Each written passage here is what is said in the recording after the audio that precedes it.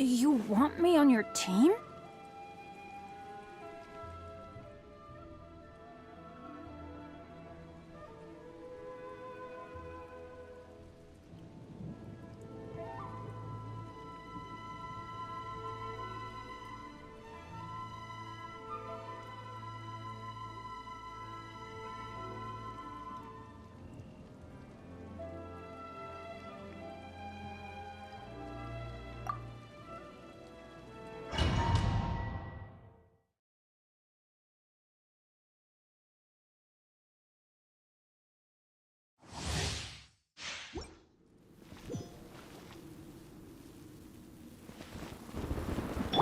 Burn it down! Everybody stand back! Target acquired. Absurd! Strike dead!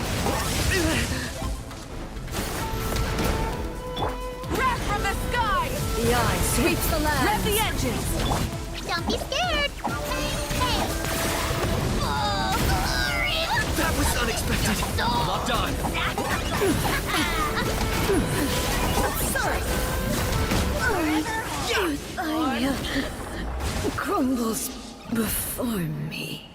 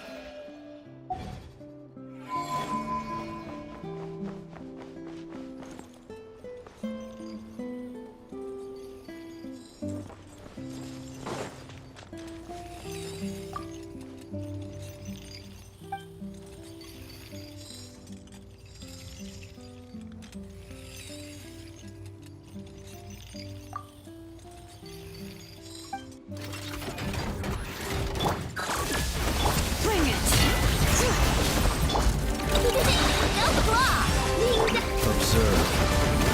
Close your eyes.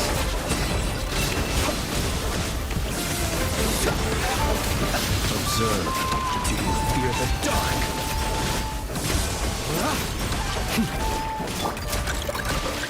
Preparing for dust up. Installation chamber deployed.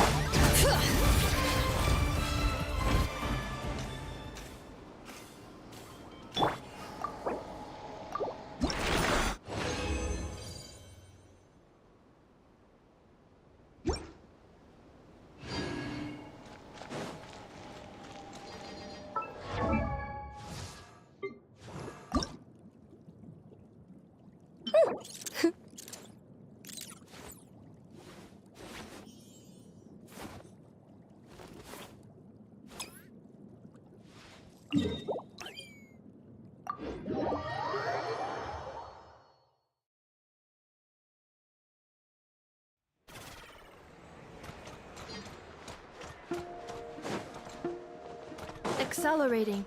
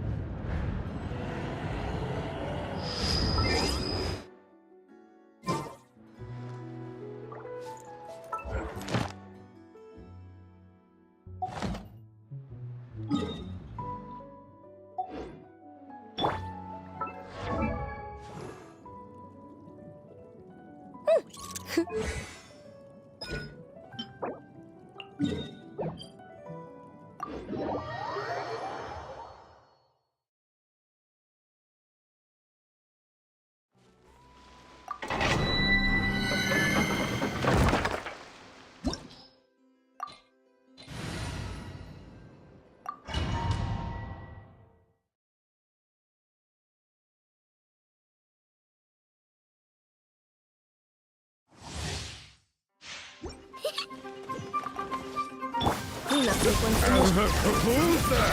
Look, the rainbow! Close your eyes. Night falls. Pretty sharp.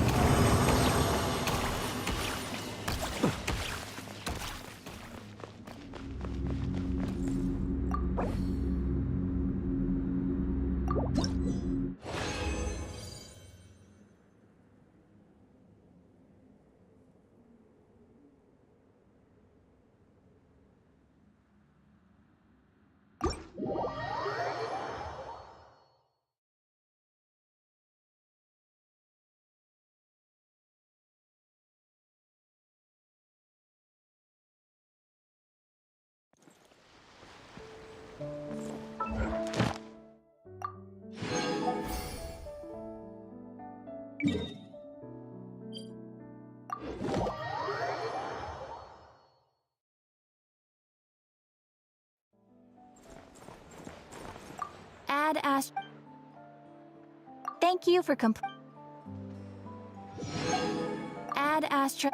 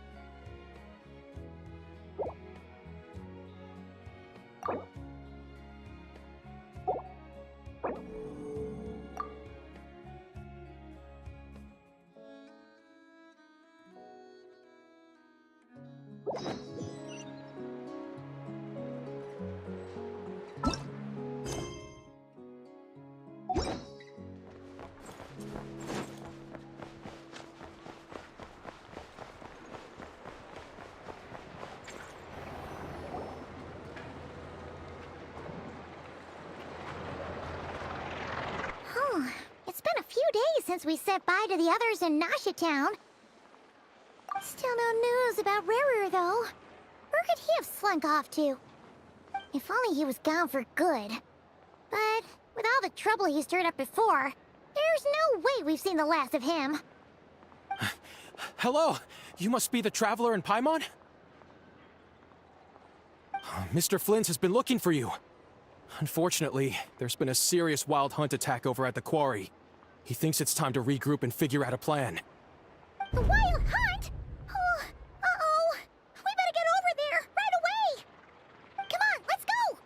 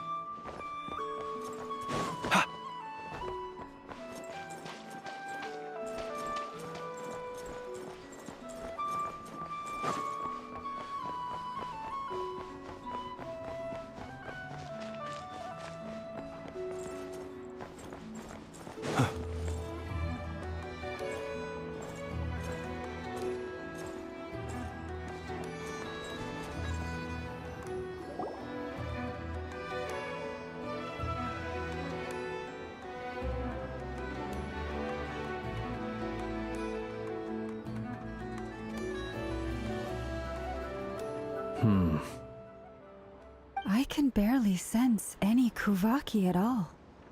This whole area feels like a soulless husk. Looks like his appetite truly is insatiable. As if the power of that energy cannon wasn't enough. He's not seriously still getting stronger? What's his endgame here? Ah, everyone's here already. Hey, we made it. So, what's going on? We've all been on high alert since we split up a few days back, expecting Rerir to strike again. But it's like he just vanished into thin air. No one has seen him nor found any trace of his presence. That is, until this morning, when a ratnik found signs of wild hunt activity while out here on patrol. As you can see, the Crystonite itself is physically intact, but the Kuvaki it contained is all but completely diminished. And we're sure that Rerir did this. Who else? He's the only one who could pull off a stunt like this. Kuvaki loss has reached critical levels. Reikir of Solnari set to maximum threat level.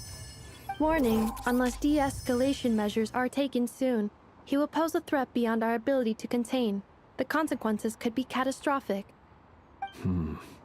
Traveler, do you remember when we encountered Rerir just after regaining his body? There wasn't a shred of sanity left. Nothing but madness and rage. Yeah, didn't he shout out a bunch of names? Then he started raving about how nothing in this world mattered to him. Oh, Paimon gets chills just thinking about it. Oh, but the thought that he's still out there, lurking somewhere in Notcry, waiting for his chance to strike? Oh, even chillier. Last time we fought, we were already at a disadvantage. If he has such overwhelming strength, why would he suddenly go into hiding? Yeah, if I were him and I wanted more Kuvaki, I'd just take it by force. No point staying in the shadows. Unless something went wrong. His whole resurrection thing didn't exactly go smoothly. The other thing is, how does someone who's completely lost their mind still have the wherewithal to cover their tracks so perfectly? Beats me. According to certain medical studies, insanity does not always entail a complete loss of rationality. It may be that he is simply living in a world of his own. That actually sounds about right. He was ranting away to himself the whole time, like he had zero interest in talking to us. There are many unanswered questions here. He could be right under our noses, and we'd still be in the dark. Besides his name and title, we know little about him. Certainly nothing about his past, or what he might be hoping to achieve. Exactly. And we wouldn't even know where to begin looking. Even Boss hadn't heard of the Reikir of Solnari before all this. I'd be willing to bet that even if we gathered together every scrap of intel in Nodcry, we still wouldn't find more than, like, 3 useful facts about him. So, if we do nothing, he'll just keep getting stronger. And if we want to investigate him, we have no idea where to look. Last time we had Marionette and her big robo-buddy to help us, and we still barely held our ground. If we had to face him alone... Oh, Paimon's head hurts just thinking about it. What are we supposed to do against a threat this big? Well, I do have a little hunch about his next move. Given that he attacked the quarry, I'd say it's likely he'll target other places rich in Kuvaki. Somewhere like the Eye of Krati, or the Pillar of Embla. One thing's for sure. If we just sit back and let him keep absorbing Kuvaki, we really won't stand a chance against him. A perfectly reasonable hypothesis. However, it is worth noting that these two locations are quite far apart. To investigate them both, we'll need to split up. I agree, we should split up. Right now, Rerir's goal seems to be gathering Kuvaki, not fighting us directly. Once we're done, let's regroup on Hisi Island. Wait, why Hisi Island? If I recall correctly, your largest goddess statue was carved from Kuvaki rich ore, was it not? That's right. Yes, it could well be a potential target of his. I should head back and start evacuating the pilgrims.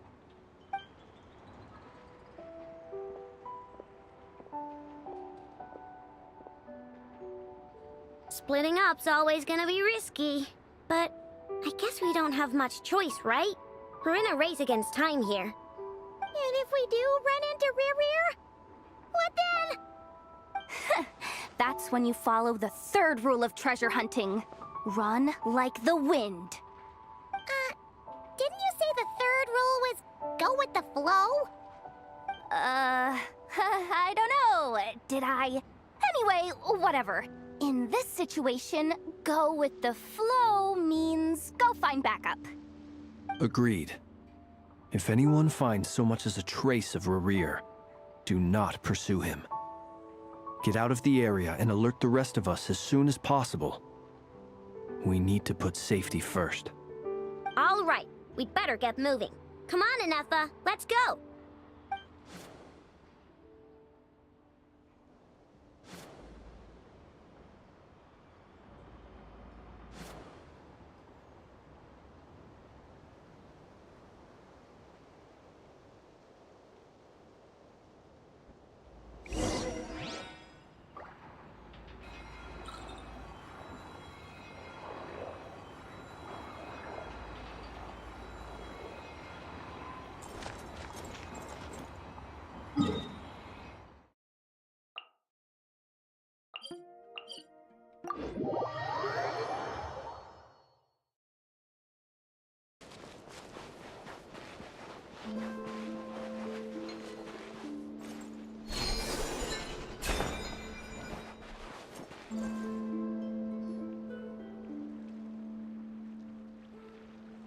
Any leads? Nope. Diddly squat. No clues to where he might be hiding. It's like he's a ghost. It feels like we're sitting on a powder keg that could go off at any second. Ugh, I hate this feeling. I'd rather face him head on than be left hanging like this. So, you guys didn't find anything either? Not loving the word either. How about you, Flints? I questioned a few Ratniki and eventually narrowed my investigation down to one suspicious individual. But by the time I got to his place, he was already gone. Almost as if he knew someone was on to him. Either that, or he's just extremely cautious and doesn't stay in one place for long. He's been biding his time for a while now. The question is, where or what is his next target? No idea. Since regaining his body, he seems to have lost all interest in the fragment in my possession. If he did still want it, he's had plenty of chances to take it. All we can do now is hope that Aino and Anefa turn up some leads. Darn it, Rerir! If you've got the guts, come face me one-on-one! Wait, he's actually here?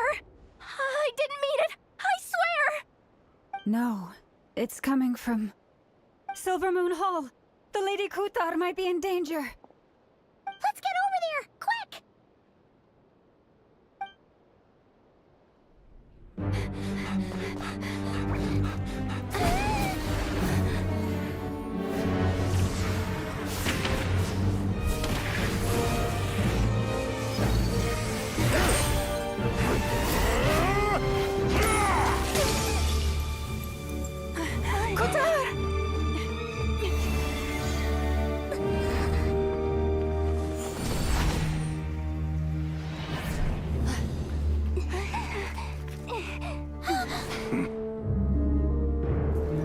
Why is he attacking the damselette? What's going on? No time for questions.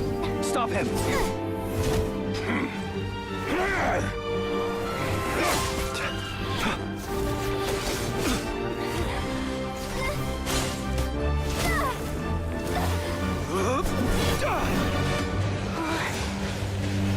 This is insane.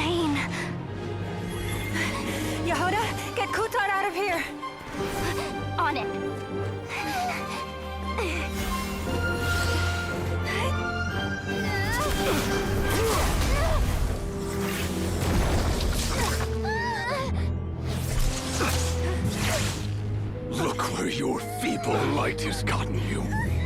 Now, you shall plunge into darkness. Felindus, soon, I will find a way. Watch out!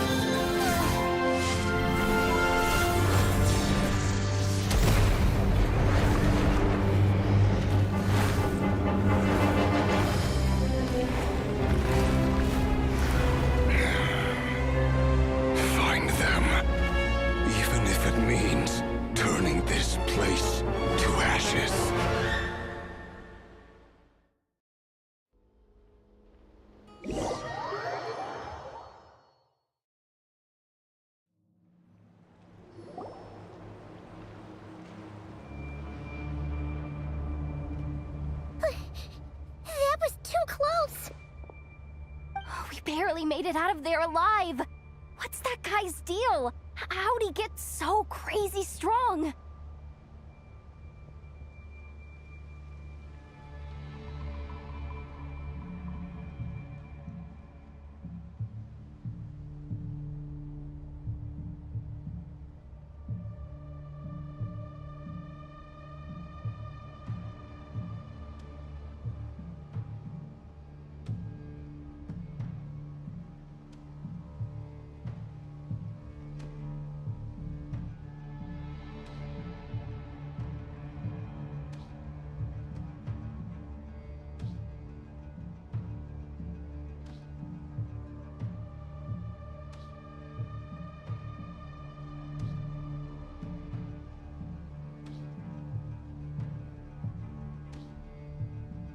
He's a threat to this entire nation.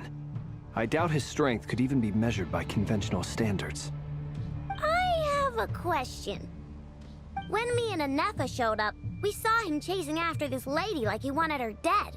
What was that all about? We weren't there for the whole thing either. They were already duking it out by the time we arrived. Yeah, we didn't see how it all started. It all escalated so quickly, we had no choice but to step in. Kutar, can you shed any light on the situation? Kutar. Cross-checking database. I see. So you're the one that the Frost Moon Scions refer to as the Moon Goddess? Wait, she's the moon goddess? Oh, no wonder she looks just like all those statues. There are many reasons why people might worship the moon, and just as many why they might despise it. I've never met that person before, but there was no mistaking his deep-seated hostility towards me. Why he holds me in such contempt, I cannot say. But since he hunts the power of the moon, it's no surprise that I am a target. Kutar. There are many potential motives. For instance, you help the traveler escape his grasp. This could be his way of taking revenge. It is also possible that he covets the Kuvaki inside you and seeks to take it for his own. The list goes on. But right now, devising a counter-strategy should be our #1 priority.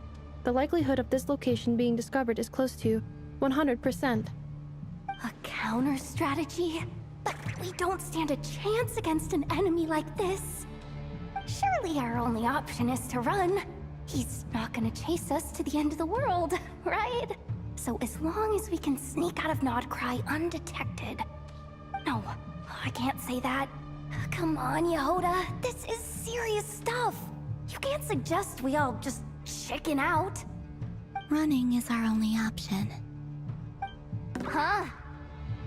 You seem surprised, but what other choice do we have? We are facing an enemy we cannot possibly defeat in battle. Well, I mean, yeah, but still. It's not too late. I can distract him, so you have plenty of time to make your escape. Wait, what? You're gonna act as bait? Doesn't that make sense? I'm the one he's after. There's no need for you to risk your necks on my behalf. A coyote doesn't stop for bypassers while it's howling at the moon. What is it, Loma? The Frost Moon Scions have already grown accustomed to life without their goddess. My presence here is no longer essential, and this is not my home, so you needn't ask me to stay. We can't just roll over and let him get away with this. That's not our style. Yeah. We can't just call it quits after everything we've been through together. Besides, she'd pretty much saved my life back there. If I just ditched her now, I'd never forgive myself. We can't overlook that you have saved our lives multiple times now. To talk of returning the favor would be a little crass for my liking. But suffice to say that we are friends, and friends look out for one another. River's true objective remains unclear. Even if we were to sacrifice Muskutar, there's no guarantee he would stop.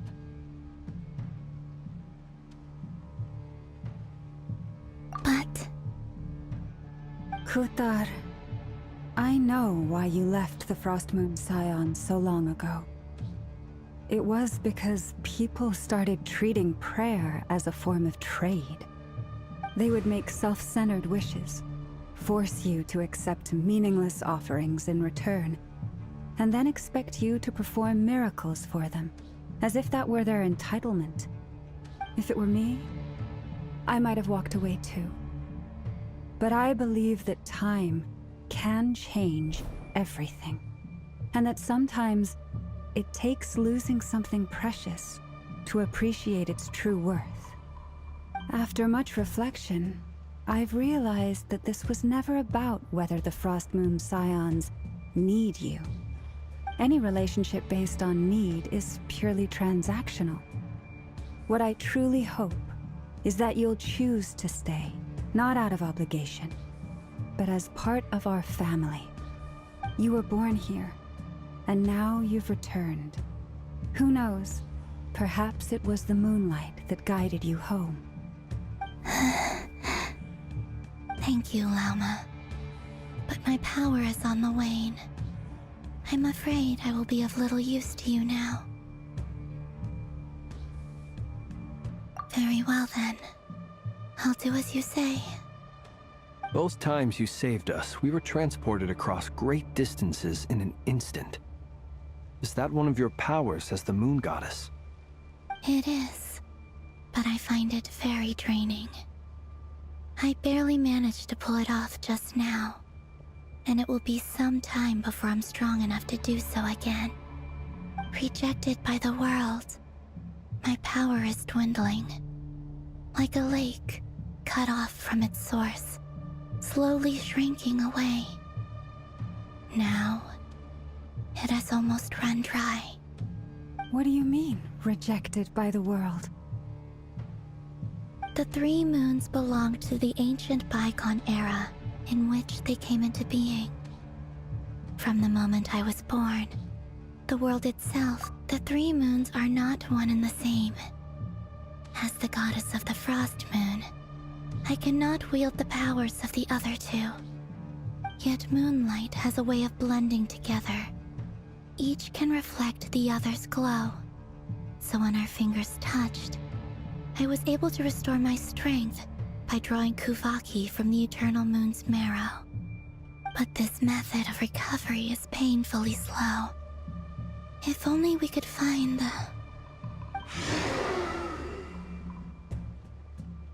It's the Wild Hunt! Even faster than we expected. We'll have to finish this conversation later. see how those wild hunt creatures are running away from us. They're likely just a scouting party, which means Rerir won't be far behind. Then what are we waiting for? Let's get the heck out of here!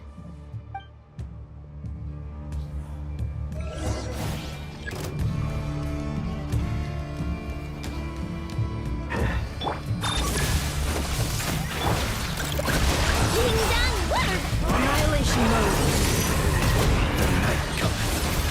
Oh, they just keep coming! This is driving me nuts! Rerir's closing in on us. We need to pick up the pace.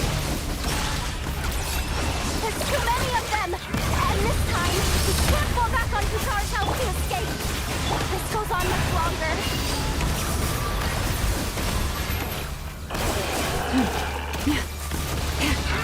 The long sleep beckons. Annihilation mode. For the everlasting forest.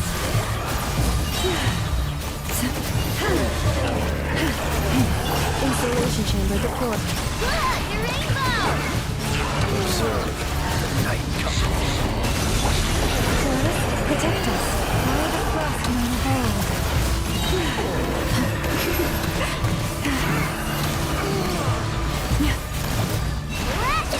Ultimatum protocol. Defensive mode. For the everlasting forest. The long sleep beckons. Close your eyes. Being done, Weatherbuck! Annihilation mode. Branches aside. By the frostman of old.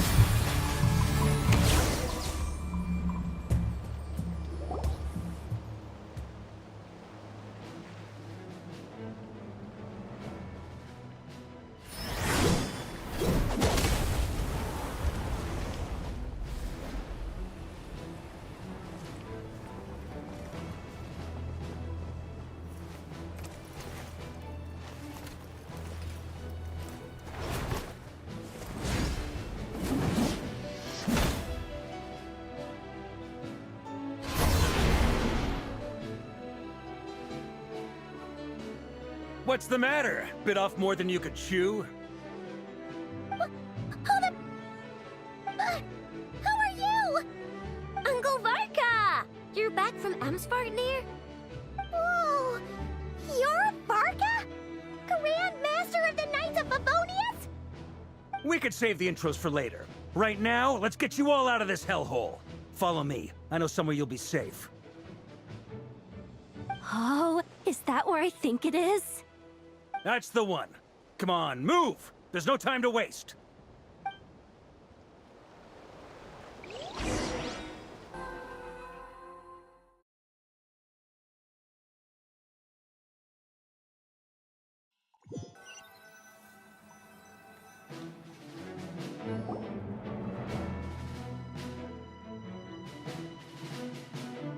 Wow!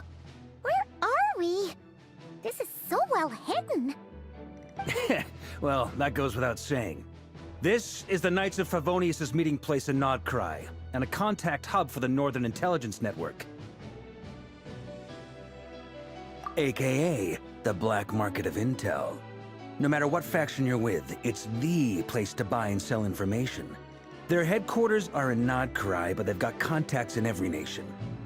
As an expeditionary force on foreign soil, working with them has offered us the most effective way of getting our hands on reliable local intel. This is where we meet, so naturally, it's secure. Anyway, where were we? Folks from Nodcry should be pretty familiar with me by now. But I believe this is the first time we've met. Allow me to introduce myself. I am Varka, Knight of Boreas, and Grand Master of the Knights of Favonius. We've heard all about you. This meeting's been a long time coming. You look way younger than Paimon expected. But you definitely have that Grand Master vibe. Well, I'm no spring chicken.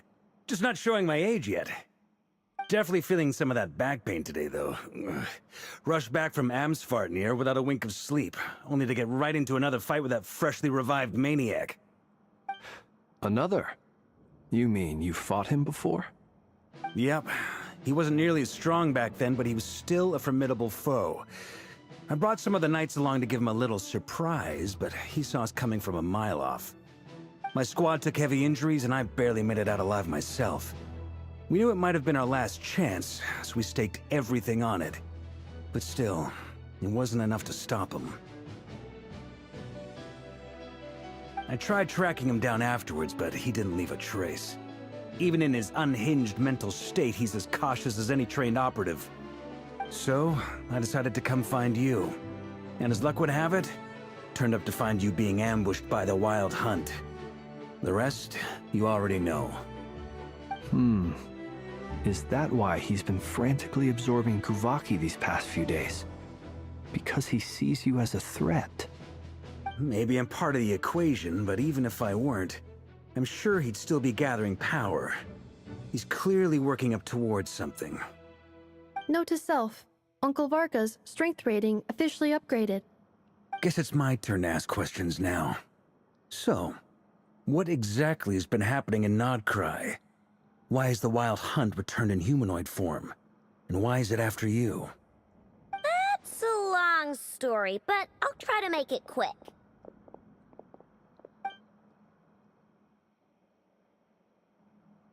Wow, I had no idea so much had happened. Sounds like you guys have really been through it. So, the Kutar is actually a Fatui Harbinger. And all this Wild Hunt activity in Nodcry is the work of the Raker of Solnari, one of the 5 sinners. Oh, that's a lot to take in. Need some time to wrap my head around it all. I'm truly sorry, Mr. Varka. You stood with us against the Wild Hunt, and did everything you could to stop it from escalating into a full-blown catastrophe. And then, the one time you're away, it all comes to a head and all your hard work gets undone. You've got nothing to apologize for, Miss Moonchanter. You can plan 100 steps ahead and still slip up. That's just life. No one knows what tomorrow holds. You can't predict which way the wind will blow next. And, to be perfectly honest, I can't say I'm surprised. For all the times we've defeated the Wild Hunt in the past, we've never been able to completely wipe it out. Turns out, we were just delaying the inevitable. But now that a new variable has come into play, fate may well take a different course. A new variable? You mean... us? Who else? And in a strange way, I think his resurgence might not be an entirely bad thing. The Wild Hunt is like an unrelenting force of nature, but Rerir is an individual with an agenda. He's gotta have a weak spot somewhere. That said, while I was explaining everything just now, some of the points that Mr. Flint's added caught my attention. You mean about our mystery ally? That's right. From what you've said, not only did they lead you straight to some key files, they also shielded Hisi Island from a lethal Kuvaki blast. I don't know who or what could pull something like that off. Heck, even Miss Columbina doesn't have a clue. I hadn't heard the story about those files. Would you mind repeating their titles for me? Wild Hunt Phenomena Log, a Nodcryan Ratnik's Field Journal, and Kuvaki Survey Log. Oh. No. Still doesn't ring a bell. Another dead end. Guess all we can do now is hope that our mystery ally keeps showing up when we most need them. Still, it's safest to assume they won't be intervening again. From here on out, we'll have to resolve this crisis by ourselves. Your intel also explains something else I've been wondering about. The reason I led my team to Amsfartnir was because we'd had reports about a possible source of the Wild Hunt showing up there. But once we looked into it, it turned out to be a red herring. I don't know who was behind it, but clearly, it served its purpose. I doubt it's by chance that he happened to make his comeback while my attention was diverted. And from everything you told me, it sounds like his scheming began well before his return. So maybe luring me away was all a part of his plan. But is it even possible that he orchestrated all of this by himself? The Moon Maiden and the Raker of Solnari. Nodcry of all places. The way everything is unfolding, it can't be a coincidence. So, what do we do now? Got any ideas? Right now, we've got at least 3 things to consider. Let's go through them one by one. First, we need to figure out how to take down Rerir. If we can't beat him in a straight-up fight, the rest won't even matter. To my knowledge, the bulk of Nodcry's fighting force is already gathered here. But even with everyone united, we're still no match for Rerir in his current state, let alone with his power still growing. What if there was a way to tap into a new power of our own? How so? Have you thought of something, Columbina? 3 moons once watched over this world. The Eternal Moon was the largest. The Frost Moon was the brightest. And the Iridescent Moon was the most mysterious. They say that back then, the 3 moon goddesses wielded immense power. Enough to shape the workings of the world itself. I now bear the Frost Moon's power, and the Eternal Moon's marrow resides within the Traveler. Hold on. Are you suggesting... The iridescent moon. The last piece in the puzzle. That's right. If we can find the Iridescent Moon's marrow, I will be able to regain my strength much more quickly. The 3 moons are said to stir the tides and illuminate all things. Perhaps they hold further secrets beyond our understanding. According to my analysis, the solution is feasible. However, it is subject to one major condition. How do we locate the Iridescent Moon's marrow? I know a way, but we will need to visit the Fatui's Experimental Design Bureau. The Experimental Design Bureau? Are you saying we need to involve Marionette? Yes. I must speak with Sandrone. It's a long way from here to the Experimental Design Bureau. There's a high chance you'll be spotted. You shouldn't go alone. Then that's settled. Next up, our second priority. Somehow, we need to figure out Rerir's end goal. As you saw for yourselves, when he was still in his wild hunt form, everything he did was for the sake of recovering his body and resurrecting himself. His first act since then, after laying low for a while, was to try and assassinate this young lady. People's obsessions often reveal their greatest vulnerabilities. There must be a reason why he despises the moon so deeply. Perhaps it sheds some light on his title, the Raker of Solnari. The Wild Hunt has plagued Nodcry for centuries now. If we want to stop it for good, we have to get to the root cause of what's driving it. It's true. We still know very little about him. If Kuthar hadn't given us that lead, we wouldn't even know his name. But where would we even start?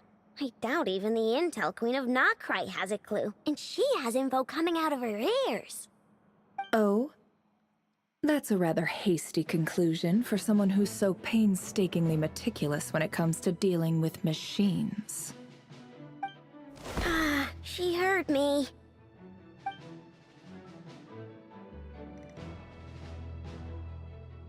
Boss! What are you doing here? I'm now asking myself the same question. I received a letter from a humble knight of Favonius, requesting a meeting to discuss a major business deal. But it looks like this humble knight had something else in mind. Details, details. Miss Neffer, the important thing is that you've arrived at the perfect time. Since his failed ambush, I've been racking my brains trying to come up with a plan to fight Rerir. Given the severity of the situation, I think it's fair to say that our only chance lies in uniting as one. And I'm talking all the factions in Nodcry. We can't do this without the Curatorium, but I knew it'd be a tough job to win you over. So, I took the liberty of reaching out for a little chat. Wait a sec. How did you even hear about this place, Neffer? Didn't you say this is meant to be the Knights of Favonius' meeting spot? And a contact hub for the Northern Intelligence Network? And isn't it supposed to be super hidden? You really think he could have gotten settled in Nodcry without my help? Besides, I'm the one running this gig. Of course I know where the meeting place is. Allow me to introduce the current head of the Northern Intelligence Network. If it's intel you're after, she's your woman. Pretty much seen and heard it all. Please spare me the flattery. Let's cut to the chase. Seems like you've run into some trouble, huh?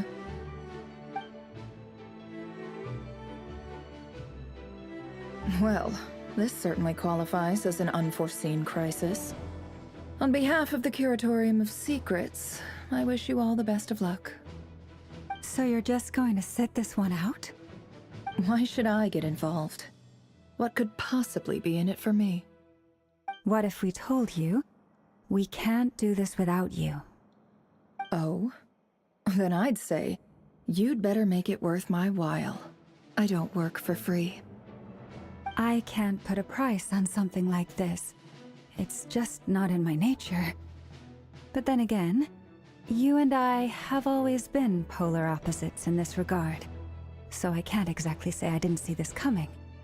If you insist on compensation, I will pay you. Consider this a formal commission. Sound fair? You just don't give up, do you? Too bad. I know you well enough to know you can't afford my prices. The riskier the job, the more it'll cost. And a moon chanter's stipend isn't exactly generous. Unless you're planning to start passing the donation box around among the faithful. Boss, just a thought. If they come up short, maybe you can take the difference out of my next few paychecks. Things got really dangerous during the fight with Rerir. If this girl hadn't saved me, I'd be ley line fodder by now. I'd be gone for good, boss. If there's any way we can make this work, I'd really like to help her. Please? I'm begging you. This is why I'm always telling you never accept favors. They are the hardest debts to repay. You have to be careful who you get involved with, or you invite all kinds of misfortune. Very well, Yehoda, I will help. But just this once. Don't count on this happening again. Flynn's, that fragment that Rerir was after, do you still have it on you? Of course. Let me borrow it. I need it to follow up on some leads. Wait, you actually have some leads? Shh. This is top secret information. I get it. We all have things we'd rather keep to ourselves. Plus, I know we can count on you, so we'll leave the intel gathering in your hands. And that brings me to the third and final item. We need to find a way to distract him. We need time to make our move, so someone will have to stall him. I'm in for this part, no matter what. Anyone coming with? Count me in too. Come off it, you two. Quit playing heroes. I'm way ahead of you here. Nefa did a scan of the Moon Goddess's Kuvaki signature, and we're gonna use it to make some decoys over at the Kramkake craft shop. Anyone who's in, follow me. Once they're ready, we'll deploy the decoys across Nodcry. So as long as the rest of you keep moving, he won't catch on to your scent and won't be able to track you down. I like it. Genius idea. No biggie. All right then, we'll split into 3 teams. Once your team has finished their mission, return here and wait for the others. Dismissed!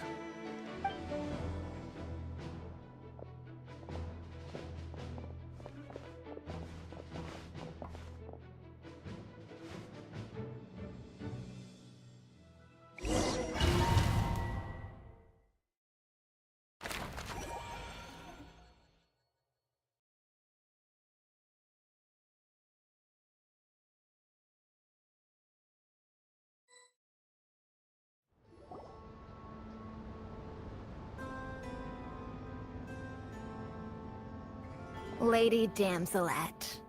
Wait. And you two? What are you doing at the Kuvaki Experimental Design Bureau?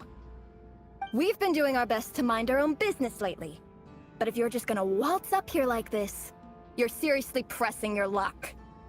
Don't blame us for doing what we have to. Huh.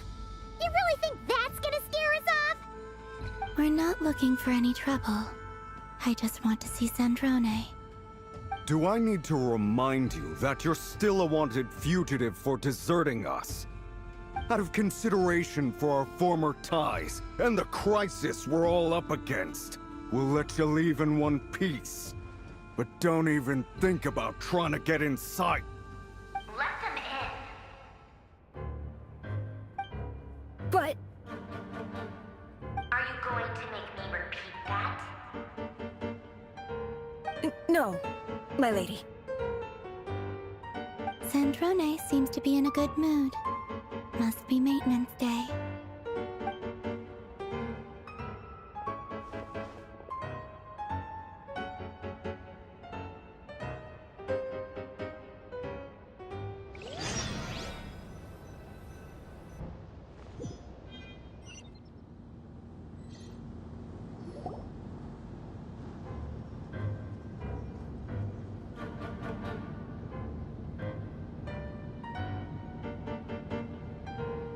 So tell me, to what do I owe the honor this time? Actually, before you answer that, just so we're clear, we're not colleagues anymore, Columbina. I don't owe you anything. I promise it's nothing big. It seems like you've gotten the wrong idea here. The only reason I let you in was because I was bored. It seemed like a way to kill some time and satisfy my own curiosity. Whatever miscalculations I may or may not have made in the past, I haven't lost the plot enough to even consider sticking my neck out for your sakes. I'd like to speak with Arlecchino. What? Huh? You mean the knave? I'd like to speak with Arlecchino. Is she in Nodcry? No, she's not. Once the work on this facility was completed, she went back with the Rooster and Regrator. The only ones in Nodcry are me and...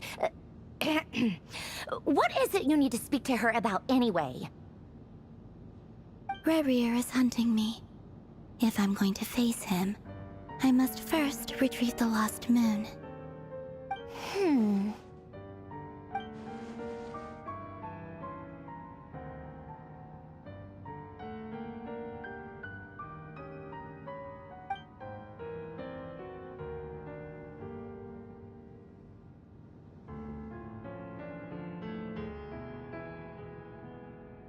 Is that a no, then?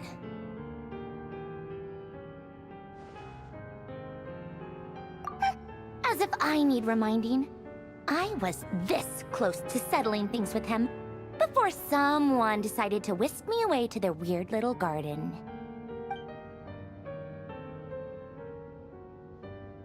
Have you held any tea parties lately? Tea parties? Yeah, obviously. You don't seriously think we'd pack it all in just because you aren't here. If anything, they've been more eventful than ever. Just me, Arlecchino, and a bunch of insolent, insensitive guests who won't stop asking where you've gone. Oh, they've been a real joy. I bet you served them the worst tea you have. Just like you used to do to me when I upset you. Who cares about how good the tea is when there's no one around to drink it? I keep losing people. First Rosaline, now you. I'm running out of people who can make me laugh. Honestly, what could be more ridiculous than the multi-centenarian goddess, who's only ever had the plain herbal tea she received as offerings? You'd always brew a different type of tea for me each time. Was it really just to see how I'd react?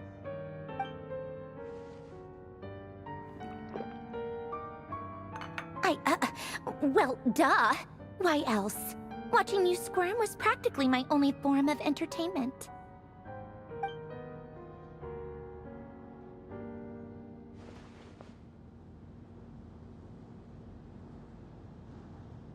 Oh, yeah. And Capitano sometimes used to bring Tartaglia around, too. But I guess we won't be seeing him again. Well, I guess we are overdue for a get-together. Polonia! Have Febronia pass a message to Arlecchino for me. It's time for tea. Will suffice. Pass along a message for me, too, if you would. My body cannot contain the marrow of 2 moons, so I'll be leaving one of them in her care. Excuse me? Who said you were on the guest list? If my tea meant that much to you, maybe quitting the Fatui wasn't your brightest move. Back when you were under the Tsaritsa's protection, no one would have dared come at you so openly. But that protection didn't come for free. In fact, I paid dearly for it. At the end of the day, it was just another transaction. I just got tired, that's all. I never wanted any part in their grand ambitions, and I've had enough of being treated like a bottomless supply of power. It brings back memories from the old days, when I was still worshipped as the moon goddess. Centuries on, it may be a different group of people, but I see the same greed in their eyes. I figured you'd leave eventually. You didn't have as much of a reason to stay as I do. The Tsaritsa gave you shelter and protection, but that was it. Nothing more, nothing less. Meanwhile, the Fatui demanded everything from you in return, until it was more than you could bear. I get why you left. And frankly, I have no interest in dragging you back just because the higher-ups told me to. But if you keep hanging around with this riffraff, the next time we cross paths, we might be enemies for real.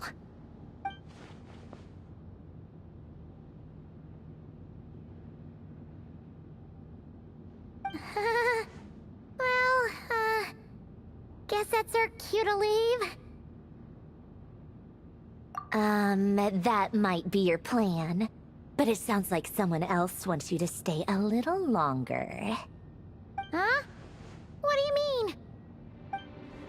mean? Listen.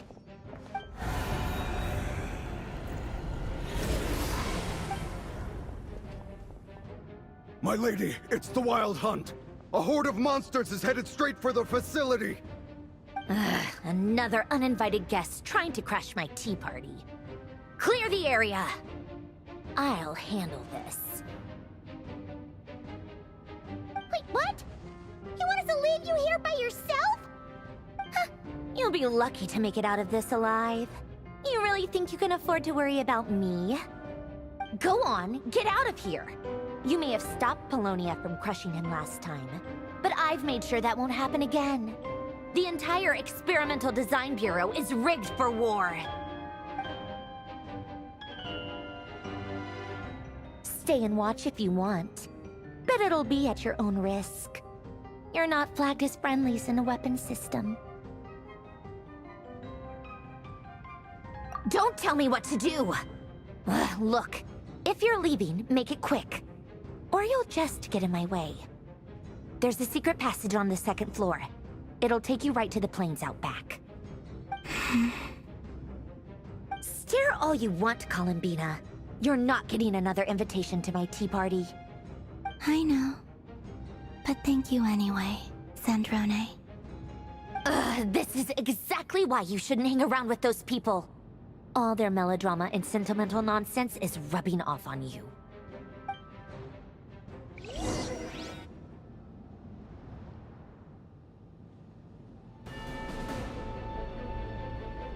Come on then, Mr. Ray here. Let's pick up where we left off. It's your Wild Hunt monstrosities versus my beautiful creations. Let's see who comes out on top.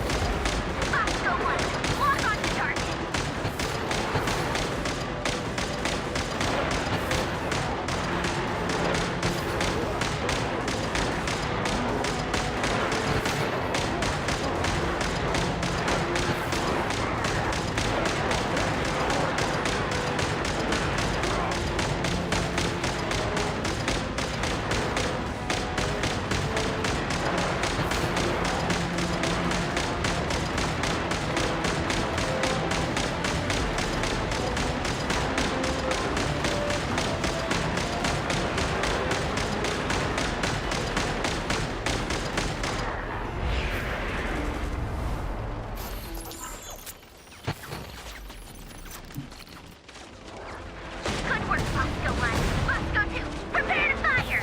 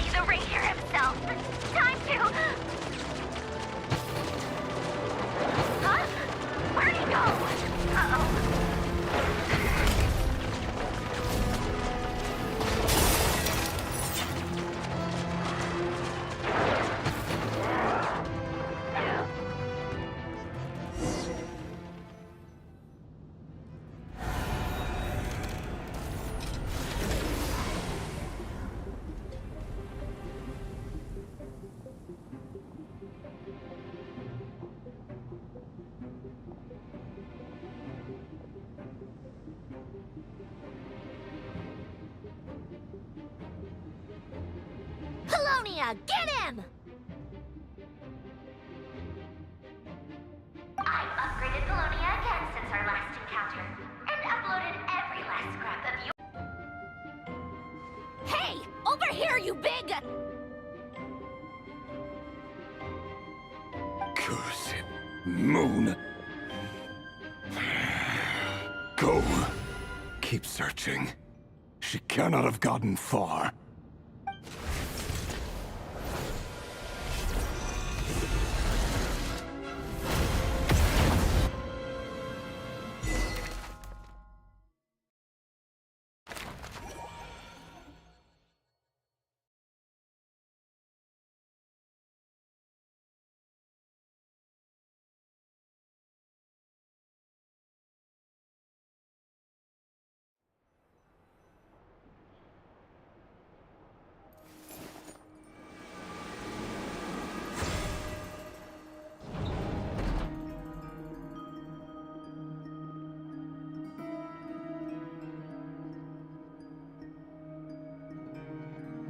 So this is your method for investigating Rarir's past. It almost looks like some kind of ceremony. Good deduction. But it's quite a different affair from what you're used to with the Frost Moon Scions. Whoa! First time I've ever been in here. Boss always said it was off limits, so I pictured some kind of creepy dungeon.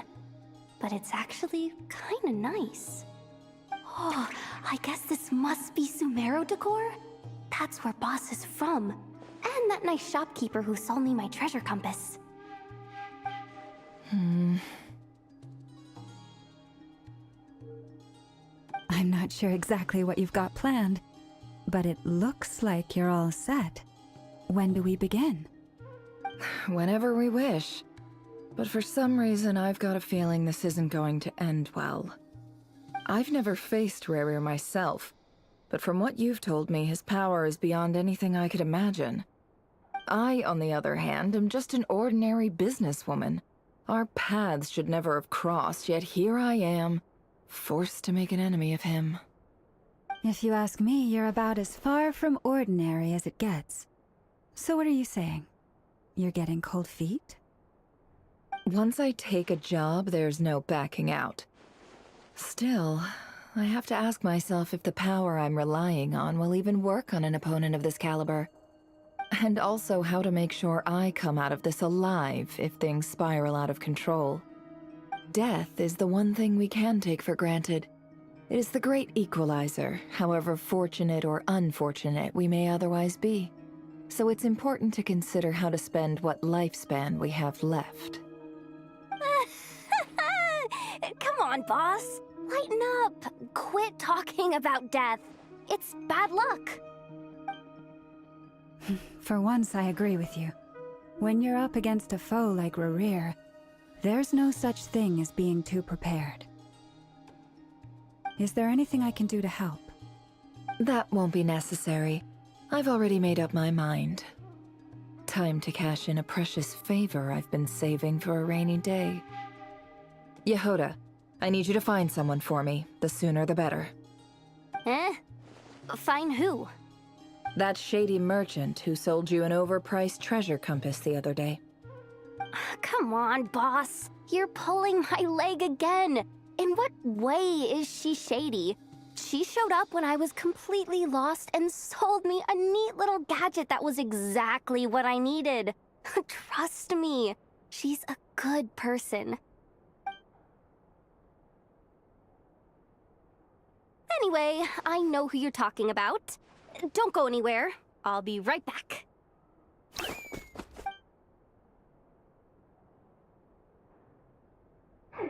Quit grabbing me. I genuinely can't run any further.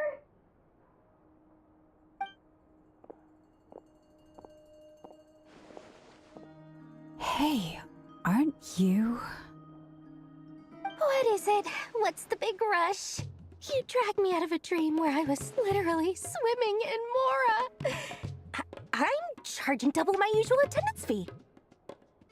See, look how easygoing she is. After that rude awakening, she could have completely snapped at us. But instead, she kept it together and just asked for an extra fee. Dori Sangama Bay? I never would have pictured you two doing business together. If you want to make it big and not cry, it's all about connections. Lady Nefer just so happens to have a lot of intel that interests me. And she also did me a big favor in the past. It was back when I first arrived in Notcry. My trusty assistant, the genie in my lamp, had an adverse reaction to the Kuvaki and fainted. And wouldn't you know it, that's when I suddenly find myself in a life-or-death situation. Good thing my compatriot was there to swoop in and save the day. I've been giving her a 30% discount off all of my goods ever since. Now, so that no one here feels left out, I'm willing to extend a 20% discount to fellow friends of Boss Nefer. Plus, any other friends you send my way will enjoy 10% off. What can I say? The great Lord Sangama Bay is nothing if not generous. So, let me guess. You've run into some trouble? I've got everything you could possibly need. And the more you buy, the more you'll save. You guessed correctly. What have you got in the way of survival gear? The one type of gear I've never been short on. What are you looking for? A A jetpack fresh from the Academia's labs. An ancient suit of armor dredged up from the bottom of the sea. At the very least, I need to know what kind of opponent you're dealing with here. If even you're worried about staying alive, it must be pretty serious. What if I told you it's someone with the power to bring a nation to its knees? Is that so? Then we really are talking top-shelf treasures. I don't have anything like that in stock right now. I'll have to ask my supplier. Your supplier? A powerful woman, make no mistake. I can't reveal her identity, but luckily for you, I hear she's planning to visit Notcry in the near future. If you're willing to wait, I can ask her when she's here. Can't say exactly how long that'll be, though. Then, let me put it another way. What would you do if you encountered an enemy like that? Roll over and serve yourself up on a silver platter? Of course not! I have a handy little trinket from one of my generous suppliers, which... Hold on. What exactly are you getting at? No, no! This is for my personal use only! Let's just say I'm borrowing it, all right? Just for insurance purposes. You'll get it back later. Favors are the worst kind of debt to owe, and now you've got a chance to repay one. A win-win situation, don't you think? Fine. You can borrow it for 5 days. No, make that 3. And for every extra hour after that, I'm charging you 1,000,000 mora. Deal? Deal.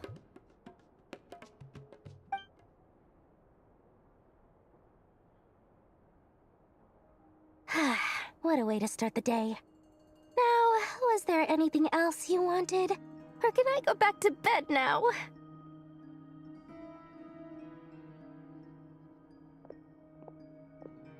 That will be all. Take care now. Don't trip up on your way back, friend. See you later! You're my favorite shopkeeper.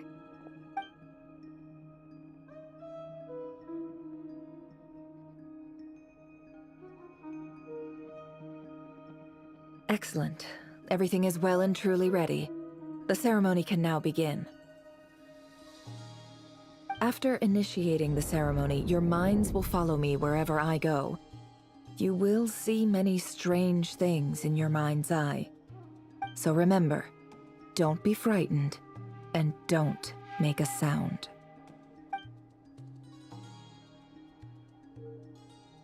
Now then, let us peer into the Raker of Solnari's past.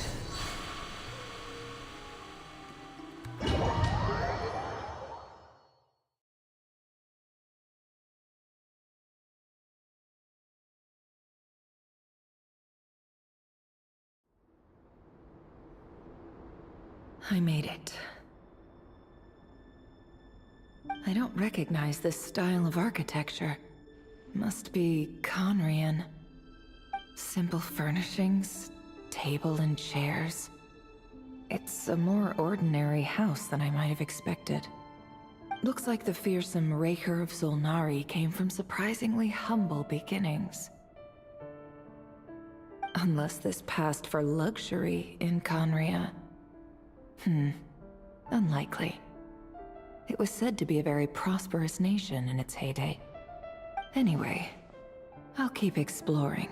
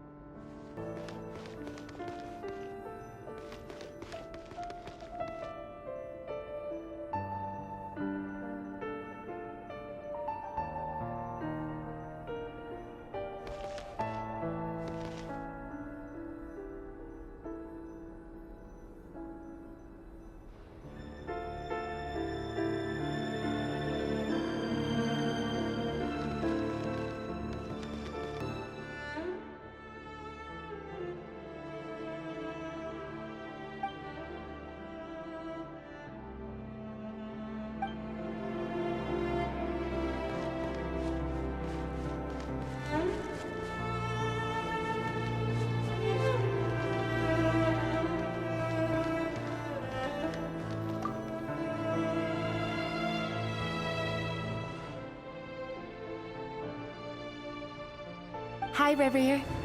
Since you're working extra hours tonight, I thought I'd keep myself busy by checking out that new kebab shop. I've heard good things about their menu. I'll test it out, and if it's as good as everyone's saying, let's go back together sometime. P.S. New stash from the Universitas Magistrorum. I brought some goodies home. A few teacups and a pin rack. Hope you like them. They didn't sign their name, but they must have been close. Sounds like they were living together.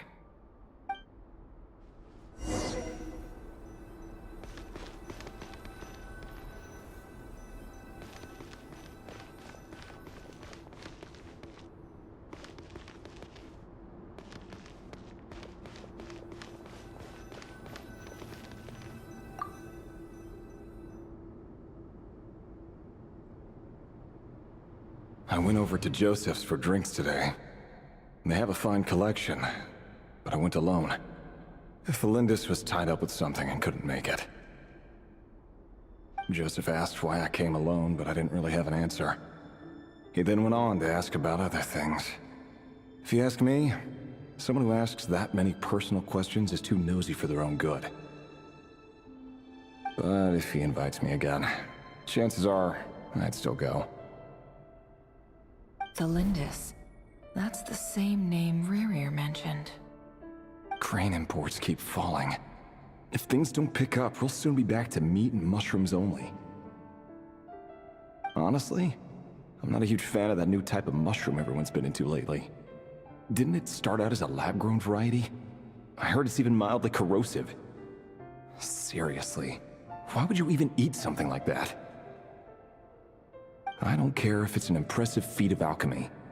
That just isn't the kind of thing I like to eat.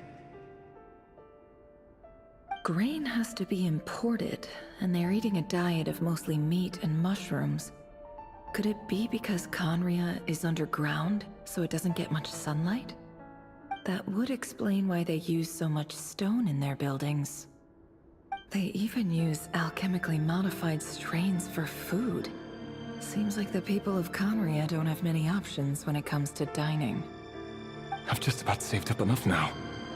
Time to buy it and keep it somewhere safe. Making a big purchase. I wonder what it is.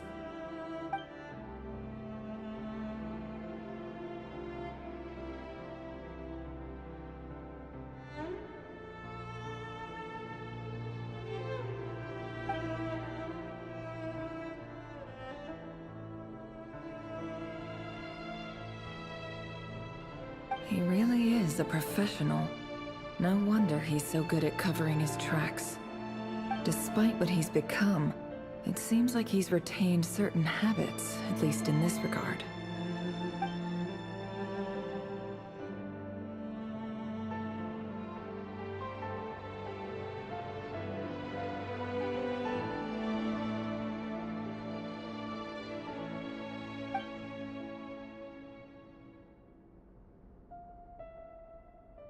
Did Rary rip it out himself?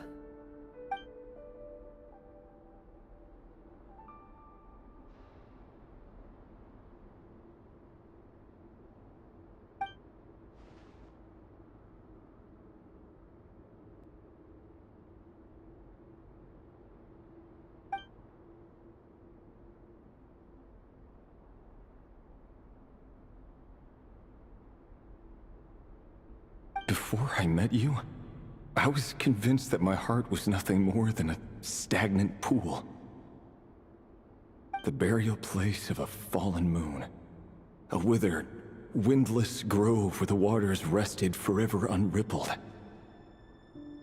It was you who helped me see that my heart hadn't entirely withered away.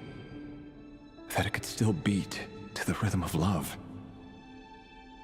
This is just trivial sentimentality from the looks of it. Why would he go to the trouble of hiding that? The burial place of a fallen moon.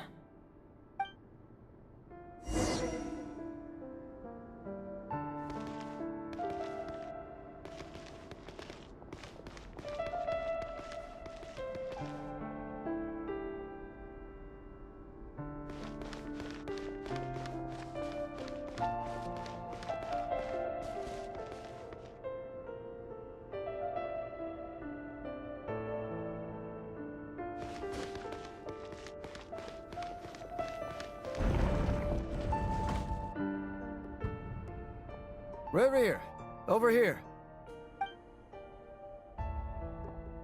Dane! Oh, and, Vediflin here? What a surprise to see you here, sir. Hello there, Rerir. You need not address me so formally outside of court. He doesn't get that much free time, so I invited him over for a drink. Even the court prophet deserves a break every now and then, right? Well, I'm flattered. So, what are we discussing today? Hey, don't look at me. As far as I see it, we don't need an excuse to have a few drinks. Come on, don't give us that. Didn't you say you were about to pop the big question? How's that coming along? Who'd have thought the great Twilight Sword was an even greater gossip? I just didn't expect you to be the first one to settle down and get married, that's all. Yeah. If you told me that a few years ago, I wouldn't have believed you either. So, are you planning to come clean about your job then? I'm guessing you still haven't told her. Sure, I'll have to tell her at some point. But I'll need to pick the right time and place. To be honest, I have no idea how she'll take it. Come on, stop being such a pessimist. For all you know, she could be thrilled. I bet she'll be much more impressed by your actual job than the one she thinks you're doing now. A member of the King's Guard. Quite the cover story. Does the king himself even know? Of course he does. Anyway, enough about me. How have you been? Me? Same old, same old. Nothing much to... Huh? What's up, Ved? It's nothing. Vediflin, Dainslift's elder brother. Renowned throughout the court of Conria as the Visionary, and said to possess a wisdom far beyond the reach of any ordinary man. And yet, despite the gulf between us, he seems to have something to say about me. Does he even know me? Does he see me as a friend of his brother, or just another of the Vinster King's blades? Why did he react so strongly? Was it really to do with what we were talking about? Brown, curly hair and brooding blue eyes. So this is what Rerir looked like back in the day. Perfectly normal. No different from anyone else. As frightening as this monster is in the present, there's something even more unsettling about seeing the human he used to be.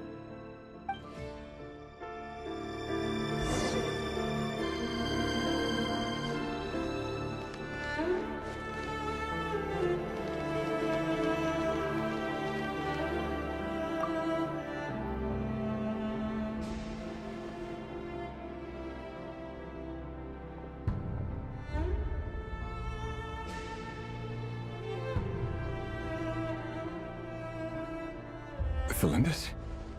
You're back early? Our equipment's being serviced today, so I got off earlier than usual. How's your day been? Aw, why the long face?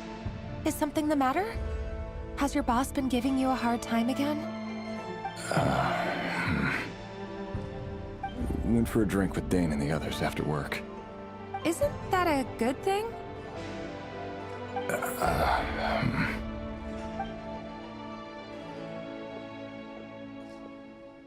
Vediflin showed up today, too. You know, Dainslift's older brother.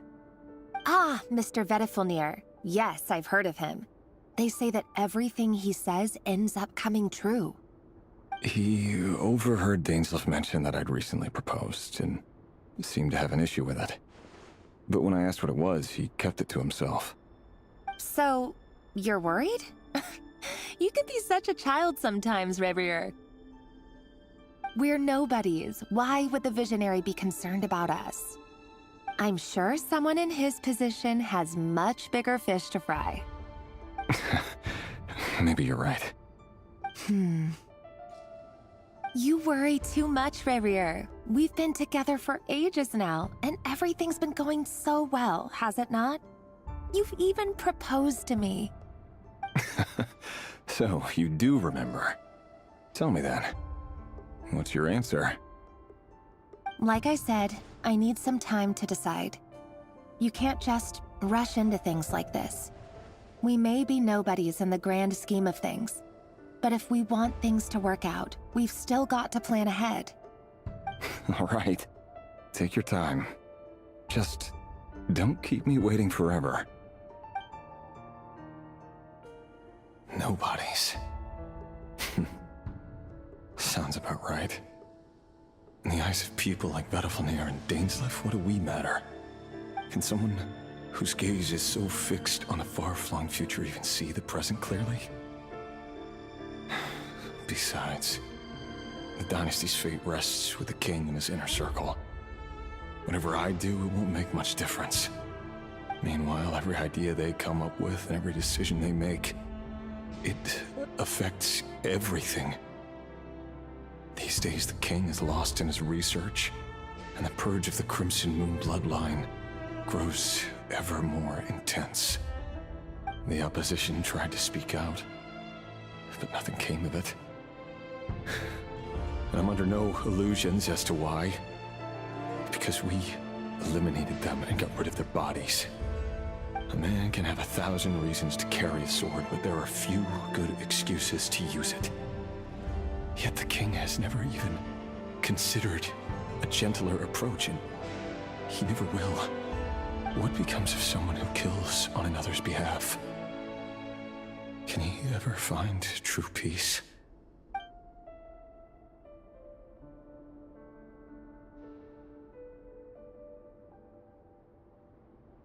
Thelindis?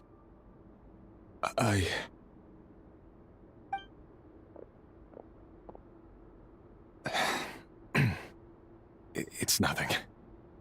You were right. Fate has never smiled upon nobodies like us. But by the same token, it's unlikely to bear a grudge against us either. There's no reason we can't keep living happily together, cherishing the simple joys of each day as they come. See? You just need to stay positive, Revere. I can feel your warmth, your breath. You're right there, right by my side. Just seeing you makes me happy in a way I can't explain, and that's something that no one could ever take away from me. So smile, my love. Let go of that frown. You're right, Thelindis. I've just been overthinking things. That's better. Getting caught up about things like this will only ruin our evening. Speaking of which, all set for the ball tonight? I need to go get ready. You go ahead. I just have a few things to take care of, then I'll come join you. Even busier than the big shots, huh? Fine, I'll go get started. But don't be late. If you keep me waiting too long, I won't be a happy bunny. Relax. I'll be there. Seriously, though, you drive a hard bargain. You're really gonna leave my proposal hanging and still expect me to take you to the ball? Well, that goes without saying. I already told everyone I'd be coming with a dance partner. Besides, they're two completely different things. Let's take it one thing at a time, all right? All right. White outfit it is. It seems like Revere was deliberately hiding his ties to the intelligence services by giving the impression that he was just an ordinary member of the Finster King's Guard. He clearly doesn't want his would-be fiancée to know about his other life. Then again, that's hardly surprising. People in the intelligence trade rarely do. Who'd have thought we were in the same line of work? Let's dig a little deeper.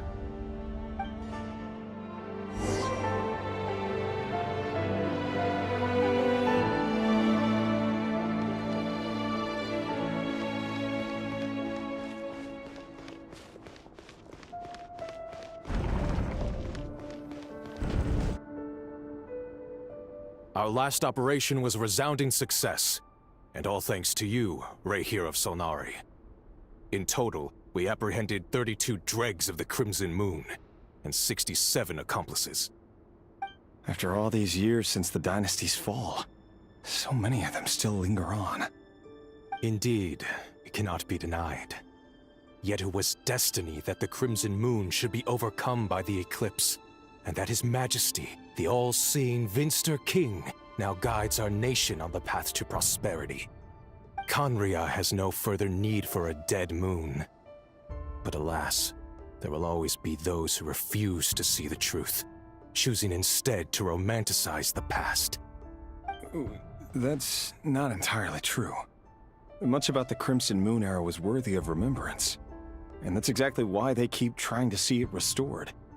Many of its secrets remain unsolved to this day. As it happens, that's precisely the field of study my partner is devoted to.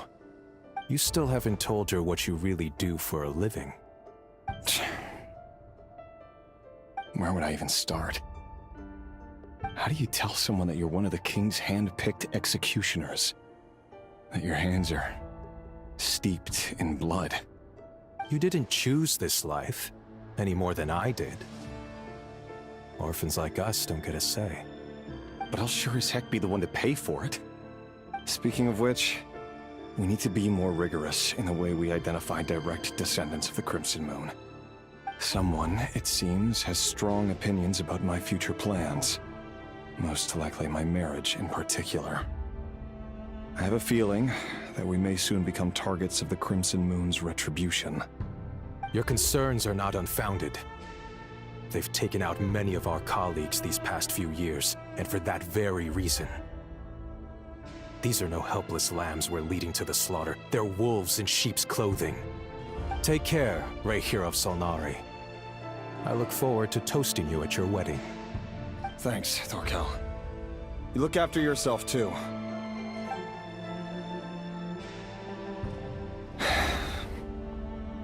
Thelindis, I never wanted to keep this from you. You're the last person I would ever want to lie to. But that's exactly why I can't tell you everything. There are things you shouldn't know. Things you cannot know. The moonlit dynasties are a thing of the past. Yet even now, with the sun shining high in the sky, there are those who would call forth a dead moon's ghost. Could that be why Vedalfnir held back? Or was it because of some court secret he's not at liberty to share? I have to get a clear answer from him.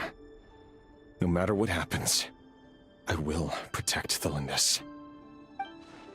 Rarir seems to be very concerned by Vedalfnir's reaction. Vedalfnir and Dainsleif, the Visionary and Twilight Sword. So that's what they were really like. I've investigated this whole area now. There doesn't seem to be any other memories here. Should I try somewhere else? Wait a second. What's this black smoke?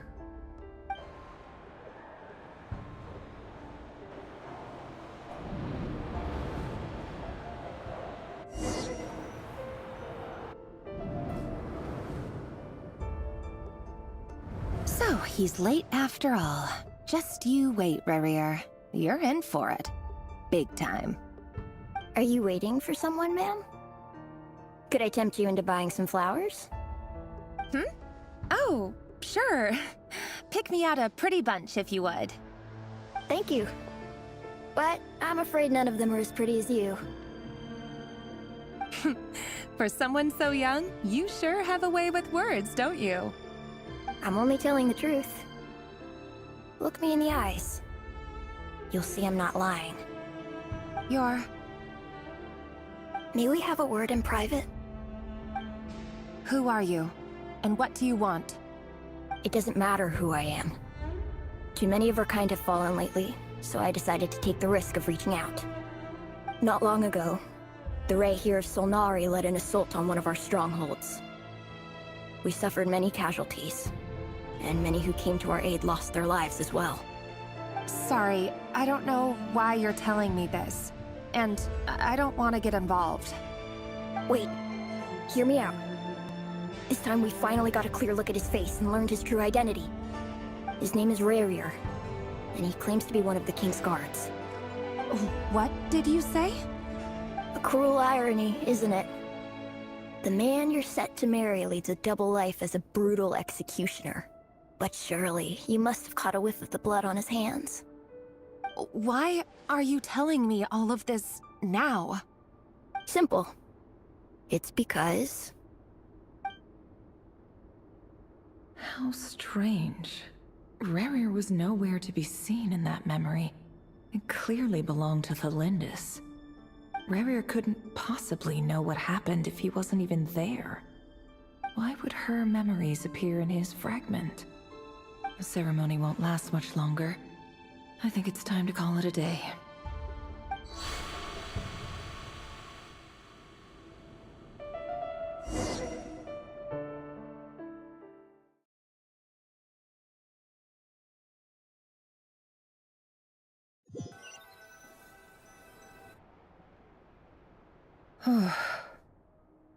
So that was your doing?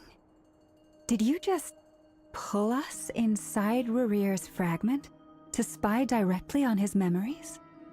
Any more questions, and I'll have to start charging.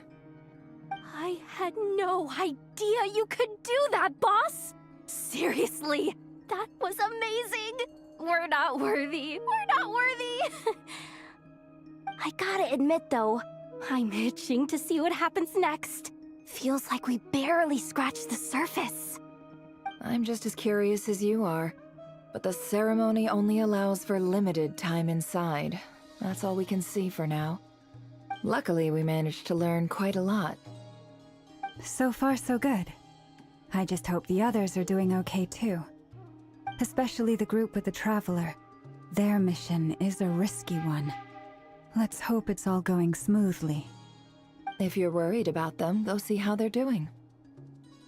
If I know boss, she's gonna need some time to write up all the details and make sure it's all coherent.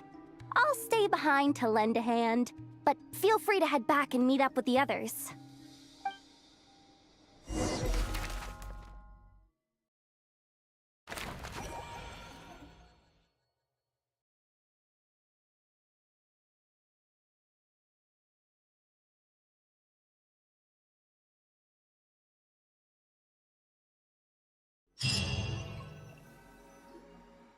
Oh, they've been prowling around for nearly 2 days now. These things just won't quit. Oh, they might not have seen us yet, but them constantly sweeping the area, our way out is completely blocked. Oh, that's never gonna work. One little slip up and it's game over. If they spot us, they'll run straight back to Rerir. And once he knows we're here, it won't be long before he's breathing down our necks again. Oh, guess you're right. All right, time to zip it.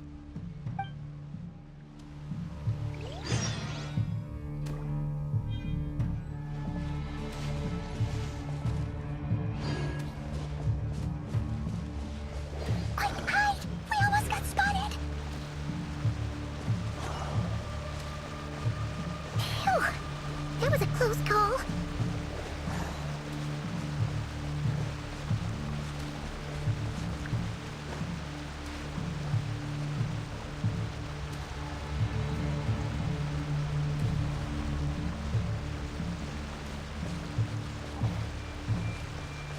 Watch out! He's coming this way!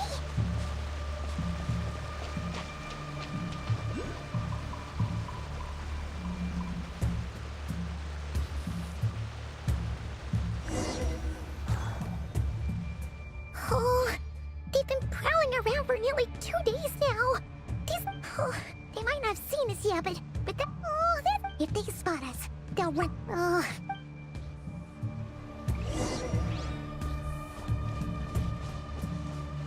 Quick, hide! We almost got spotted!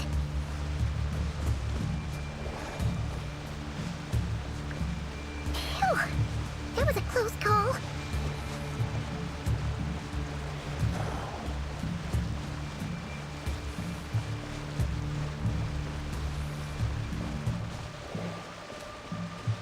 Watch out! He's coming this way!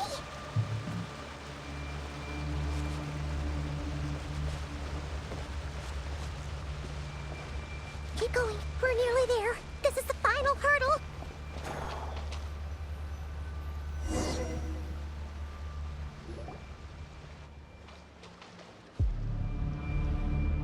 Oh, there's no end to these things!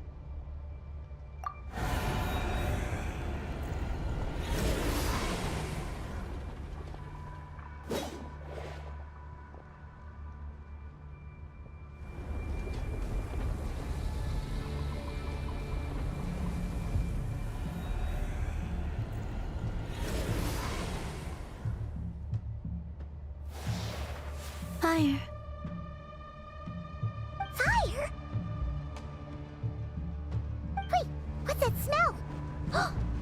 Oh no! There's a fire!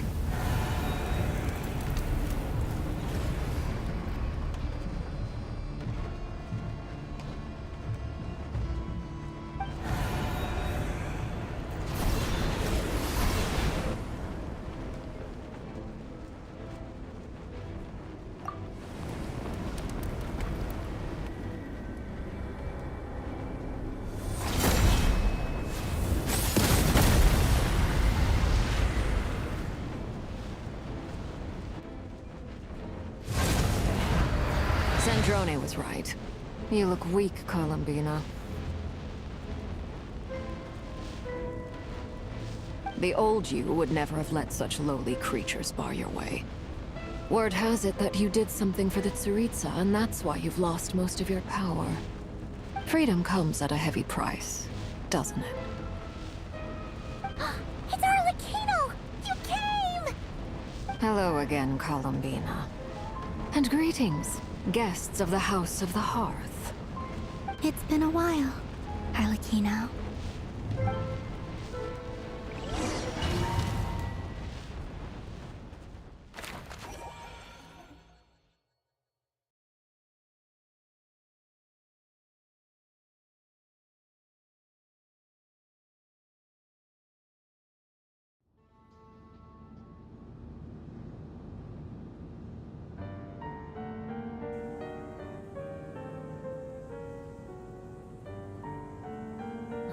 Stupid right here of stupid Solnari. Ugh, whatever. I've got all the data I need. Next time we meet, you're finished.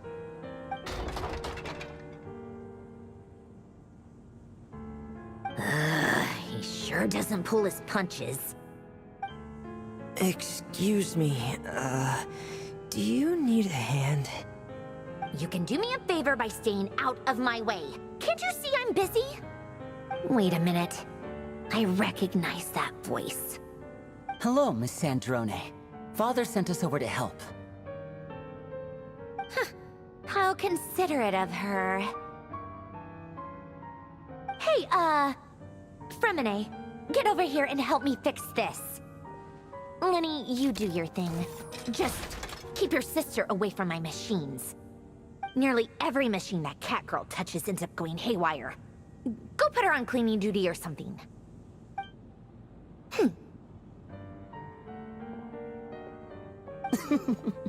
Then let's start downstairs. Fremine, we'll leave this place to you. You've got it. Wait a second. Pretty sure there's still some tea in the cupboard. If you want some, you'll have to make it yourselves.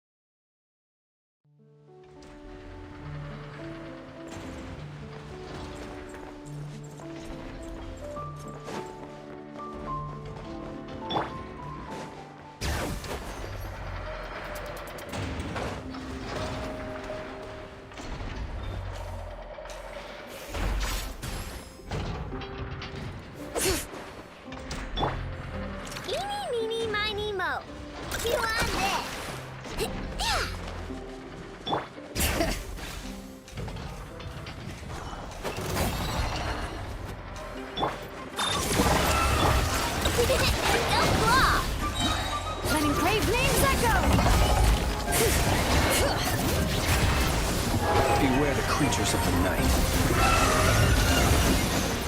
Look, the rainbow! You're one! Observe, be silent. To dust. Observe.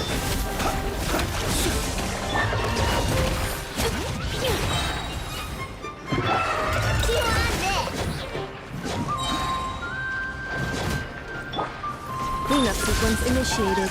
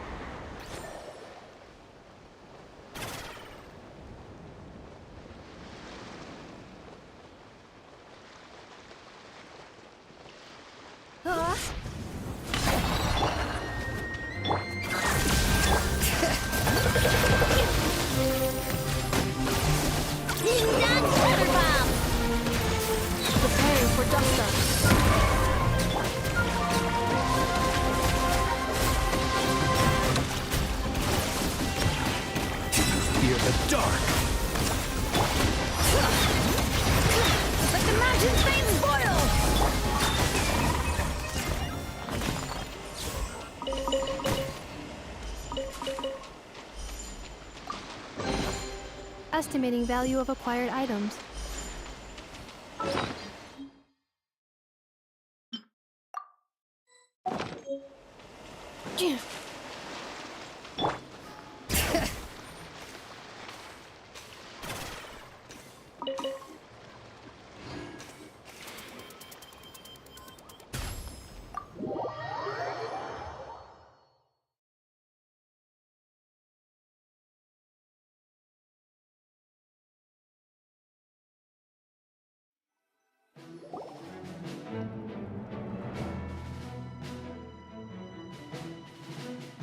It's a relief to see you all made it back in one piece.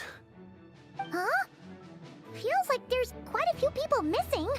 Where's Flint's and the others? And what about Nefer? I returned ahead of them. Flint is helping Aino and Anefa to set up the decoys and buy some time. As for Miss Nefer... Boss is still wrapping things up on her end. She sent us back to fill you all in on the top secret intel we've been gathering. I see. Then let's get right into it. But first, who do we have here? You brought someone else in to help? Greetings. I was invited here to help as a longtime Tea Party companion of Columbina's. You may call me Arlecchino. Surely it can't be.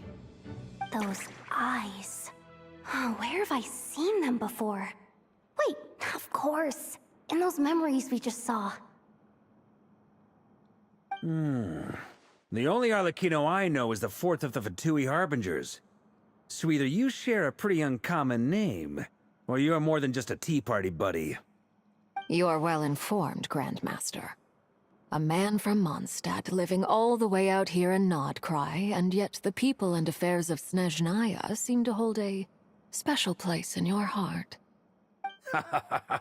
Oh, the feeling's mutual. Sounds like you know all about who I am, too. A Fatui Harbinger. The atmosphere in here just got really tense. Guess we can't just start trusting Fatui Harbingers, even at a time like this. I must admit, though, I'm a little curious. Seeing as the Moon Goddess no longer belongs to the Fatui, what makes you so willing to put your neck on the line here? Nor does Nodcry belong to Mondstadt, Mr. Varka. Yet still, you're fighting for it all the same. Things don't always have to have a tangible payoff. Sometimes, stopping things from spiraling out of control is a higher priority than chasing the spoils of victory. Of course, I can't say there's nothing in it for me at all. But that's between Columbina and myself.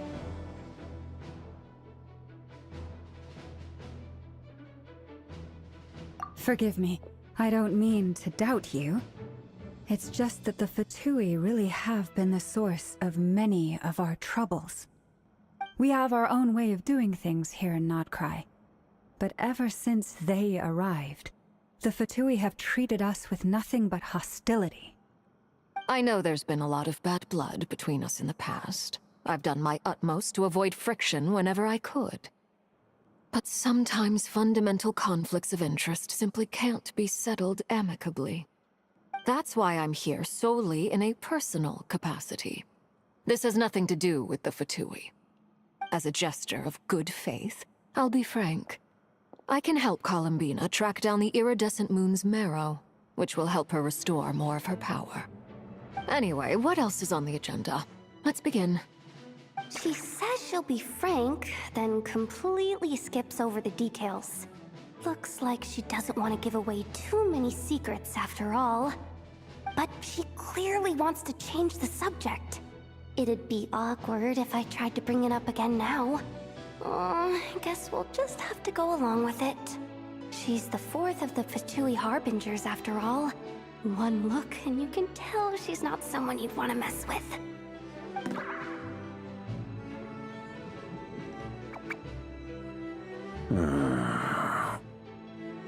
Well, since Miss Arlecchino sounds confident in her ability to handle that, we'll proceed to the next topic.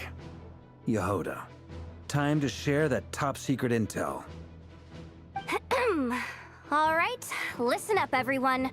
First, we now know that Rerir was originally a Conrian secret agent whose primary mission was to hunt down and assassinate the so-called Dregs of the Crimson Moon. The Dregs of the Crimson Moon? Mm-hmm. In the memories, there was a lot of talk about the Crimson Moon and Eclipse, and a whole bunch of other stuff from the time of Conria.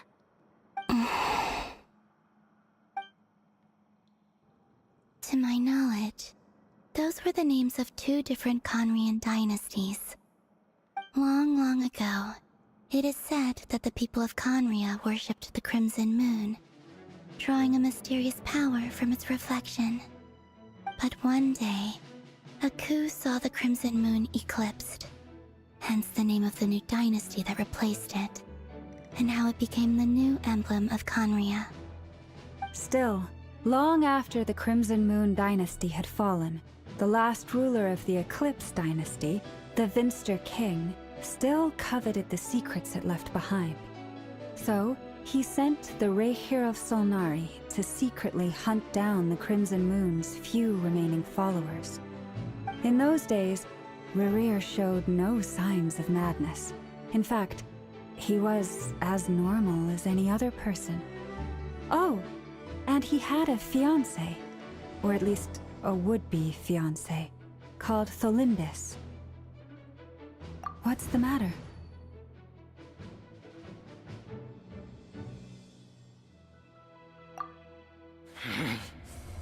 Verfnir, Freindaughter, Flinders.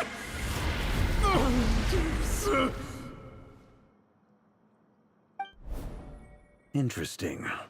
Anything else? What about this would-be fiancé of his? Do we know anything about her? Well, she was a researcher at the Universitas Magistrorum, but it felt like she was hiding some kind of secret.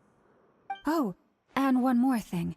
For some reason, Rerir's fragment also contains some of Tholindis' memories, though only a very small portion. Well, no shortage of potential leads, I'll give you that.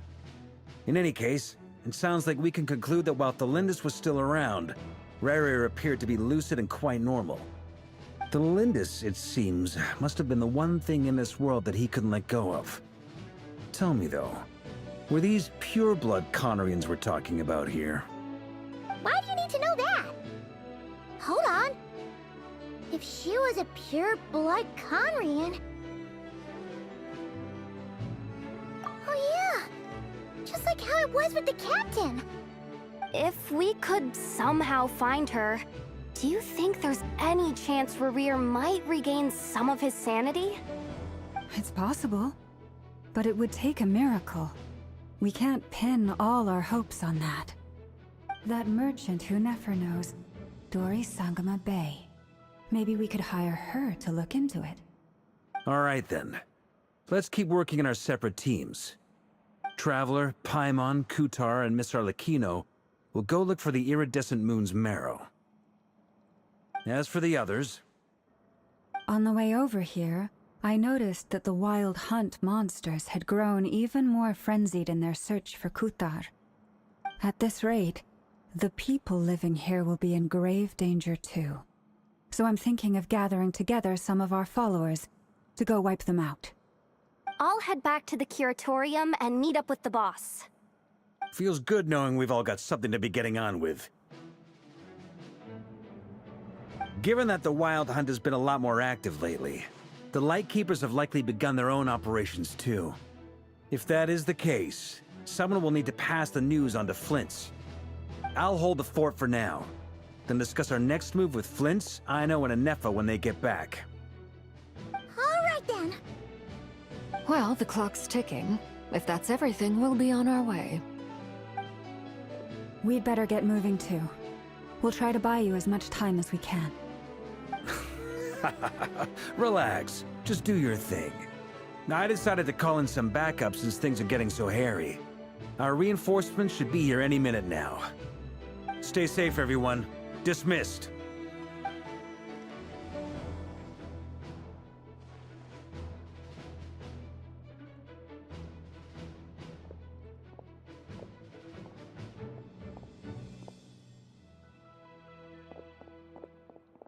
we're back. Did we get here a little early? Or a little late? A tad late. The others have already set off. To summarize, our resident moon goddess has found us a new ally, and Boss Nefer has uncovered some promising info. Everything going smoothly on your end? Not great. I don't know how long we can stall them for. The decoys are getting taken out way faster than we imagined. I'm gonna make some more later, but I need a timeout first. I'm so tired right now. Oh, right! Inefa, could you fill in Uncle Varka on what we just discussed with Flints? Sure.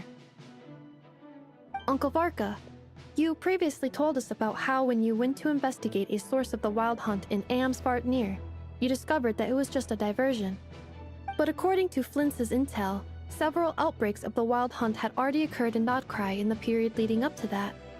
That was before Rerir had regained his body, when he was far from regaining his full strength. In other words, in theory at least, he still lacked the means to act in two places at once. Flints, with everything that's been happening, the Lightkeepers across Nodcry are rallying to fight back against the Wild Hunt. They're gonna need your help. I know, I'm sure you're capable of coming up with something far more effective than decoys. But for now, you should stay here and get some rest. Inefa and I will head back over to Amsvartnir to see if there's anything I missed. I told you Uncle Varka would say that, didn't I? A deal is a deal. Not a word about my snack intake for the next week. Database updated. Reliability of Aino's predictions increased. What does that mean? They were betting on how you'd respond after hearing their intel. It's the obvious choice, isn't it? That's hardly worth betting on. We already decided that Inefa should go investigate the situation over at Amsvartnir on her own. You might as well stay here and keep watch. Someone needs to hang back and oversee our strategy meetings. And besides, you still haven't fully recovered from ambushing Rerir. So I've ended up with the easiest assignment. Well, I appreciate it, everyone. See you when you get back.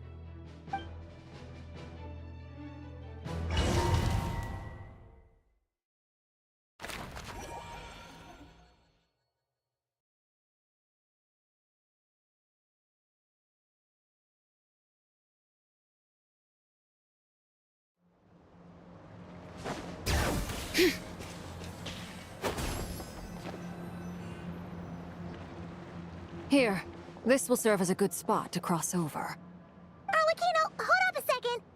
Since you brought us all this way, would you mind telling us what you got planned?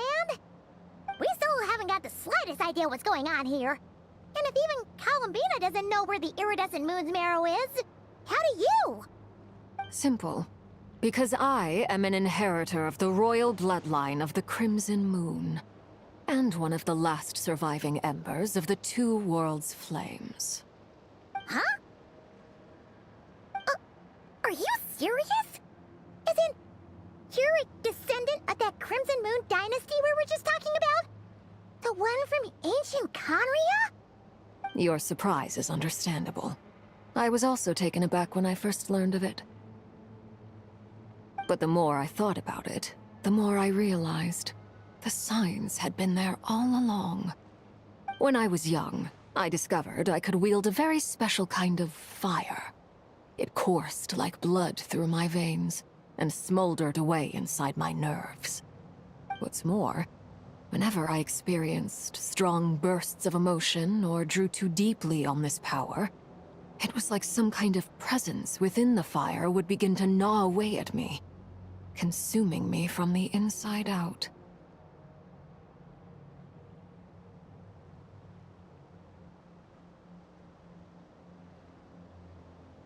Exactly. That is why my hands are like this, too. At first, I saw it only as a curse, but once I became a harbinger, the Jester apprised me of the truth. Together with my own investigations, over the past few years, there are several things that I have gradually come to understand. For instance, take the so-called Crimson Moon. In truth, it is nothing more than the shattered remnants of the iridescent moon, fused with the abyss to prolong its lifespan. Since this blood flame was bestowed upon me by the Crimson Moon, it is a fusion of the iridescent moon's former power and the corruption of the abyss. You all understand the nature of the abyss well enough. I draw upon its power, and in return, it hungers for my soul. This strange blackness is the mark of corruption it has left behind. If I recall correctly, you once told me that if the corruption ever made it to your heart, you'd become a completely different person. Yes, and that's the reason I'm always careful not to push my power too far. It's essentially a never-ending tug-of-war. Whew. Sounds intense. Anyway, the rest of my story can wait. Is there anything else about the Crimson Moon or the Iridescent Moon that you're unclear about? Paimon has a question. So, the Crimson Moon that the Karians used to worship was actually the Iridescent Moon, right? Which was one of the three Moon Sisters. Does that mean that the Karians were to the Crimson Moon as the Frost Moon Scions are to the Frost Moon? So much of that history has been lost. We have no way of knowing exactly what they were like. But I would suspect that the Conrians weren't as devout in their moon worship as it might appear. The iridescent moon's remains simply served as their link to the abyss. Later on, perhaps someone discovered a way to make direct contact with the abyss. Or maybe there was some kind of ideological divide. Either way, a dissenting faction staged a coup and drove out the royal heirs of the Crimson Moon dynasty. Still, even with the dark sun looming high overhead, the Crimson Moon's glow never truly faded. If you want living proof, it's standing right before you. The first time we met, I sensed something familiar in your presence. When I looked at you, I felt I could see that mysterious red moon in the corner of my eye. In your flames, I saw its broken image, surrounded by a strange black aura. Well, I appreciate that you kept it to yourself. Much about the Crimson Moon is still a mystery, and I'd prefer not to end up as the object of an insane research project. Anyway, time is against us here, so if there's any other questions, they'll have to wait. I just want to make sure I've got one thing straight. In her letter, Sandrone mentioned that since you are unable to contain the iridescent moon's marrow yourself, you intend to leave it in my custody, correct? That's right. For now, it's the only way I can pay you back for your help. The iridescent moon is already part of who you are, so with its marrow in your possession, you'll be even more powerful than before. Deal. Then let's get started. Get what started? What does this place have to do with the Crimson Moon? When I first became a Harbinger, the Jester gave me a book called Parenheri, also known as Leobranto Innamorato. You should be able to buy a copy next time you're in Fontaine. It's a love story set in the Crimson Moon era. But setting aside the tangled romances of its characters, it also records a few interesting details. In the Crimson Moon era, or so the story goes, there was an orphanage that received children from beyond the bounds of this world, and subjected them to a peculiar induction ceremony. Beyond the bounds of this world? For real? And what kind of induction ceremony? The Crimson Moon Sages looked beyond this world for beings with powers that surpassed the gods. But fearing they might lose control, they subjected these children to a process of refinement. They made these children crawl up a fireplace and kept asking them, "Have you died? Did you see it?" Until they finally admitted to having died and seen a crimson moon. The adults embraced the children who passed the ritual, telling them, "Within the fireplace, you have traversed the flames between two worlds. Here and now, you are born anew." The book leaves much unsaid. But I suspect that this was their way of branding the children they had enrolled, leaving an indelible mark upon them so that they would forever live in the Crimson Moon's light. That explains why I can't sense the Crimson Moon's marrow in this world. It makes sense that it would be sealed in a special space that can only be accessed temporarily through some kind of ritual. But there's no fireplace here. Do you see a chimney anywhere? Oh, are we supposed to build it ourselves? Okay, fine. Paimon will go find some bricks.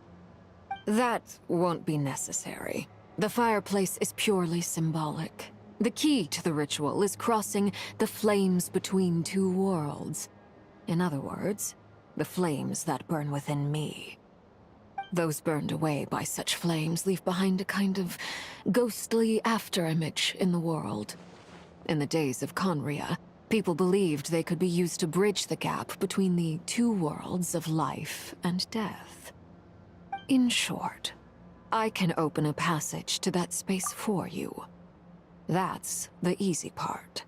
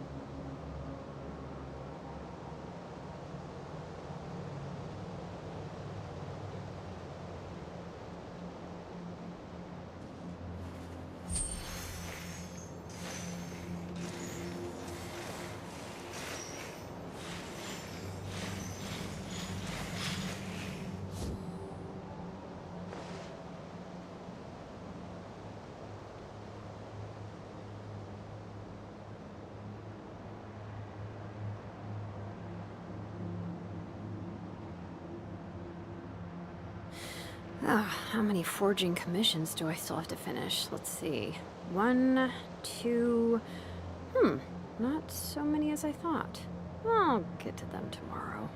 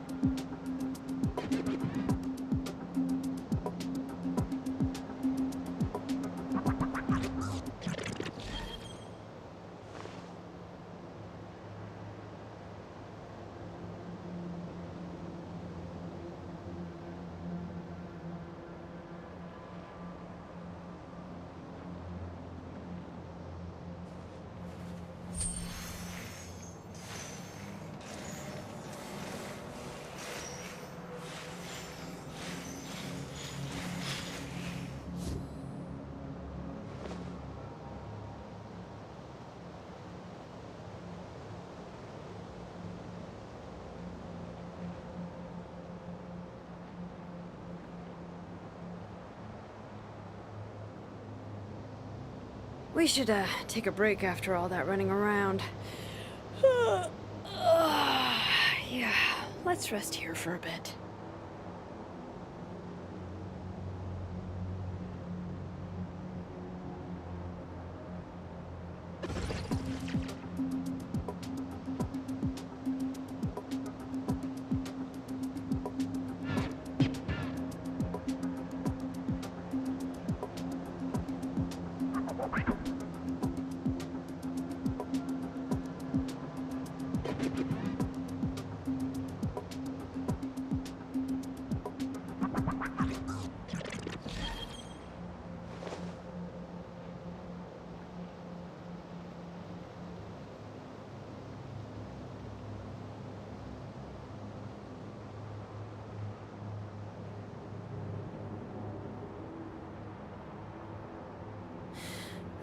How many forging commissions do I still have to finish? Let's see.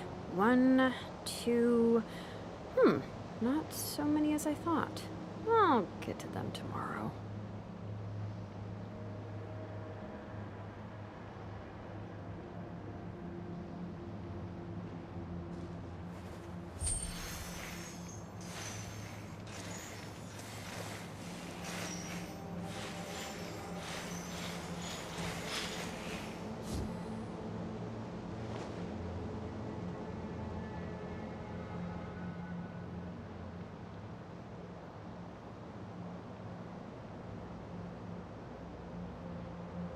We should, take a break after all that running around.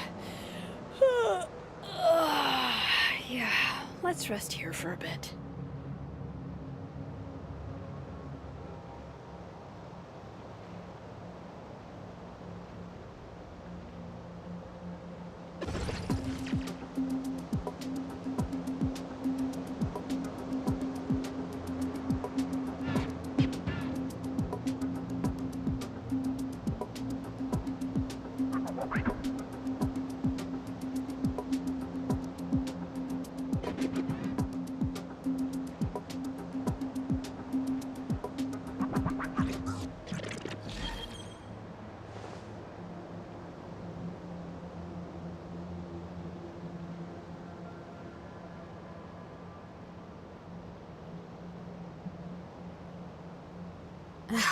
My potted plant on the porch has died again. I was watering it every day. Ugh, don't tell me I overdid it this time.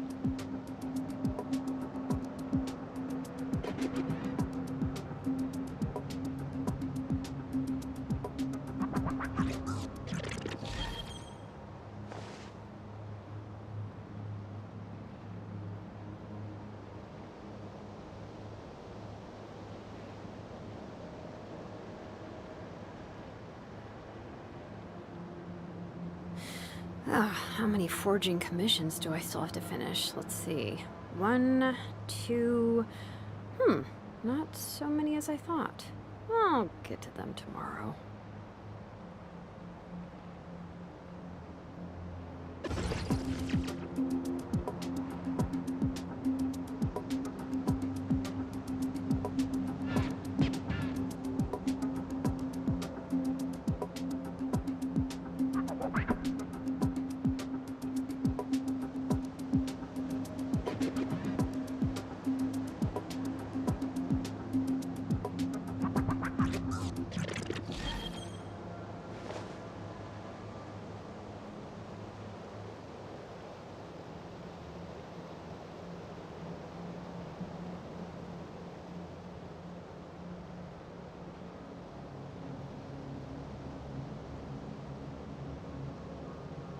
We should, take a break after all that running around. Yeah, let's rest here for a bit.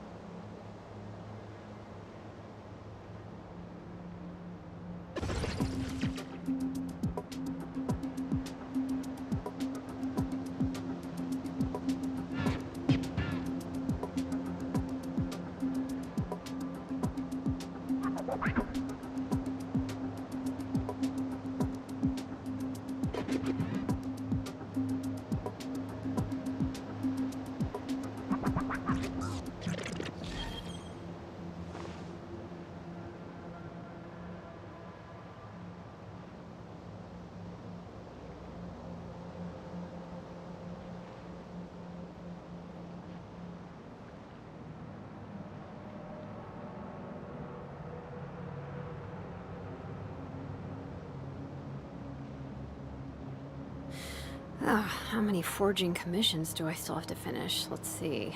1, 2... not so many as I thought. I'll get to them tomorrow.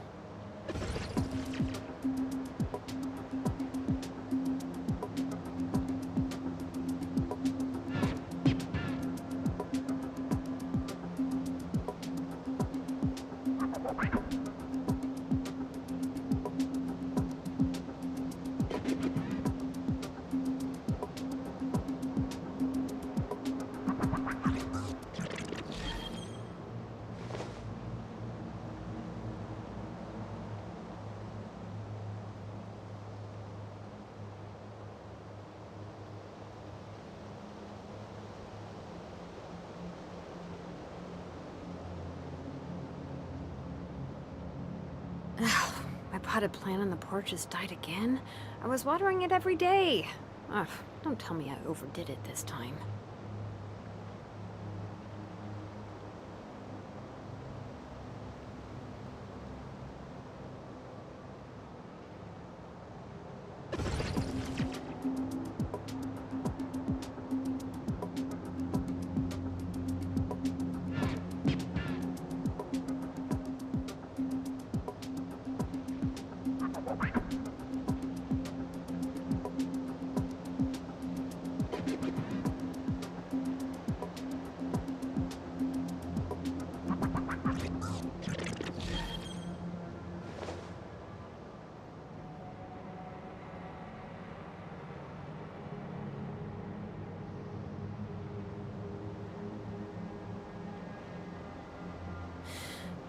How many forging commissions do I still have to finish? Let's see.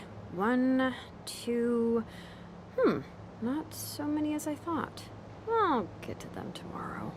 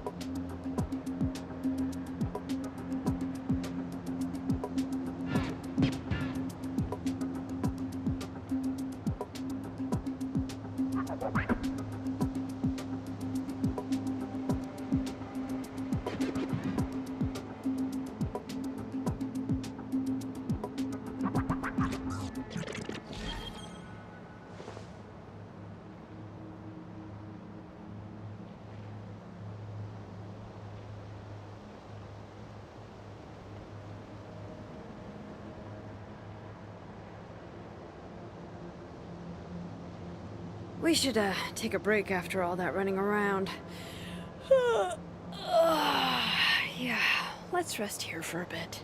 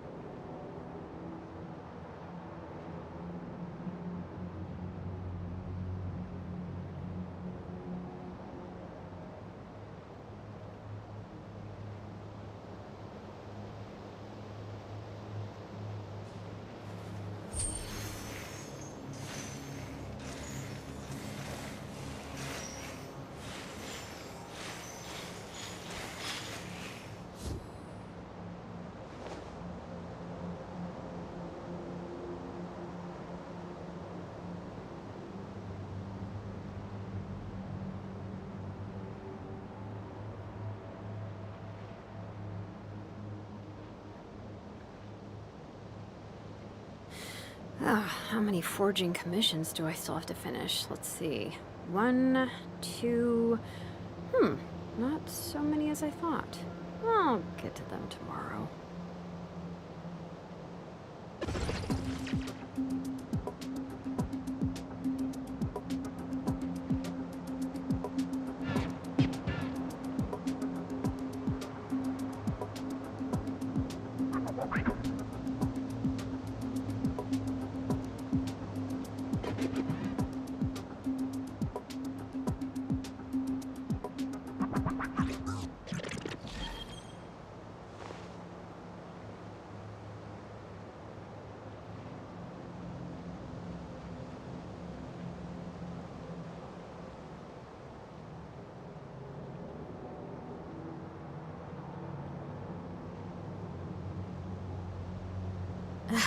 My potted plant on the porch has died again. I was watering it every day. Ugh, don't tell me I overdid it this time.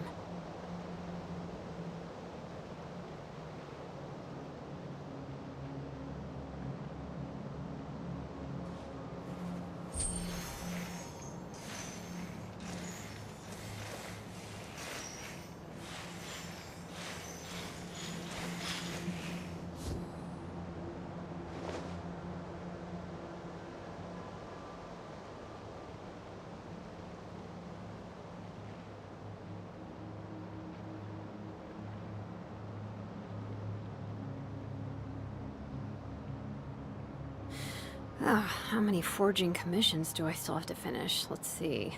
1, 2... not so many as I thought. I'll get to them tomorrow.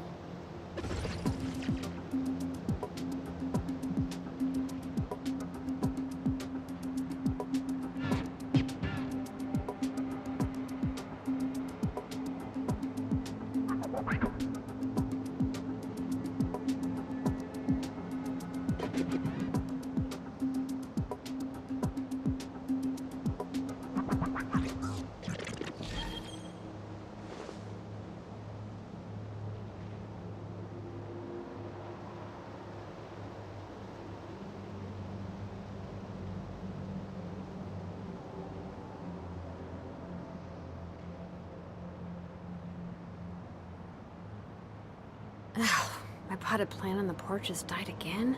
I was watering it every day. Ugh, don't tell me I overdid it this time.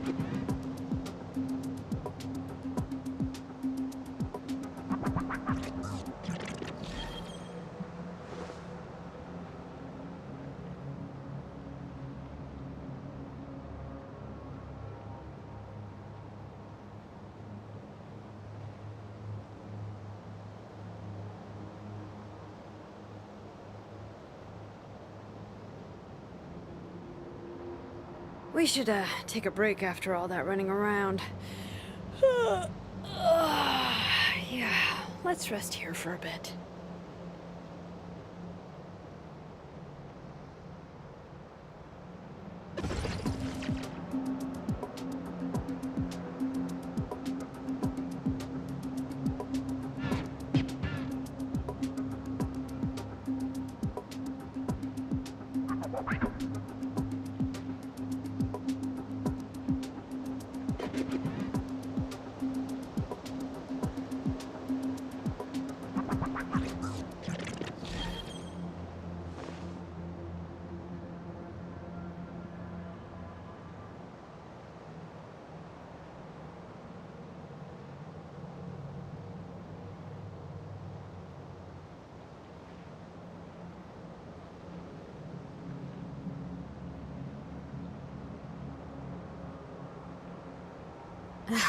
My potted plant on the porch just died again. I was watering it every day. Ugh, don't tell me I overdid it this time.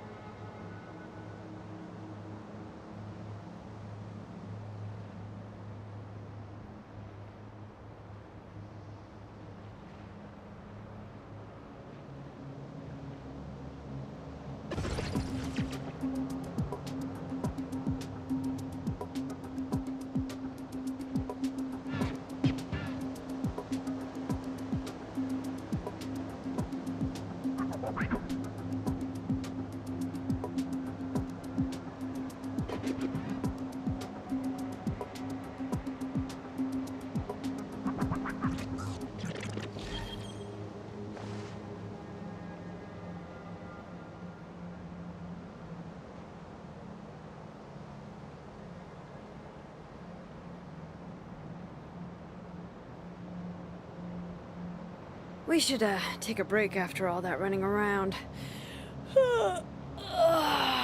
Yeah, let's rest here for a bit.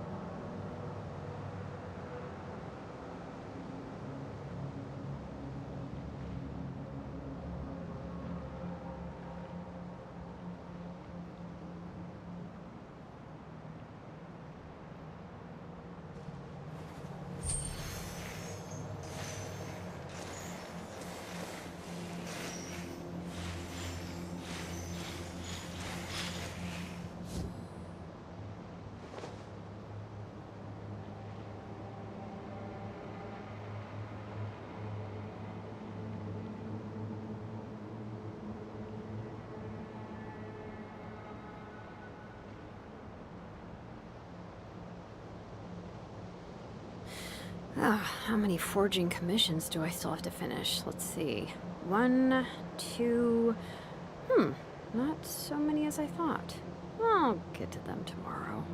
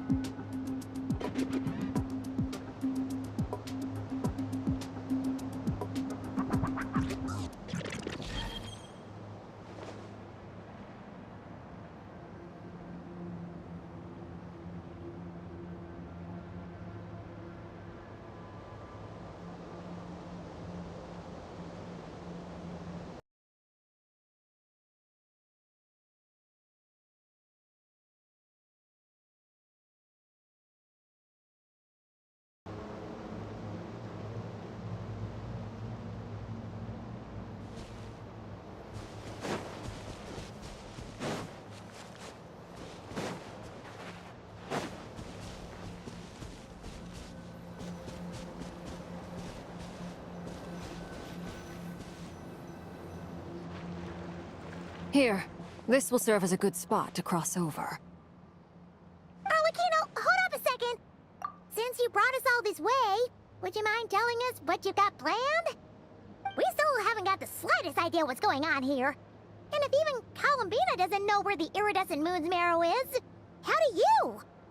Simple. Because I am an inheritor of the royal bloodline of the Crimson Moon, and one of the last surviving embers of the Two Worlds' flames. Huh? Are you serious? Isn't you're a descendant of that Crimson Moon dynasty we were just talking about? The one from ancient Conria? Your surprise is understandable. I was also taken aback when I first learned of it. But the more I thought about it, the more I realized the signs had been there all along.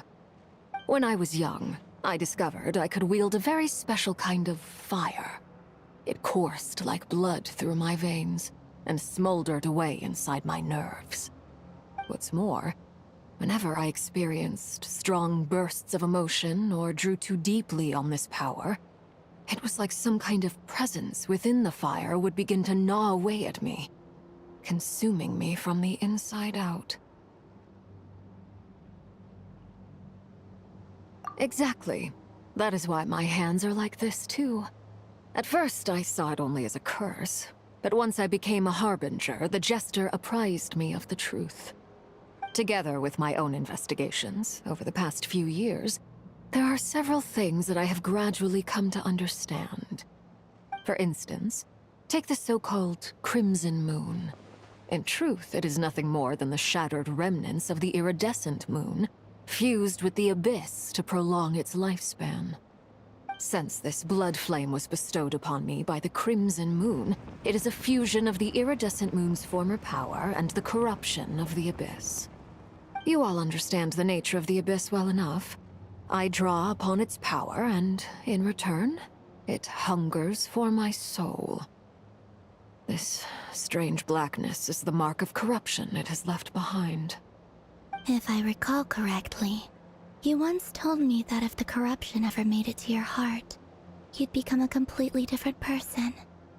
Yes, and that's the reason I'm always careful not to push my power too far.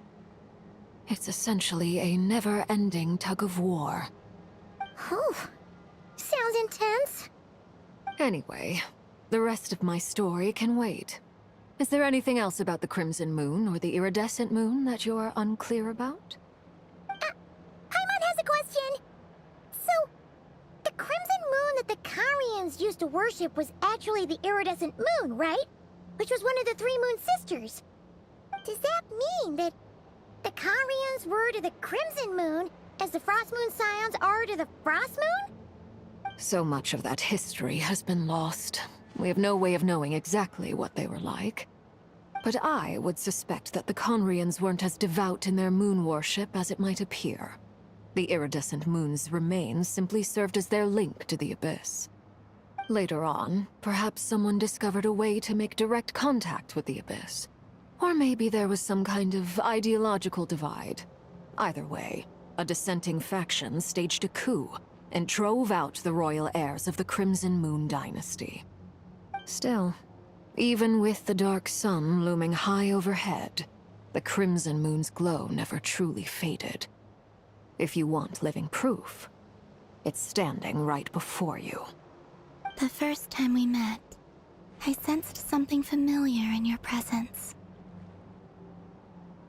When I looked at you, I felt I could see that mysterious red moon in the corner of my eye. In your flames, I saw its broken image, surrounded by a strange black aura. Well, I appreciate that you kept it to yourself. Much about the Crimson Moon is still a mystery, and I'd prefer not to end up as the object of an insane research project. Anyway, time is against us here, so if there's any other questions, they'll have to wait. I just want to make sure I've got one thing straight. In her letter, Sandrone mentioned that since you are unable to contain the iridescent moon's marrow yourself, you intend to leave it in my custody, correct? That's right. For now, it's the only way I can pay you back for your help. The iridescent moon is already part of who you are, so with its marrow in your possession, you'll be even more powerful than before. Deal. Then let's get started. Get what started? What does this place have to do with the Crimson Moon? When I first became a Harbinger, the Jester gave me a book called Paranhari, also known as Leobranto Inamorato. You should be able to buy a copy next time you're in Fontaine. It's a love story set in the Crimson Moon era, but setting aside the tangled romances of its characters, it also records a few interesting details. In the Crimson Moon era, or so the story goes, there was an orphanage that received children from beyond the bounds of this world, and subjected them to a peculiar induction ceremony. Beyond the bounds of this world? For real? And what kind of induction ceremony? The Crimson Moon sages looked beyond this world for beings with powers that surpassed the gods. But fearing they might lose control, they subjected these children to a process of refinement. They made these children crawl up a fireplace and kept asking them, "Have you died? Did you see it?" Until they finally admitted to having died and seen a crimson moon. The adults embraced the children who passed the ritual, telling them, "Within the fireplace, you have traversed the flames between two worlds. Here and now, you are born anew." The book leaves much unsaid, but I suspect that this was their way of branding the children they had enrolled, leaving an indelible mark upon them so that they would forever live in the Crimson Moon's light. That explains why I can't sense the Crimson Moon's marrow in this world. It makes sense that it would be sealed in a special space that can only be accessed temporarily through some kind of ritual. But there's no fireplace here. Do you see a chimney anywhere? Oh, are we supposed to build it ourselves? Okay, fine. Paimon will go find some bricks. That won't be necessary. The fireplace is purely symbolic. The key to the ritual is crossing the flames between two worlds. In other words, the flames that burn within me. Those burned away by such flames leave behind a kind of ghostly afterimage in the world. In the days of Conria, People believed they could be used to bridge the gap between the two worlds of life and death. In short, I can open a passage to that space for you. That's the easy part. The catch is I'll need to stay on this side to keep the passage open, so I won't be able to come with you. Once you're inside, you'll have to find your own way. Very well. Then I'll open it up. Traveler, spare me a little more moonlight if you would. I may need it.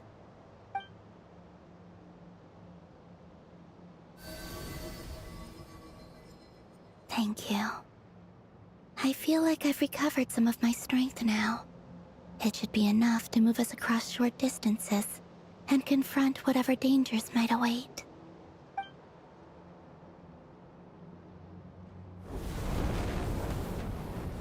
Mistress of the 7 hues of ages past, Great Mother of the present, Crimson-clad Sovereign of the 2 realms, by fire severed, by fire renewed, I offer myself now and beseech your descent.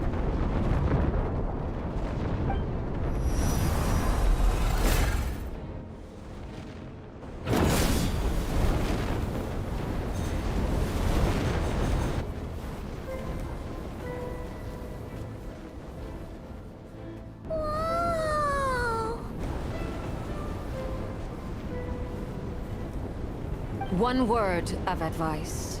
As you're crossing over, no matter what voices you hear, do not answer. Got it! I sense a sinister gloom inside, but also the familiar light of the moon. I feel that I am about to meet an old friend who has changed beyond all recognition. All right, let's go.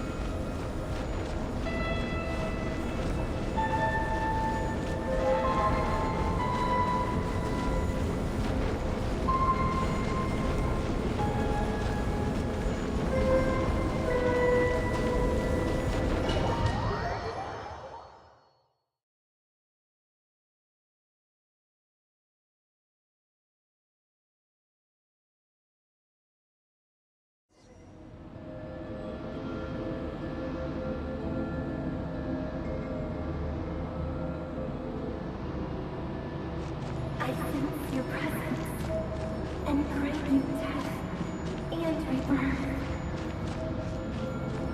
Wait, why are you? You have crossed over from another world, transcended fate itself. I have no right to.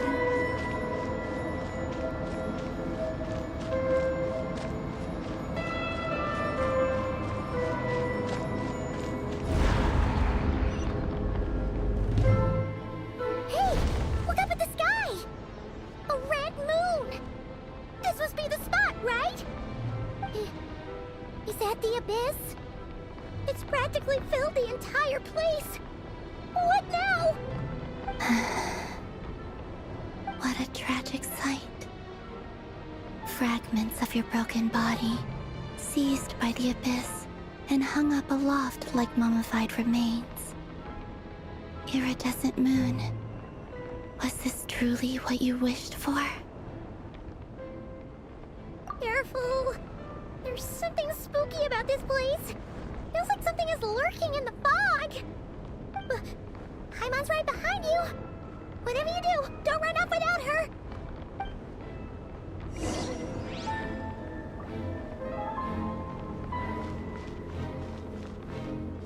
By the way, Kalambina, didn't you tell us that the iridescent moon had shattered into pieces?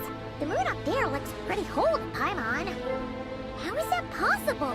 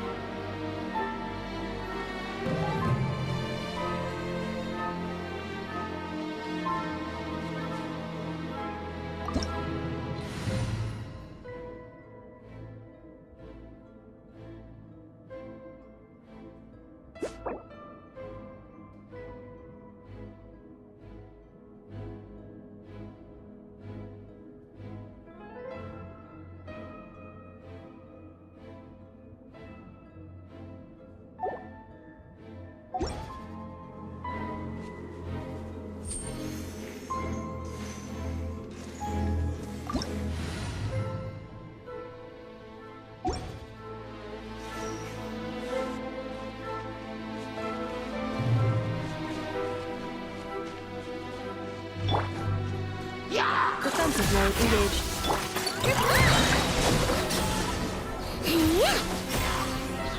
Bring it!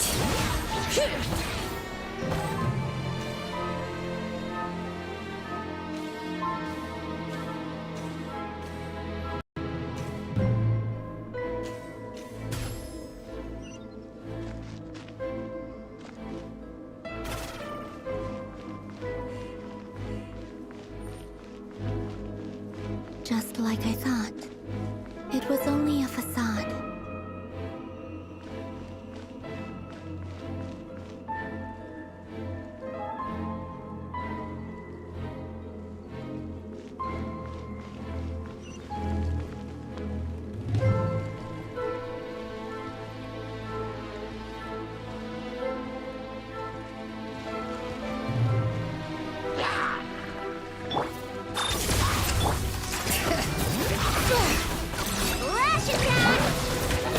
Close your eyes.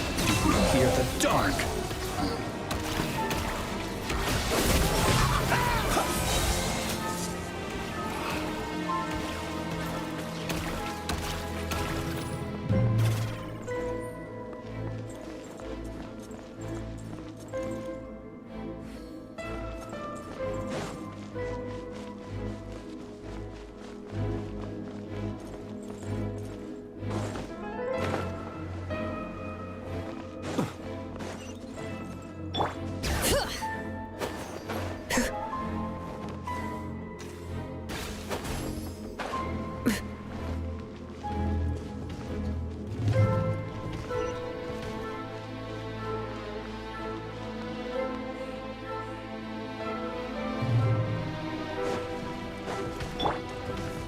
Cleanup sequence initiated.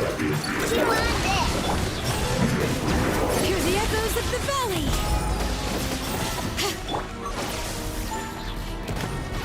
Look, a rainbow! Ultimatum protocol. The long sleep beckons.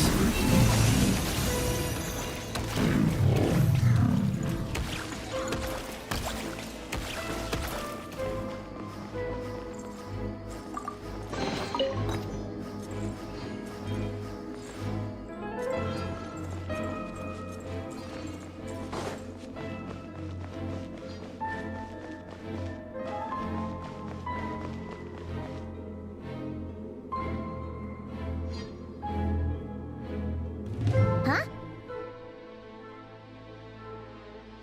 Huh? For real? That's way too high!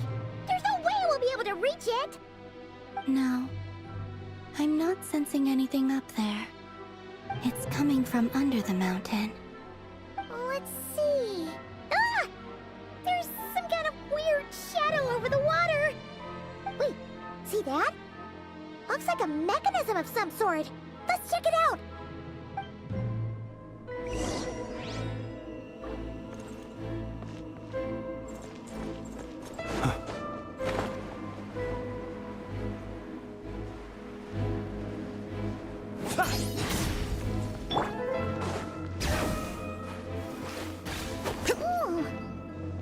a device from the time of Kalia.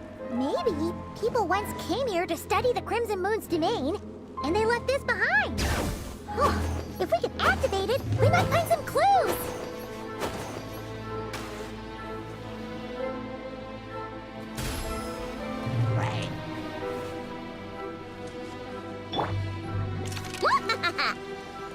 Chew on this!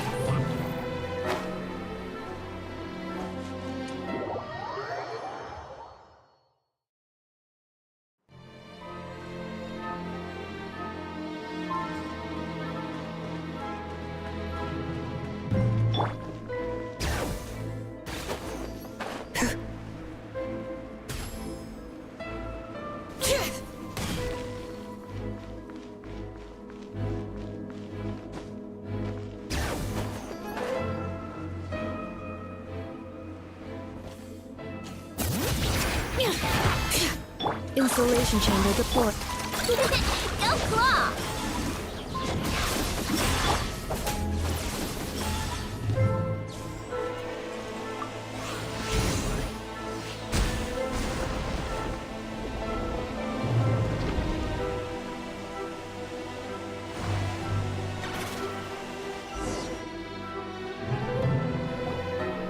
Hey, look at that! Now that the mechanism's running, the shadow in the water looks different. Do you think these mechanisms might be the key to unlocking the secret? Let's try to find more of them!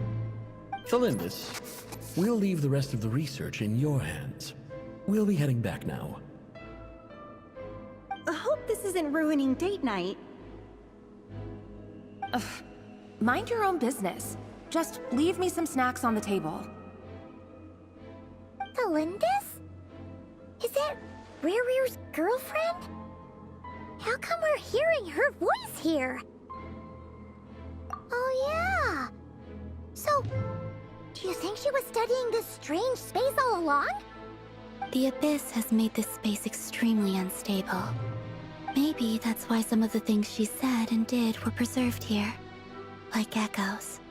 Or after images. Whenever I see this view, it takes me back to a poem from my childhood. Waning moon, oh lifeless damsel, weeping on the mountain crest. Mourning still in wistful tone, her fragile soul now laid to rest. For me, of all people, to be here investigating the mysteries of the Crimson Moon space. Is it a coincidence? Or something more?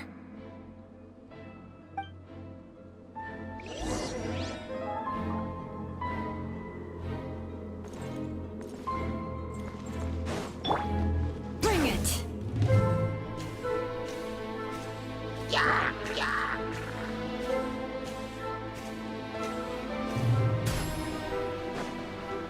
Oh, looks like the Abyss has messed up this mechanism. We need to find a way to get it working again. Let's see if there are any other devices nearby.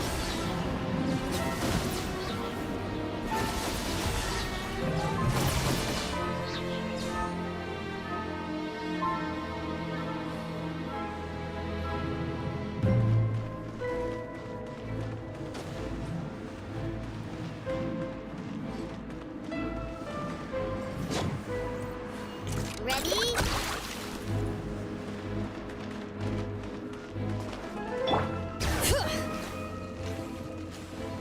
Yeah! Cleanup sequence initiated. Chew on this!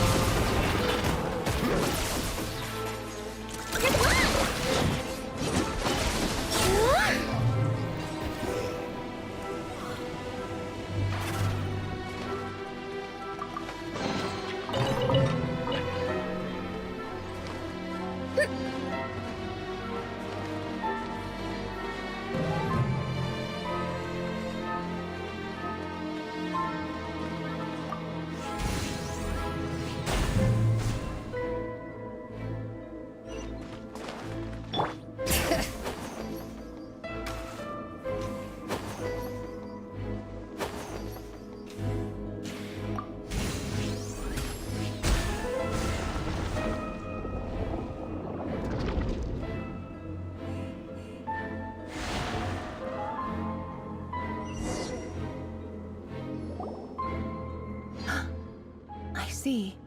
So the moon marrow, or rather the power of the 3 moons, is the key to unlocking... If it really does exist, then maybe this madness can finally be put to an end.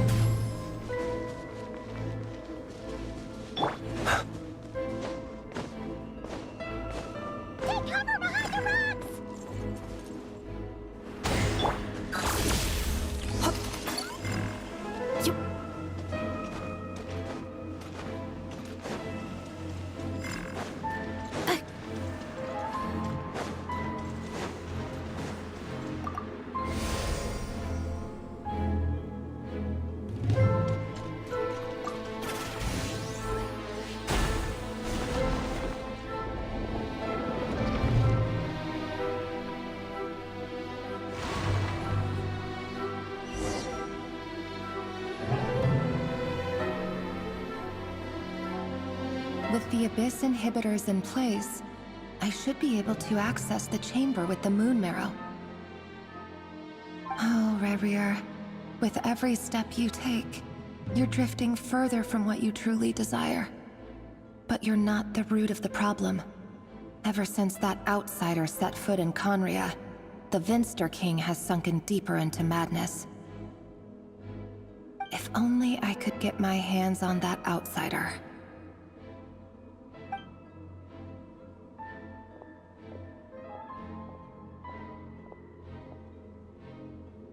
Hey look! The moon's reflection is back to normal!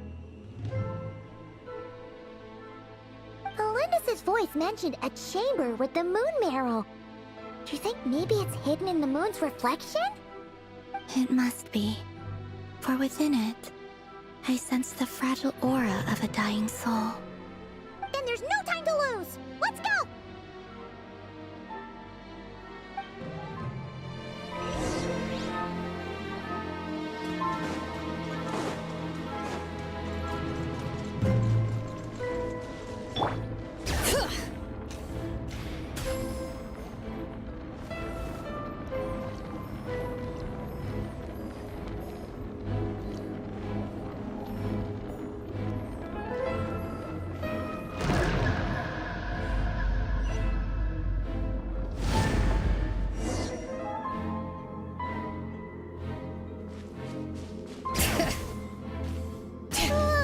These things are so creepy! Looks like we'll have to destroy them if we want to get to the iridescent moon's marrow!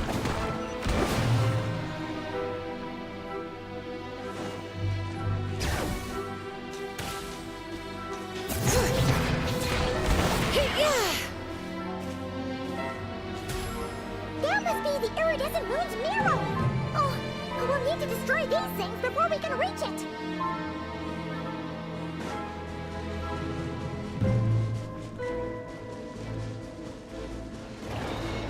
Defensive mode engaged. Preparing for dust up. Be silent. Night falls.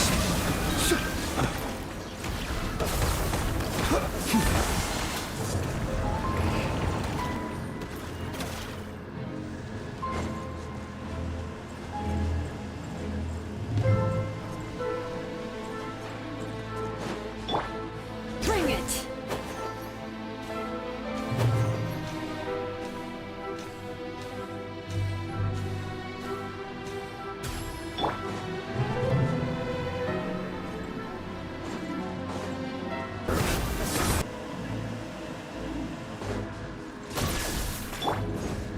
Installation chamber deployed. Go claw! The night comes. Look, a rainbow!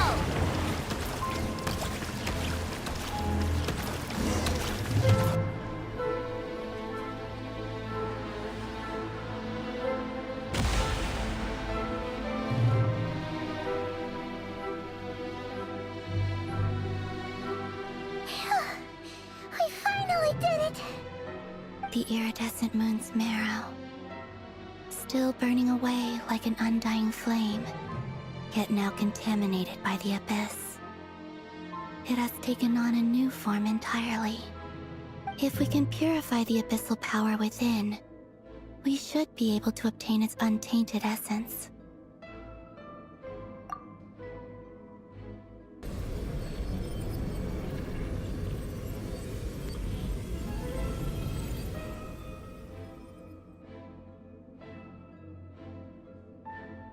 It's so cold.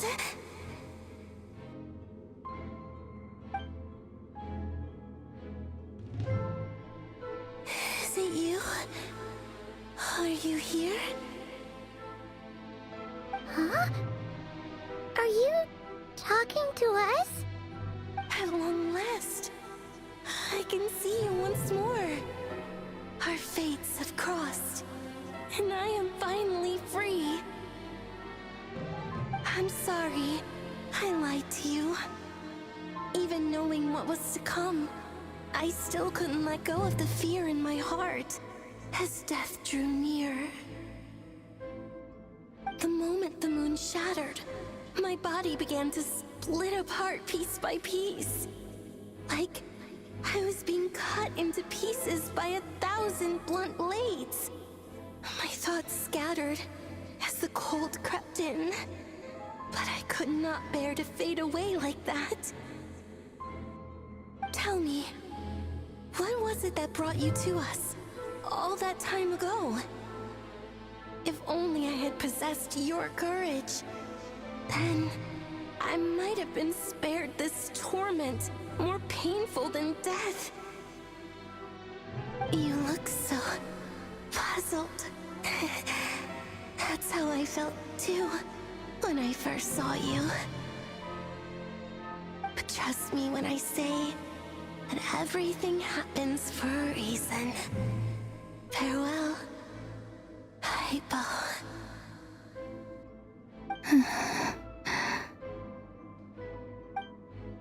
What was that all about? Was that the goddess of the iridescent moon? Oh, it sounded like she was speaking to a long-lost friend. But none of us have ever met her before, right? Perhaps. She took me for the goddess of the frost moon she once knew. For a fading soul like hers, our auras must be too similar to tell apart. But anyway, we've got the iridescent moon's marrow now. That should help you regain your strength, right? Alright, time to leave this place and meet back up with Arlecchino. Let's go!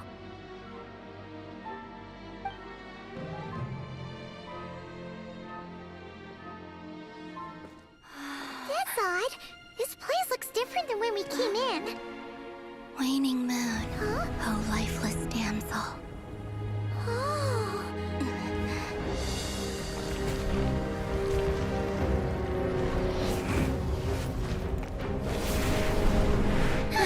Hurry! The place is collapsing! It wants to trap us here. Who's it? The abyss? Now we've taken the moon marrow. All that's left here is a dark will. It will show us no mercy.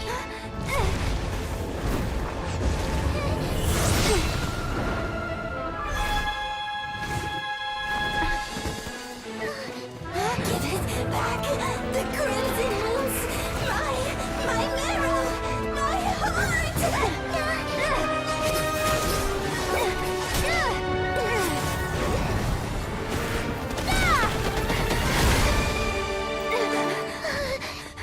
Finally! Huh? Oh no! The exit's blocked! They're back! Now what do we do?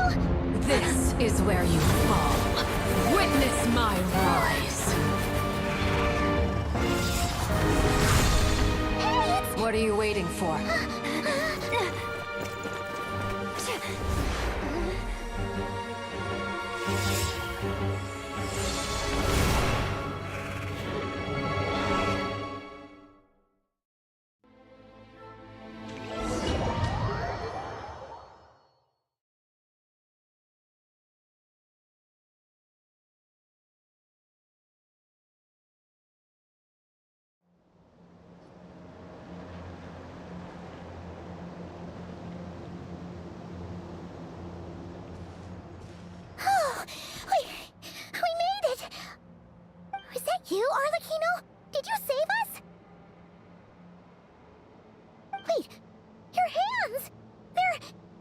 Oh, this?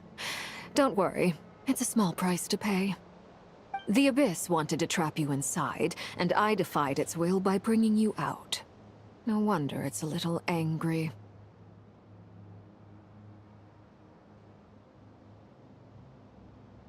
No. I have paid the price, albeit a small one, and it cannot be undone. My hands have already fused with the Abyss. Purification would simply destroy whatever's left of them. But surely... Oh, we're so sorry, Arlecchino. Paimon can't believe you'd make a sacrifice like this for us. As much as I'd like to call it a favor, the truth is I was simply holding up my end of the deal.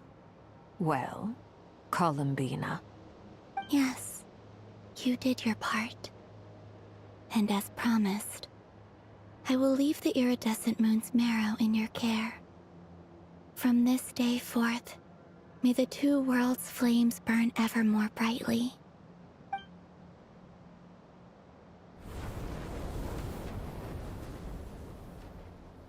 I'll take that as a blessing. Now, Columbina, give me your hand. Accept this moonlight I offer in return.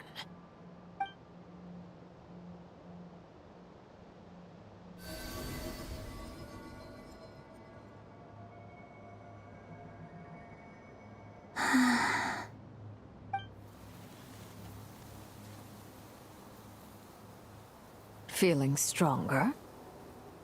Hey, Columbina, are you okay? I'm fine. Our powers are a little at odds, that's all. By the Frost Moon's authority alone, wielding the power of the other moons was always going to be a stretch. Still, I think it's fair to say that your strength has returned. At least to the level it was at as Third Harbinger. It's still not enough. There's no way I can hope to challenge Rayrir like this. Just one more ray of moonlight, if you would. It's okay. I can take it.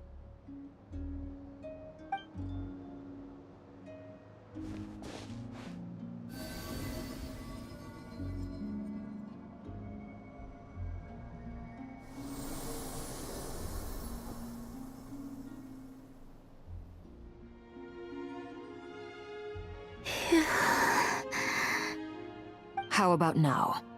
Fighting fit? At the very least, I won't have to stay hidden like before.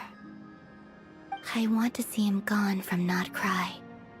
The Rayhir of Solnari and his wild hunt must be sent back where they belong.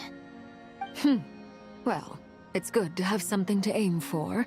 You certainly seem more alive now than you did earlier. When I first met you, you didn't strike me as a ray of moonlight. More like a wisp of fog drifting in from who knows where, ready to scatter at the first sign of a breeze. But now, you're full of vitality. Just like the Frost Moon, once the brightest of them all. May you keep shining, Columbina. This is who you are. Thank you. Look after yourself too, Arlecchino. I know you have plans of your own, and that's why you're always seeking to grow stronger. But whatever you're after, don't let the Abyss take a hold of you. I do not wish to see you go down the same path as Rayrir. I appreciate the concern, Columbina. Although perhaps it's time you took a new name. A new name?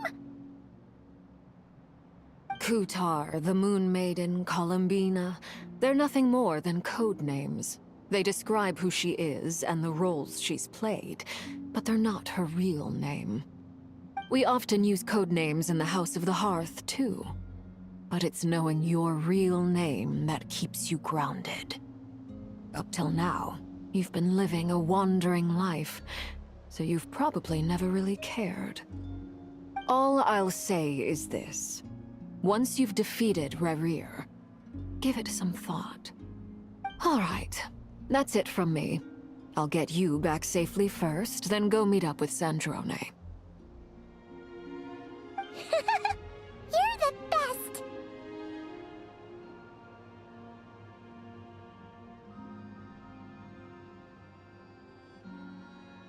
I appreciate the gesture. It speaks to your good character.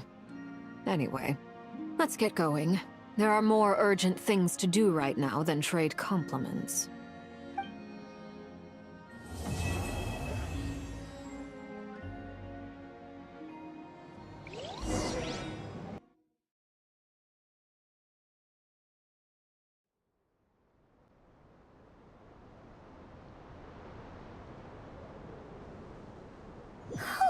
It was a close call, but we got the iridescent moon's marrow and restored Columbina's strength, and that's all that matters. In other words, mission accomplished. Paimon wonders how everyone else is doing.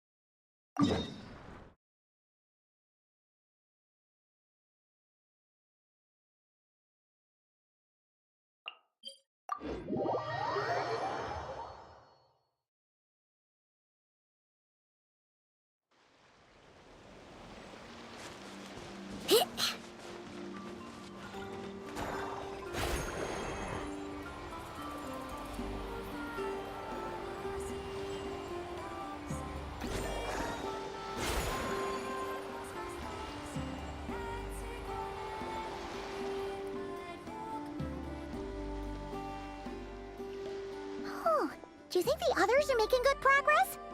Hope it's all going smoothly. Oh, hey look! They made it back as well! Flintz! Llama! How did it all go? All is well, thank you. Nefer and Yehoda had to stay at the curatorium to wrap things up, so they won't be joining us for now. I ran into Miss Anefa and Miss Aino on the way back. Their work is still in progress, so I suspect they won't be back for a while either. You seem rather cheerful today, Mr. Flintz. I certainly am. I achieved what I set out to do and came away with more than I bargained for. Fighting alone can get quite tedious, but I had the good fortune to run into a pair of brave young warriors. We meet again. How have you been? Albedo! What are you doing here? Thankfully, tracking you down turned out to be a lot simpler than we envisaged. These two courageously lent me a hand while I was fighting the wild hunt. When they told me they were Servarka's colleagues, it all made sense. And given how people of outstanding talent tend to cross paths, it's no wonder you're already acquainted. So, who's your travel buddy, Albedo?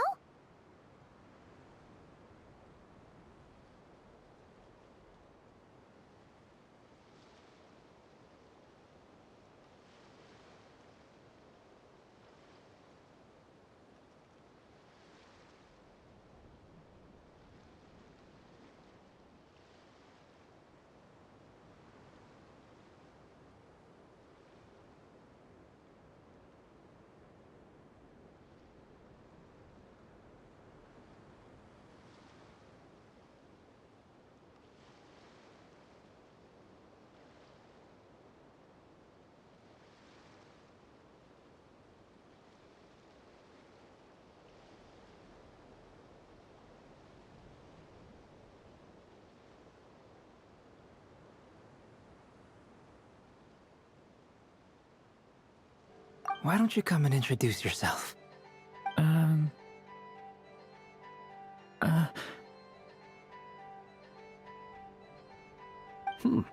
A gentleman of few words, I see. And a rather stern countenance. I presumed you were acquainted with him. Is that not the case? It's nice to meet you. Again. We've technically met before. Wait a sec! You're Minnie Durin! That's right. It's me. I'm glad to see you again. By the way, he says it's okay if you drop the mini. Yeah, I'm not as mini as I used to be. Interesting, isn't it? The first step towards blending into human society appears to be reflecting on whether one's name really reflects who they are. Wow! You look so different! In a good way, of course. It's great to see you looking so healthy. Thank you, Paimon. And although you're as mini as ever, I understand that diminutives don't always convey endearment. I'll be sure to simply call you Paimon, as a sign of my great respect for you. Wow! You're such a smooth talker now. Paimon could get used to this. From now on, you may refer to her as your esteemed guide, Paimon.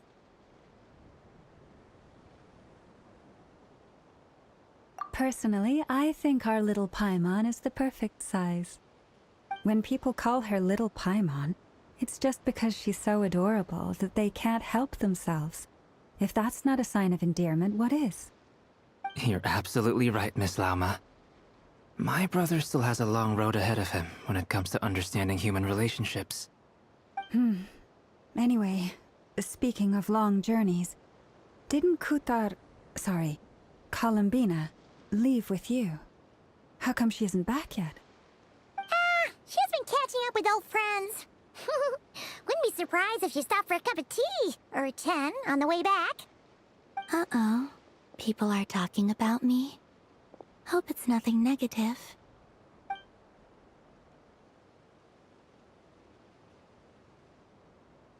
Judging from your expressions, I'm guessing it all went well? It's getting crowded here. I'll go grab some chairs. No need. This is a job for an alchemist. I'll whip some up momentarily. Thank you for your hospitality, ladies and gentlemen, but I was merely escorting my friends back. I'll be meeting Sandrone shortly, as we still have some things to discuss.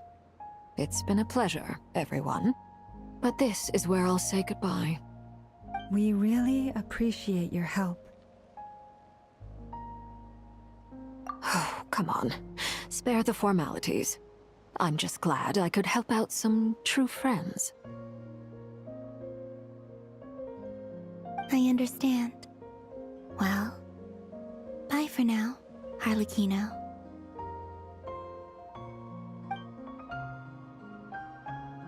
Oh, this place is hopping. It's probably a good thing one of us left. Otherwise, we might not fit all these people in. Are you saying we're about to run out of chairs?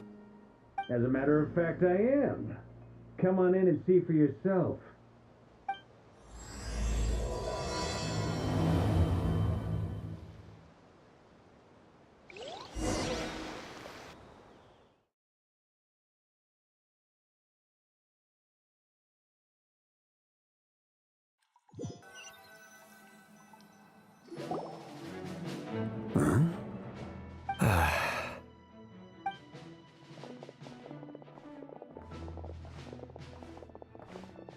I overheard your little chit-chat outside, by the way. With Miss Columbina's colleague gone, we should be back to the original crew plus the other colleagues I brought in. Though, it looks like we have another new face. Someone else managed to rope in a colleague too? Frankly, you and Paimon are the only people I know here.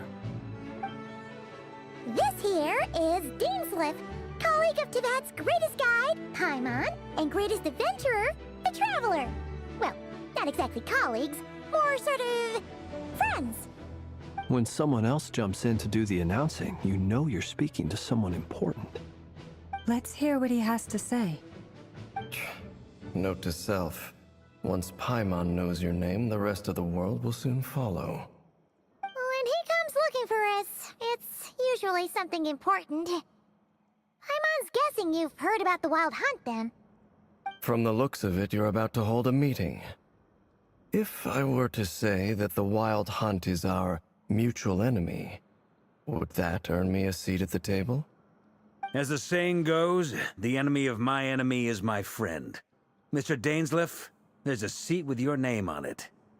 Though, I can't promise the same for everyone else. Hey, Albedo, think you can rustle up a couple more chairs? After all this time apart, Grandmaster Varka's first order is to rustle up a couple more chairs. I've missed this. Is he being sarcastic? Hey, he's your brother. Why are you asking us? I've still got a lot to learn about the nuances of human conversation. Trying to decipher Albedo's way of speaking has been like jumping in at the deep end. Oh, good point. Paimon gets you now. Don't sweat it. There are people who go their whole lives without getting the hang of it. You're ahead of the game already.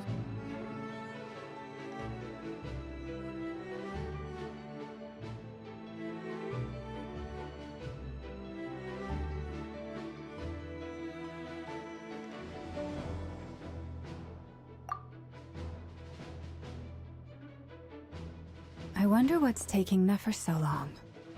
Perhaps you should go and check in with her. If anyone can hurry her along, it's you.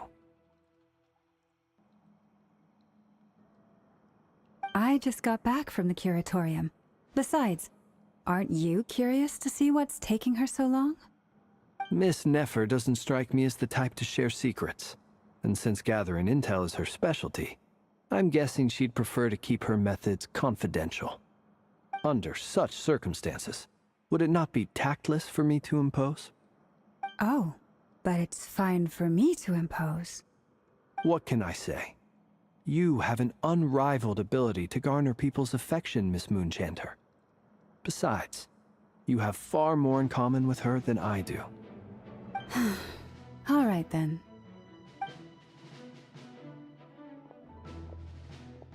Impressive. She barely fought back at all. I admire your powers of persuasion, my friend. As I'm sure Miss Lauma will realize soon enough, the trick in life is to always pitch in with other people's responsibilities so that you can be selective with your own. Another trick is to simply hide in the background. Spoken like a true sage. Anyway, looks like we've got some time to kill before the meeting. Let's take a little breather, folks.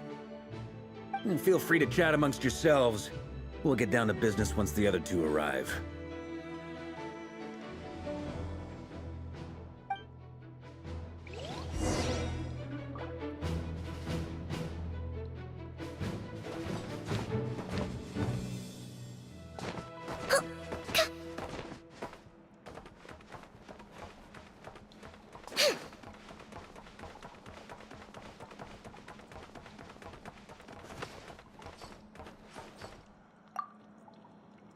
You're both awfully quiet.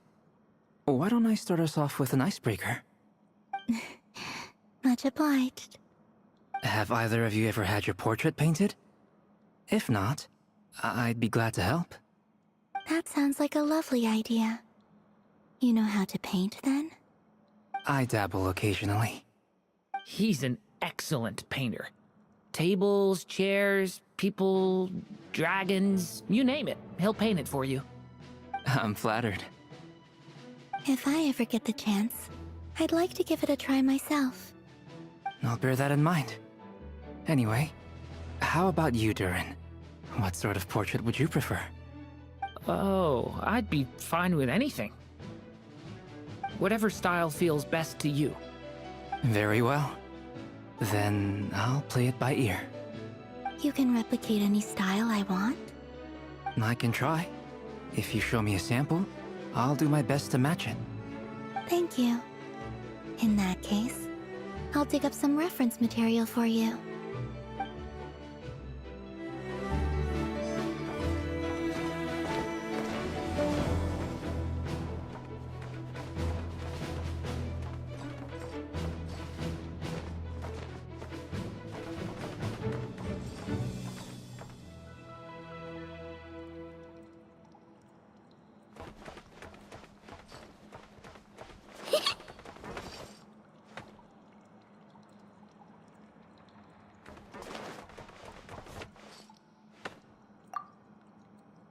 Truth be told, I can't remember the last time I was in a meeting with so many people.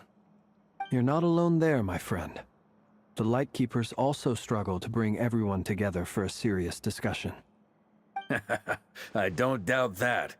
I've only ever met two Ratniki, one being you, and the other being that young guy, Itlua. Itlua's a good apple. I'll give him that. He's kind, honest, and regularly delivers supplies to my lighthouse. A true Ratnik to the core. In that sense, he puts me to shame. So you're what? A fake Ratnik? That's what it sounds like you're saying. But I get the feeling that's not quite what you meant.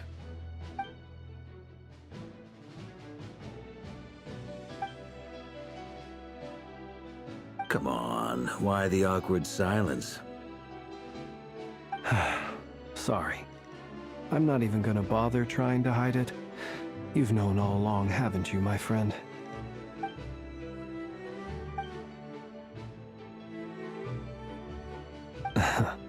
Now that was an awkward silence. Let's just keep this between ourselves. Probably best if Itlua doesn't know, huh? That goes without saying. Gotta be careful what you share with youngsters, after all.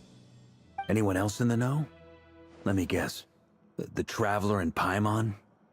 It's dangerous being too sharp for one's own good, you know.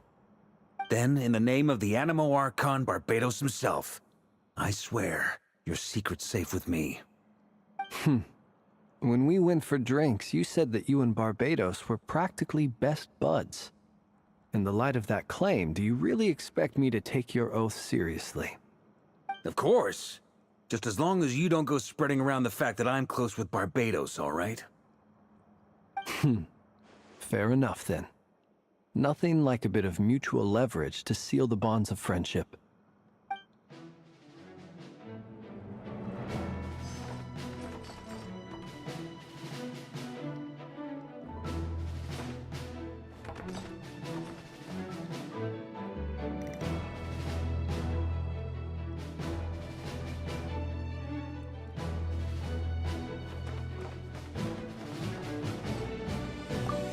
Is there something you'd like to say to me? Yeah! For starters, why'd you just show up here without even giving us a heads up? If you think back to our previous interactions, you may recall that that's hardly out of character for me. You do have a point there.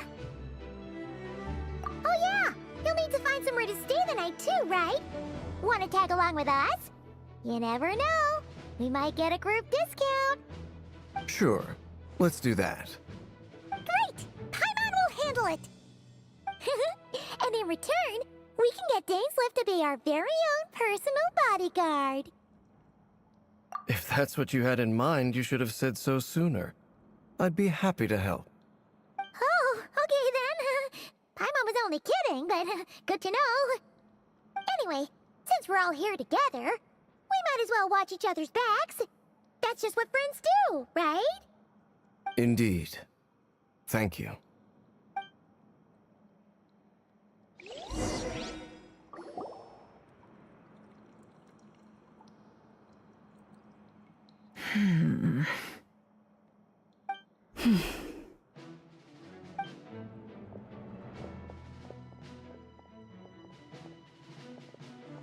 Ah, Miss Nefer. You made it after all.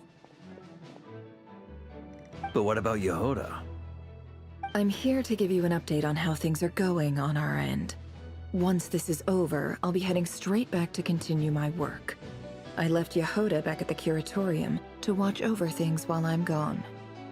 Huh. So much for just this once. Not so loud! We're on a roll here. What if she remembers and suddenly decides to back out?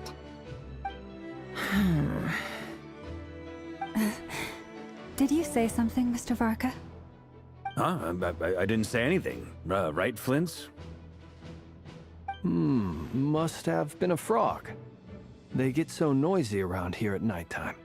It's like they're putting on a concert in the background. Anyway, before we begin, there's a few introductions to make.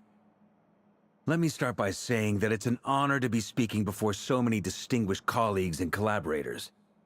First up, we have Miss Lauma. As Moon Chanter, she's the leader of the Frost Moon Scions, a local religious community in Nodcry. Then there's Miss Nefer, boss of the Curatorium of Secrets, an intel gatherer extraordinaire. Nefer is leading the investigation into Rerer's background, assisted by Yehoda and Lauma. From the little I've heard, they're making some great progress. Over here, we have Mr. Flints, a ratnik and guardian of the abandoned lighthouse. In our last operation, he courageously distracted the Wild Hunt to buy time for the rest of us. For those of you who've never met, this is Mr. Albedo, a renowned alchemist and captain of the Knights of Favonius investigation team.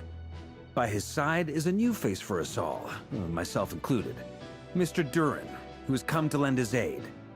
Next up, we have the Moon Maiden and former Fatui Harbinger, Miss Columbina. Then we have the Traveler, who's earned more titles than I could possibly hope to list out, so I'll spare you the rundown. And Paimon, the ultimate travel companion and quite possibly the best guide in all of Tevat. Wow! That's a lot of people! Great turnout! Miss Nefer, it looks like you might have another job coming your way, so, congratulations on the booming business, I guess. You think I haven't got enough on my hands as it is? Who's looking for me now? That would be me, Miss Nefer. I have a commission for you. And you are? Who I am doesn't matter right now. What does matter is that I'd like you to gather more intelligence about the Recher of Solnari. Well, it's not as if we never take on anonymous commissions. But in your case, I'll have to decline. I'm gonna take a wild guess and say your job's probably more hassle than it's worth. Something about you seems like bad news. It's my eyes, isn't it? Conrian, I assume. And what's with the mask? Are you trying to hide your identity?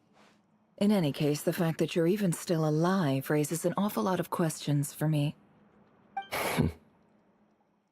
My name is Dainsleif. And yes, I am from Conria. As I'm sure you're aware, the Recher of Solnari's real name is Rerir. He was once an acquaintance of mine.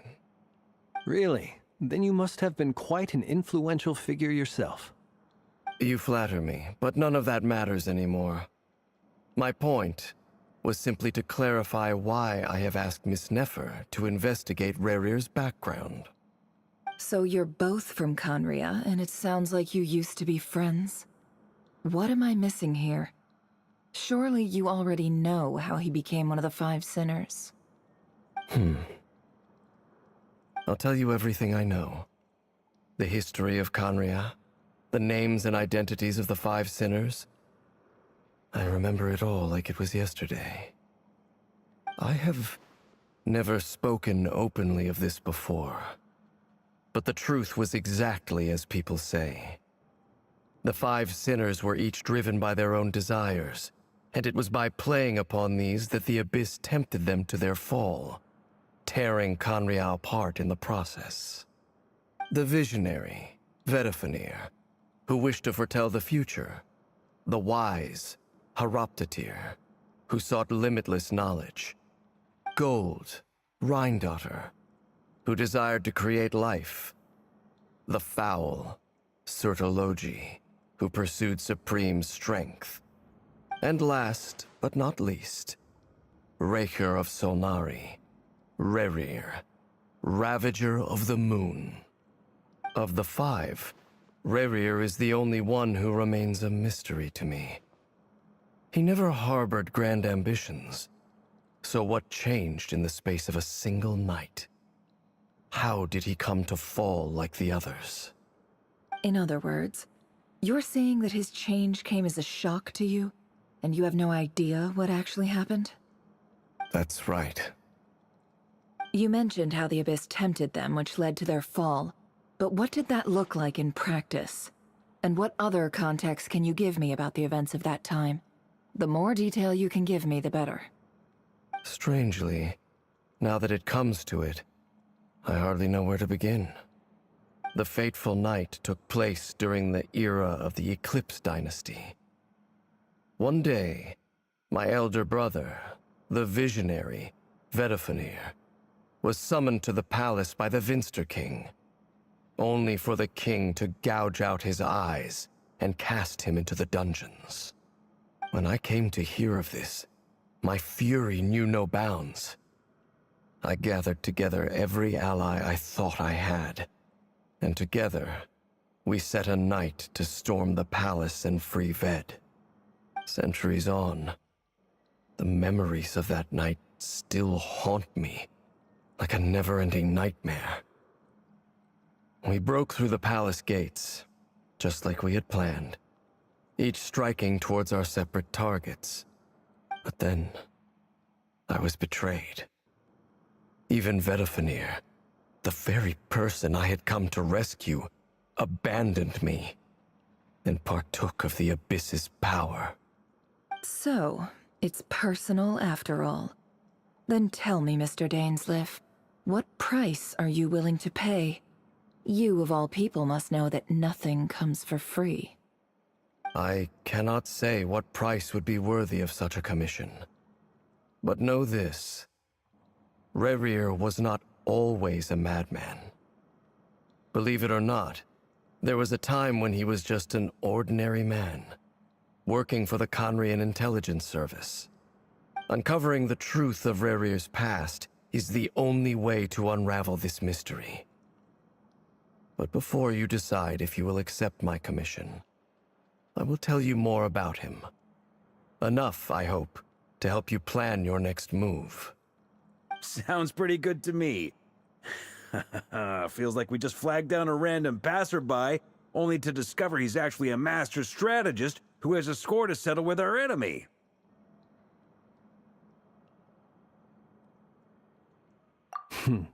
Can I borrow your halo? It could be useful in the lighthouse.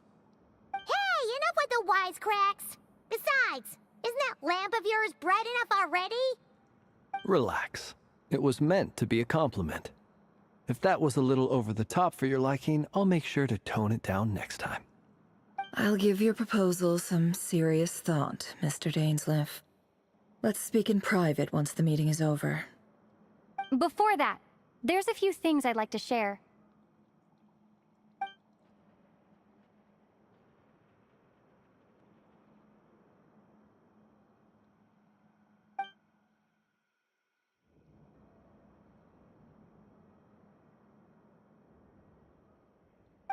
Now that we've united the hearts of the three moons, your power should be greatly enhanced.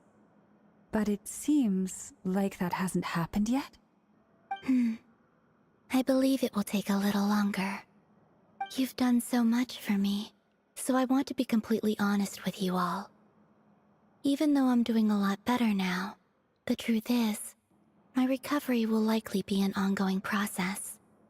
From the moment I was born, my power has been slowly ebbing away. And that is because Tevat has never accepted me. Even with the moons united as one, it seems my rejection cannot be undone.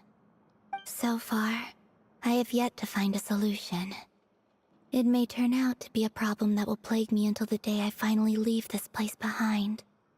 Even so, I will do everything in my power to help you drive out the Reihir of Solnari. As Arlecchino put it, this is not about chasing the spoils of victory. It's just a gesture of heartfelt gratitude. Kutar.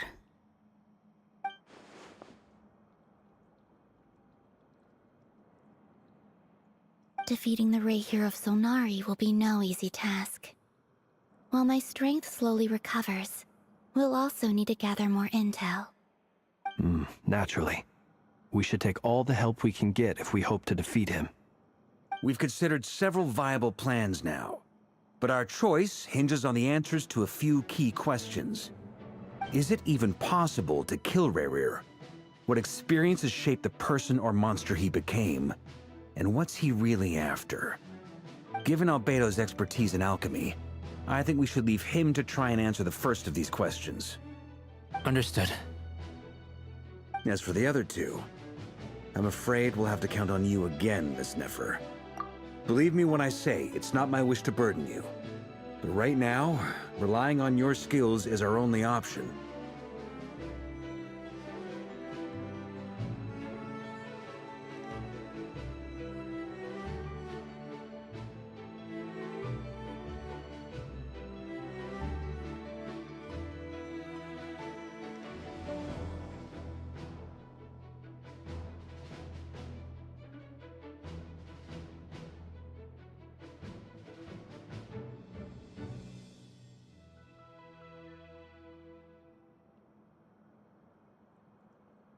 So you're placing all your hopes on me, huh?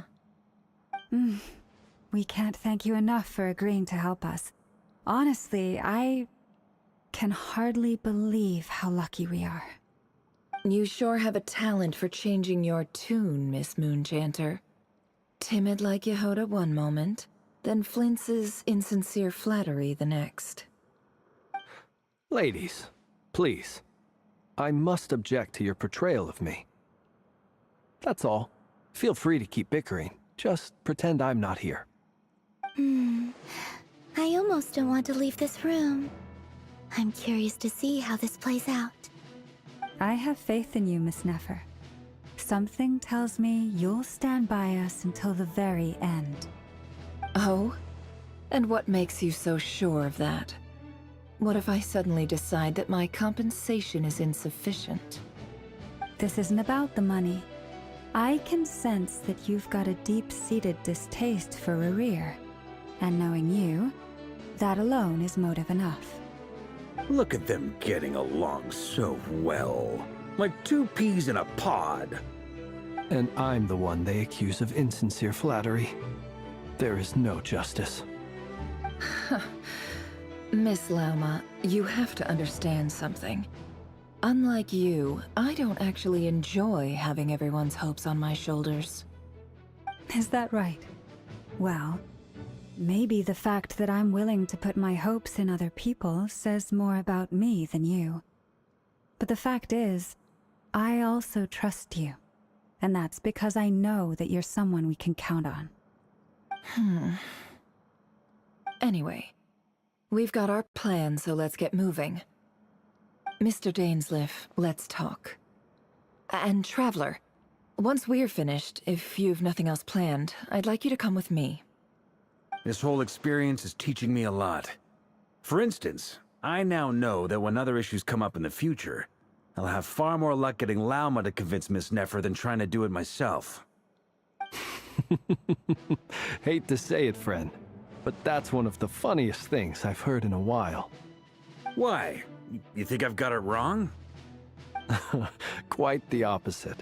But what makes it so hilarious is how long it's taken you to realize.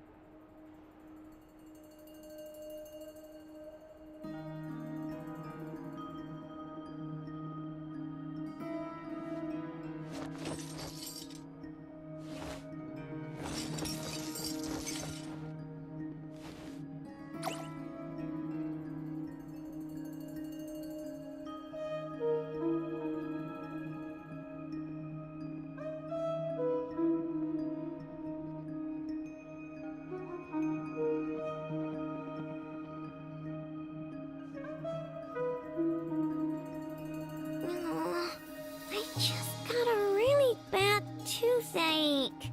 Why? Enough! Help me!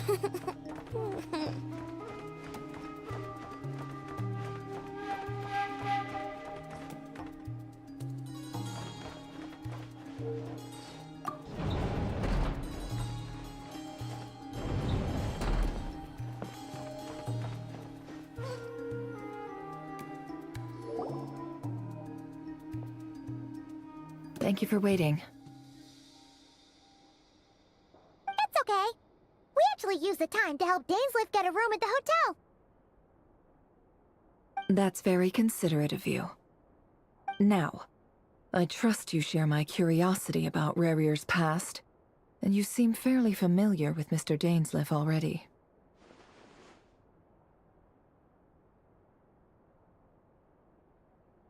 We spoke at some length after the meeting. He was the one who suggested I should invite you to join this operation. He feels confident that these secrets will be safe with you. Dane has a lot of faith in us, that's for sure. Likewise.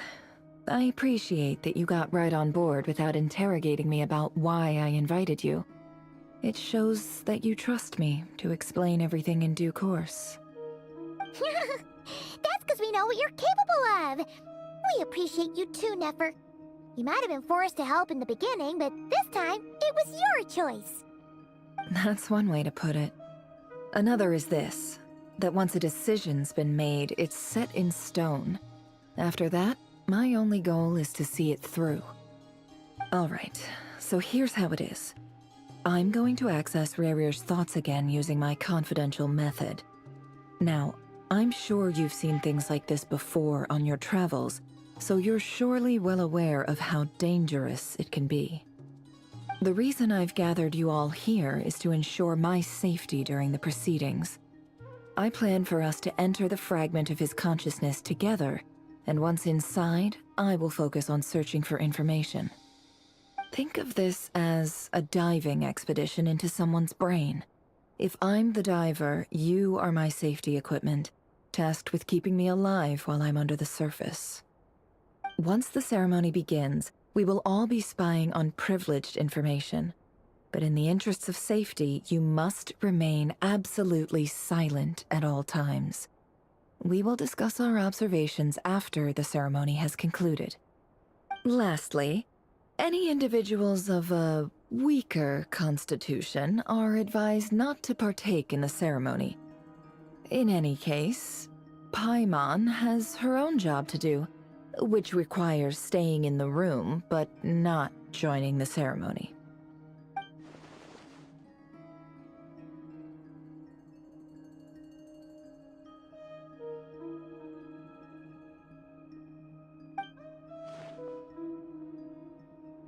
Well, good luck, everyone! Sounds like all Paimon can do is cross her fingers and root for you guys. There's a little more to it than that. I was being serious when I said you have a job to do. While the rest of us are inside Rarir's mind, it's imperative that we have a team member on the outside. In the event that something goes wrong, you will be our first responder. I don't anticipate any issues, but the extra level of safety will be greatly appreciated. I second that. This is a dangerous operation here, and you're our whole rescue team. That's pretty much the most important job in the crew. So, Paimon's like the lifeguard? Yeah, that makes sense. All right, got it. Good. Please, take a seat. We'll get started momentarily.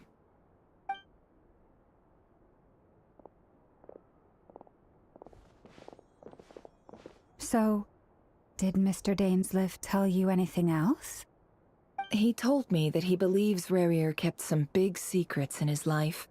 He's not sure that they were the cause of his eventual downfall, but he's asked me to uncover what those secrets were all the same. But surely you're not planning to go through with this, no matter the cost. If you think that, you'd be overestimating me. I'm a businesswoman, not a mercenary.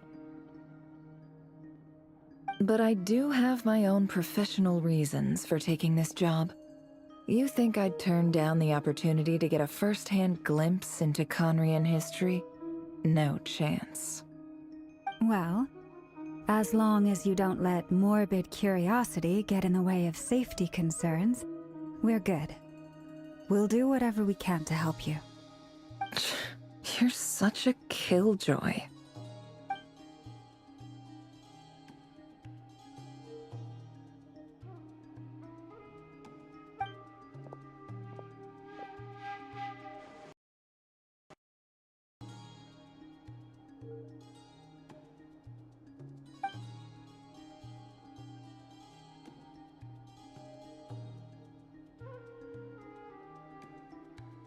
All right, I'm good to go.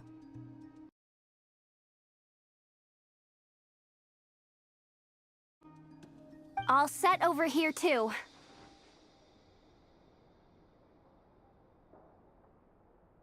Promise, Paimon, you'll be extra careful. All right. Let your whole body relax. We're about to begin. Close your eyes.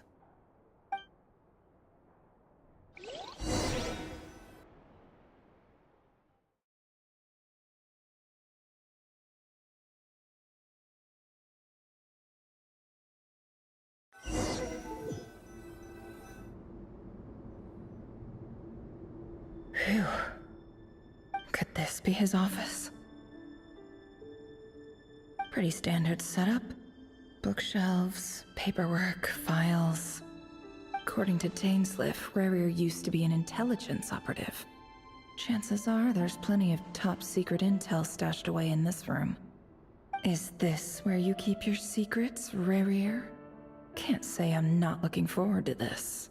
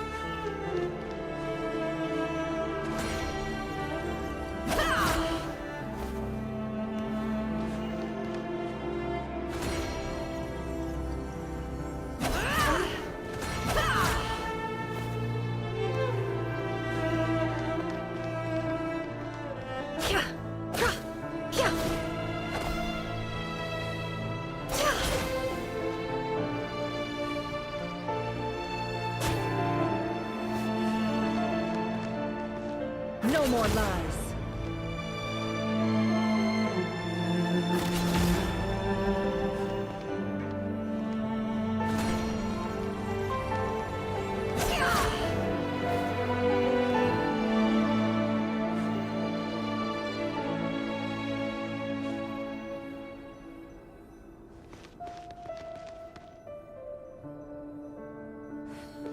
It all adds up.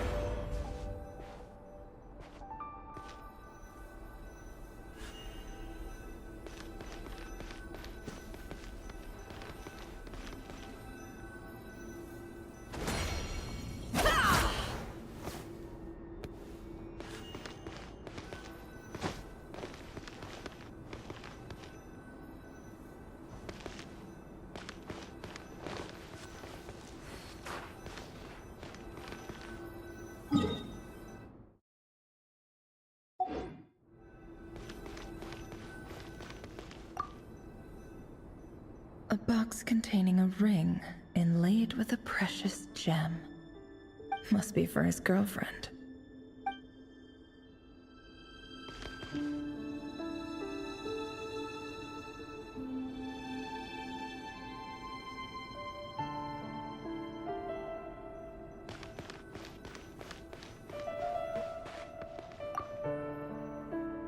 A file tucked inside a folder.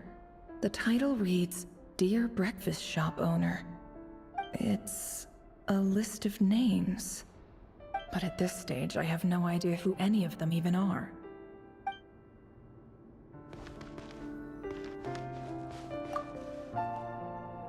Wonder what kind of encryption technique this is. Seems like it has to be inserted into that camouflage device nearby. Aha! It's an audio recording. Please, hear me out. I can't shake this feeling that someone's been spying on our house. No, I'm not being paranoid. It's true. I saw someone dressed in all black. It was a couple of days back, but that was on another street, not near my house. I swear, I know what I saw! There's a note in the margin. Surveillance of the Runfather residence has concluded. We apprehended the target and filed the mission report last night. Could the voice in the recording belong to one of Rarier's targets?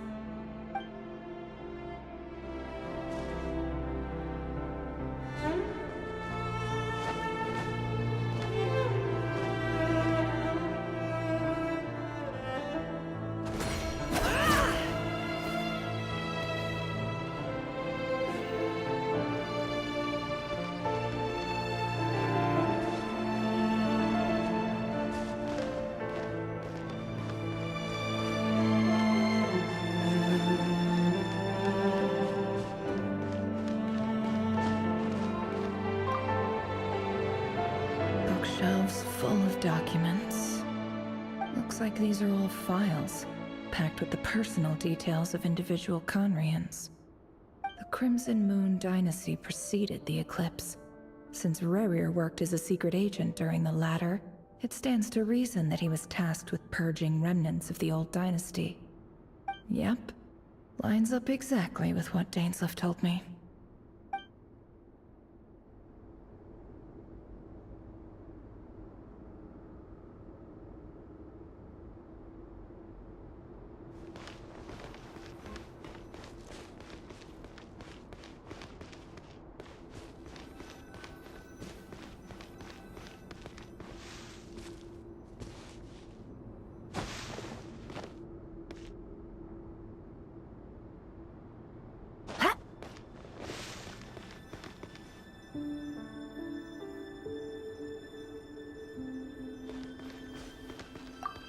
He looks even gloomier than last time. I wonder what's changed.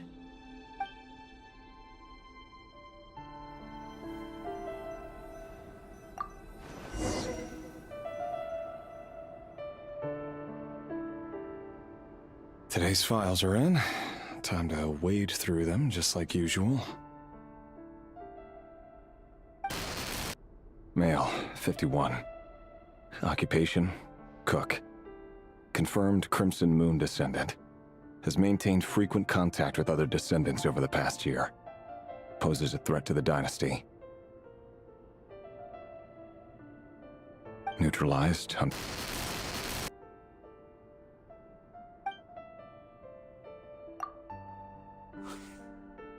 This one should be archived under purged targets.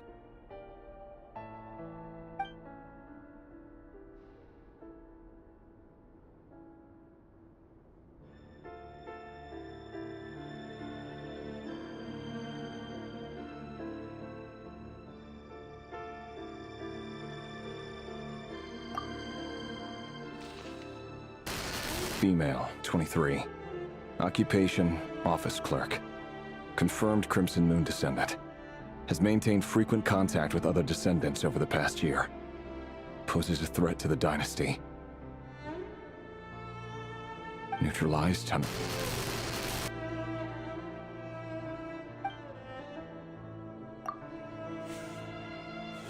Another one for purged targets.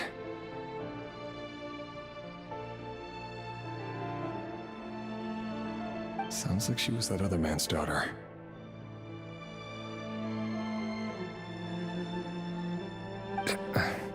Never mind. What's it got to do with me?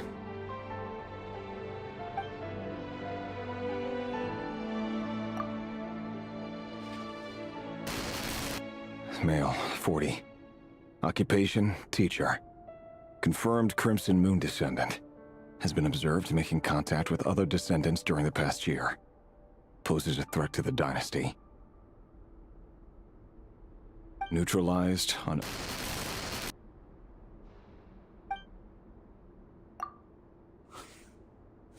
Just another nobody for the archive. Come to think of it, I remember surveilling this man. A case like his never would have been considered a priority in the past. Huh. He barely even interacted with other Crimson Moon descendants.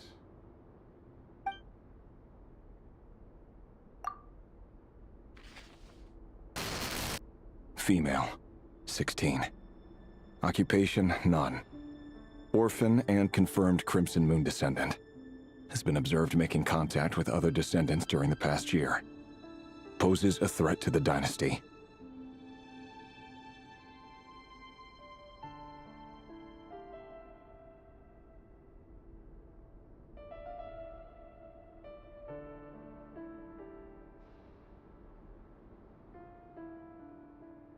Neutralized on...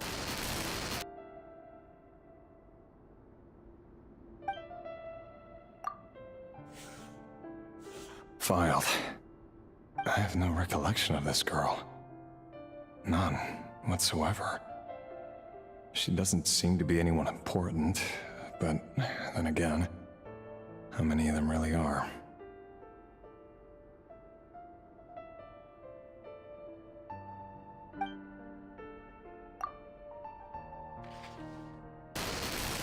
Female, 13. Occupation, none. Orphan and confirmed Crimson Moon descendant. Has been observed making contact with other descendants during the past year. Poses a threat to the dynasty.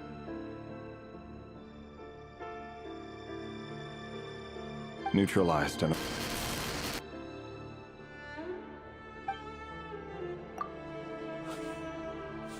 Filed.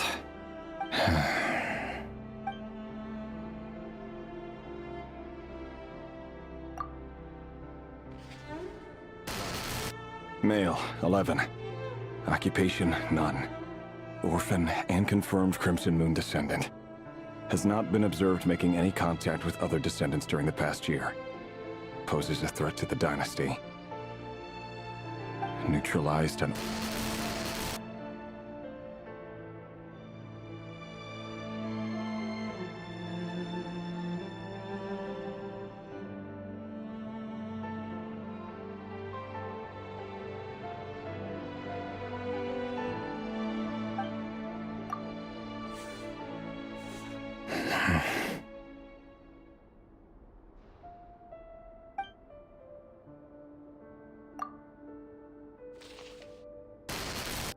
Male.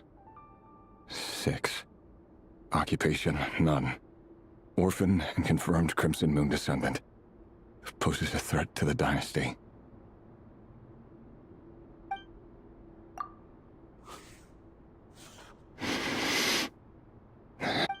It's funny, isn't it?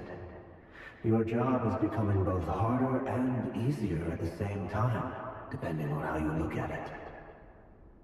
Sooner or later, the Crimson Moon descendants will be completely wiped out. But as their numbers dwindle, they become harder and harder to... This will be increasingly easy to deal with. No! No. My job is to ensure the survival of the Eclipse Dynasty. And the only way to do that is by eliminating any and all potential threats. It's a perfectly legitimate line of work. Every single one of my colleagues can attest to my fairness. And if my friends were aware of the facts, I'm aware of all the facts.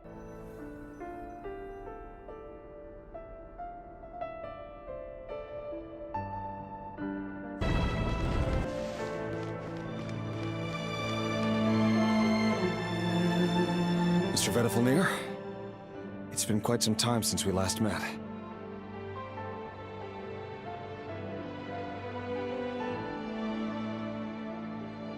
Revier, I trust you're here because you have something important to discuss. Forgive me. I wasn't tuning out, it's just, I noticed you didn't even phrase that as a question. As if you knew I was coming. Tell me, does someone in your position ever feel the need to ask questions at all? It is indeed within my power to foresee certain things. Things like your arrival. I was just thinking. It won't be long before I'll be inviting both you and Dane to my wedding. That isn't a lie, but nor is it a fact as such. It's a wish, isn't it? No fooling a prophet, is there? Ever since that day we met for drinks, I knew it was only a matter of time before you came looking for me. Does it feel good? Knowing how the future will unfold. I'm afraid the notions of good and bad fail to capture the complexity of what such a power entails. Once you've seen what will come to pass, it can be all too easy to succumb to fear and melancholy. Unless, of course, you learn to abandon these feelings.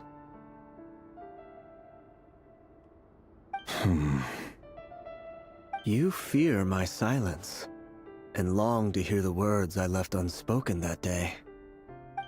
That's right. You must have noticed my reluctance to broach the subject, and the reason is simple. Because the truth could never have lived up to your hopes. For both our sakes, such words are better left unsaid. The burden of prophecy was never meant for your shoulders. So who exactly do you deem worthy to hear your prophecies? None but our exalted king? Or rather, our king as he once was. You're closer to His Majesty than I am. You must know better than anyone how much he's changed. You say that as though it is to my benefit. Yet precisely because of that, I dare not speak rashly.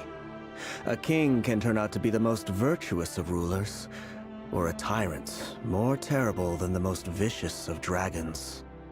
You are so wise and far-sighted, yet still you would have me live in fear of the unknown?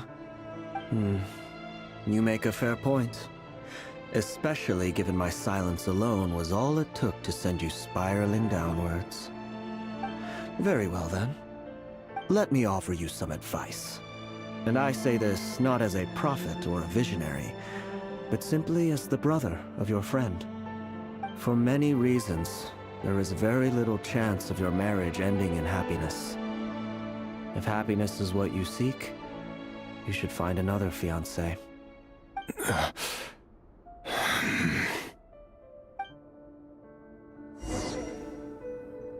Hold on. There's that same black fog again. Could this memory belong to Thelindis? Guess I better tread carefully.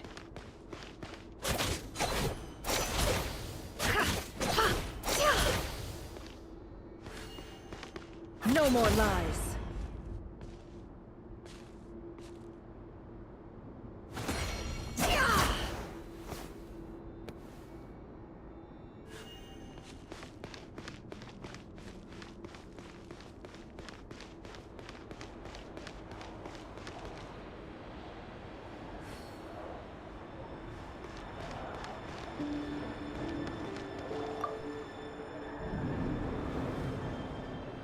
Wait. Hear me out. This time we finally got a clear look at his face and learned his true identity. His name is Rerir, and he claims to be one of the king's guards. What did you say? A cruel irony, isn't it? The man you're set to marry leads a double life as a brutal executioner. Why are you telling me all of this now? Simple. It's because I want you to kill him. You are the only person he would never suspect. No, absolutely not. I would never dream of doing such a despicable thing. So you'll just stand by and watch him slaughter us to the last? Do not forget that the blood of the Crimson Moon flows in your veins too. The blood of the Crimson Moon? What does that matter now? The dynasty has long been dead and gone. You think that alone is reason enough for me to throw away everything I have? Why wouldn't it be? You two were once a child of the Crimson Moon, just like me. Don't tell me you've never felt so much as a flicker of fury for the way we were trampled into the dust.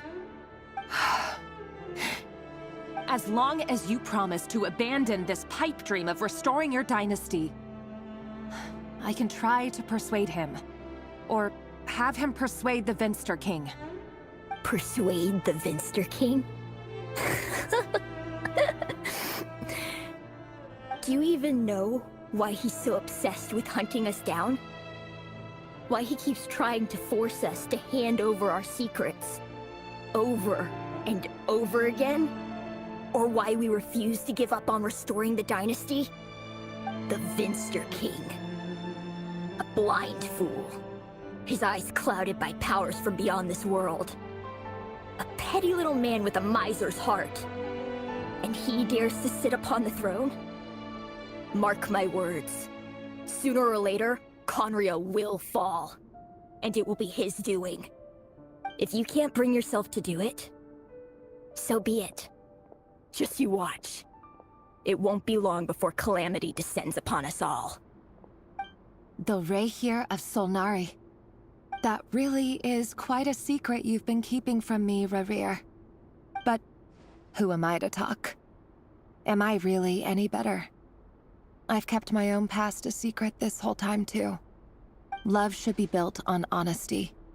But ours was born from lies. And yet, is it really so wrong to hide things that would only make life harder? If we don't cover up the parts that no one else should see, how can we go on pretending to be normal? Vedifulnir must have known all this. And that's why he made his prophecy. In the end, nothing stays hidden forever. But I won't just sit by and watch this disaster unfold. I'll do everything in my power to protect what I cannot afford to lose, no matter who I have to face.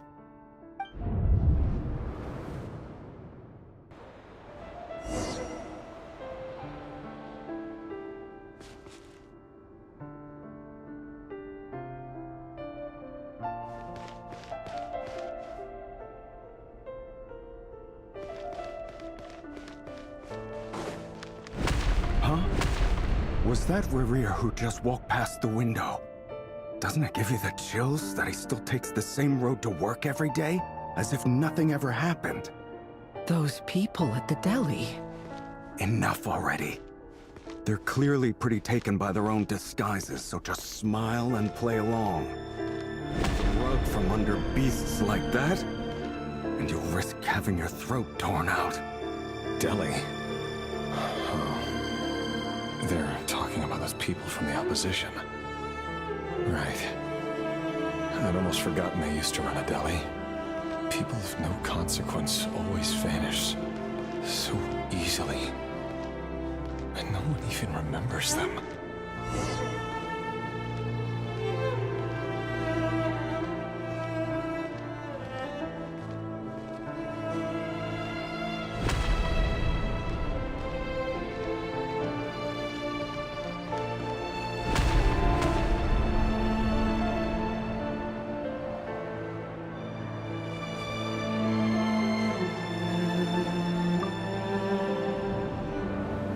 But surely you can see he's not the man he pretends to be! So many have died already, and they say that the king's madness grows with each passing day. We're not going to survive this, are we? But why does it have to be this way? Do we really deserve to die just because of the blood that runs through our veins? Felindis, are you even listening? Sorry, Freether. My mind was off wandering. I heard you, though. You're talking about what Rerir said. He's just following the king's orders. He's a secret agent, and it's his job to hunt down rebels and dissidents. By the time you first met him, he'd already taken lives. Maybe he was using you from the very beginning. No. Rerir has no idea I have anything to do with the Crimson Moon. My family are only distant relatives of the main lineage, and besides, my eyes are perfectly ordinary. Truth be told, apart from my teacher, pretty much no one knows I have any connection to any of it. It's been a long time since my family severed ties. But as Orlog said, who could possibly talk sense into that raving lunatic of a king? No one. I'll work something out. Trust me, I'm with you all. But for now, you need to keep yourselves hidden. Don't let anyone find you, anyone at all. Don't forget that Rerir is an Eclipse operative. You need to be extra careful when he's around. And when I am too. For now, don't come looking for me. And if anything happens to me, just act like we've never met. If even you can't escape this, what hope do the rest of us have? But after all this time together, surely he wouldn't lay a hand on you. I won't speak in his defense, nor can I give you a clear answer to that question. But I'll do everything I can to put an end to this. Here, hold on to this. If an opportunity to escape presents itself, take it. You'll be glad you took some spare change. You call that change? But what about you? I've got a job, and there's still money coming in.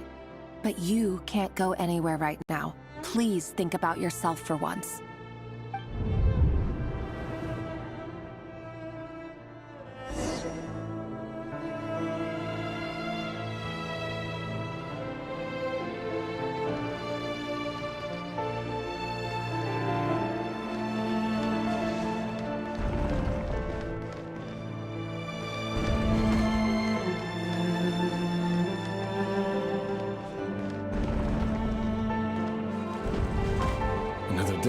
Another round of assassination training. Training ground is just beyond this hidden passageway. When you kill a person, doesn't it bother you when you end up covered in their blood? Why would it? Aren't we all just walking blood bags? But not everyone is accustomed to hunting down others like prey.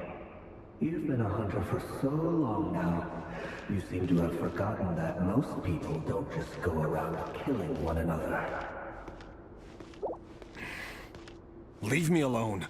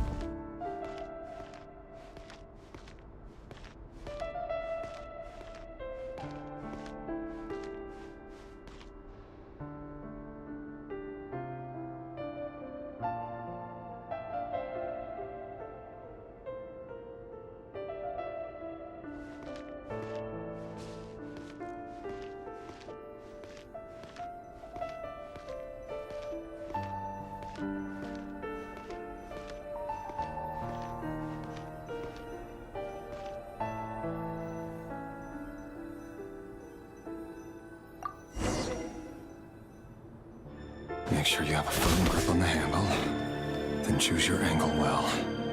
Keep your movements light and brisk. And pray won't sense a thing.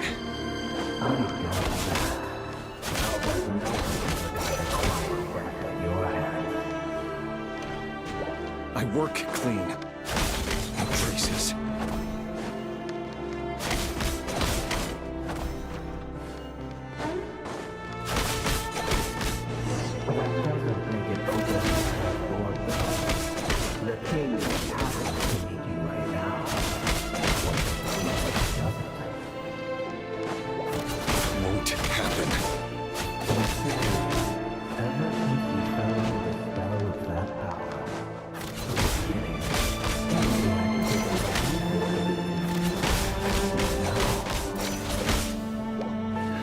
I've dealt with have always been guilty, and I've carried out my work flawlessly.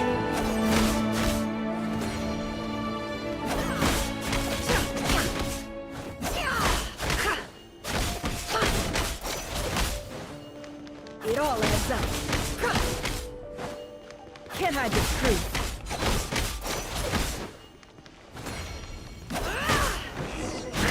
You know, maybe because you didn't trust me.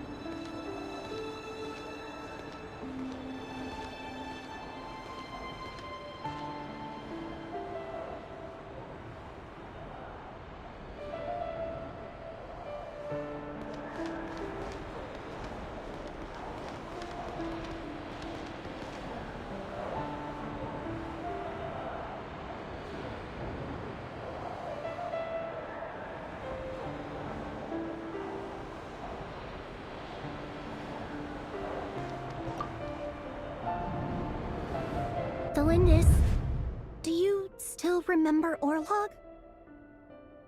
Orlog? The boy who was pretending to sell flowers. You spoke for quite a while, didn't you? Yes, we did. What about him? He was arrested 2 days ago. Chances are he's already dead. He... I just don't get it! After everything he's done, why do you still stand by him? Or does it mean nothing to you that people keep dying? No, that's not...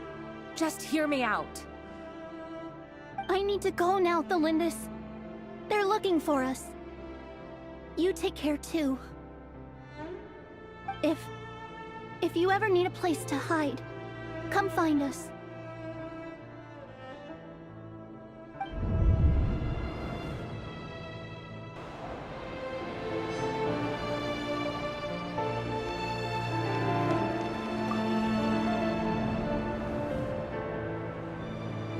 Author, Thelindis. Over the course of this week, the research object was subjected to interference for a total of 47 hours for experimental purposes. The results are as follows. All subjects of observation that were sent inside have now... The situation within is proving more problematic than anticipated. No progress whatsoever. What now? Won't you give me even a glimmer of hope?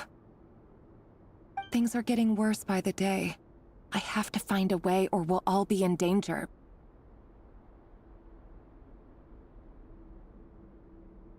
But I... If all this research comes to nothing, what then? Sooner or later, it'll be my neck on the line. But could he really bring himself to kill me? No. Surely he wouldn't have the heart.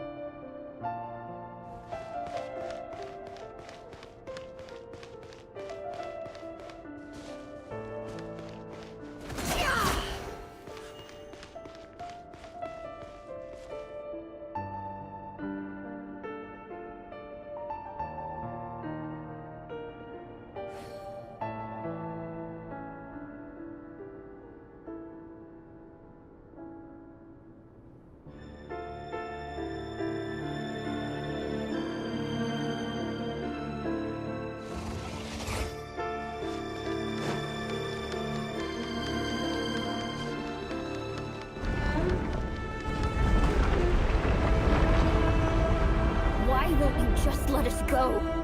We don't even know each other. All we want is to live ordinary, peaceful lives. You want... to live.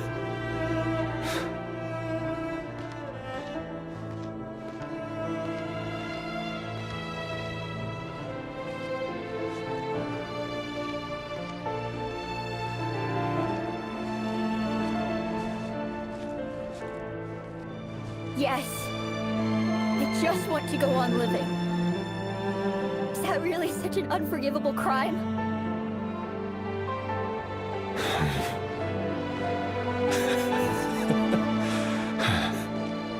You want to go on living. I want to keep living too. To keep living forever. That's why I have no choice but to continue on the path I'm on. If only some savior would suddenly swoop down and change the way the world is. Too bad that's not going to happen.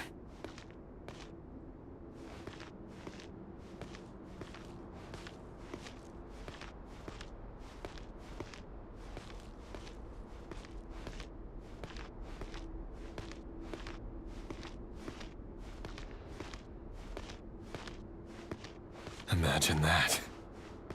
If there really were such a person, you and I wouldn't be standing here like this, would we?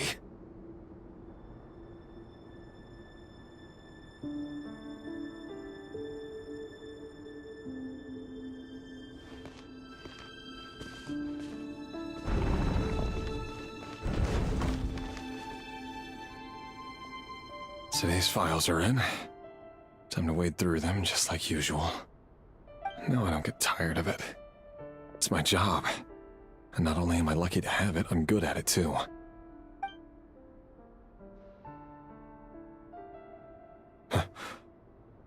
Wait. That's... Thalindis?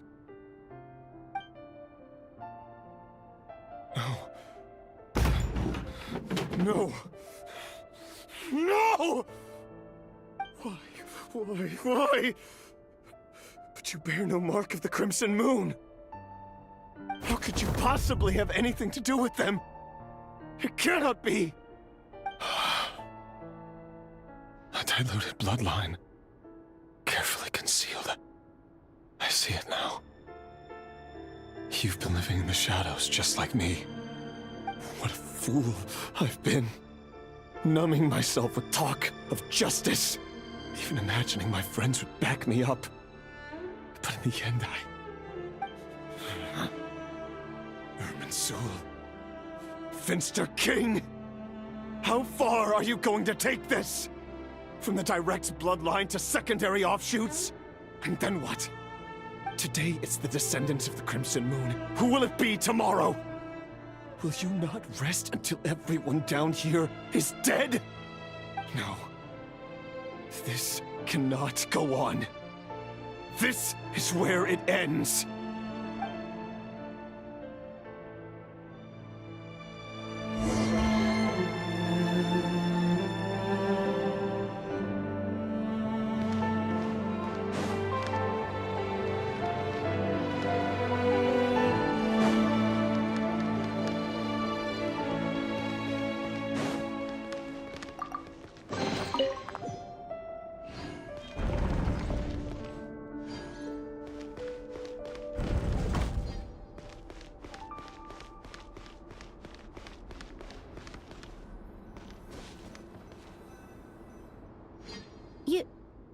You're really letting me go? I am. As long as you can guarantee that no one will find you. Don't worry, I'll be extra careful. No one will know I was here. But... what about you? Me? If you let me go, you won't be able to complete your mission, will you? Good point. In that case, maybe you should stay. No, please! I just want to see the outside world again. To... Go on living? Yes. I know you're a man of your word. So please, just let me go. If I let you leave, what will become of me? Just kidding. Go, now. But remember, don't let anyone know you were caught. We'll be seeing each other again very soon if you do.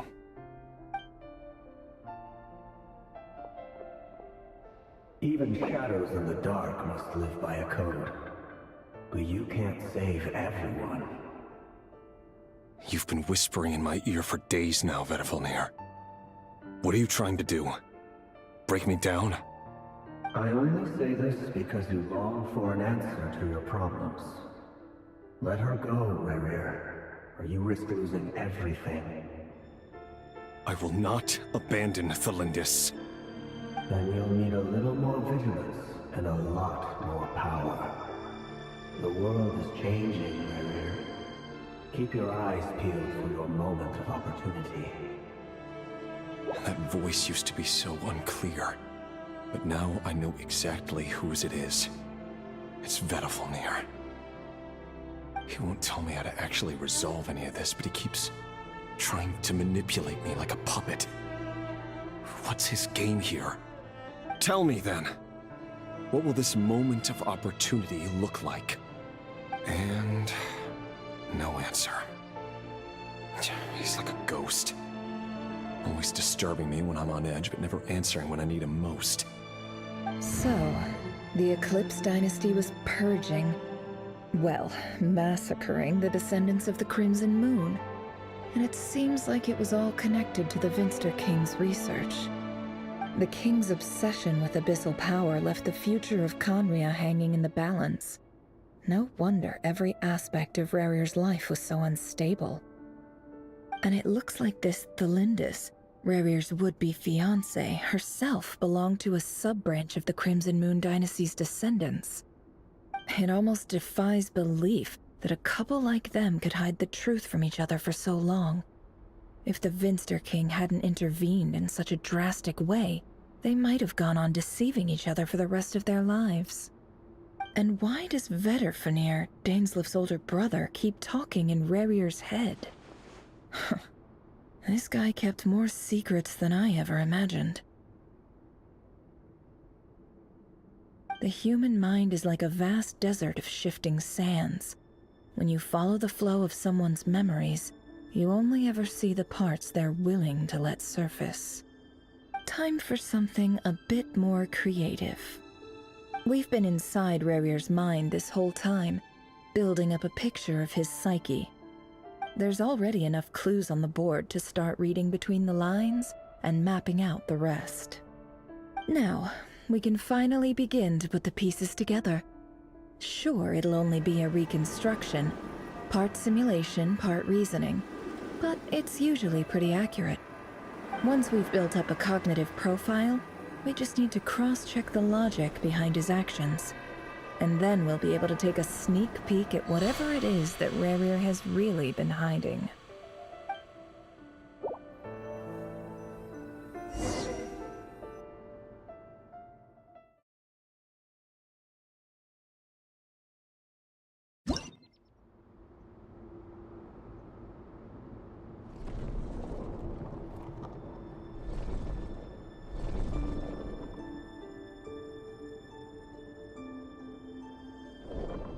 Rarir, are you there?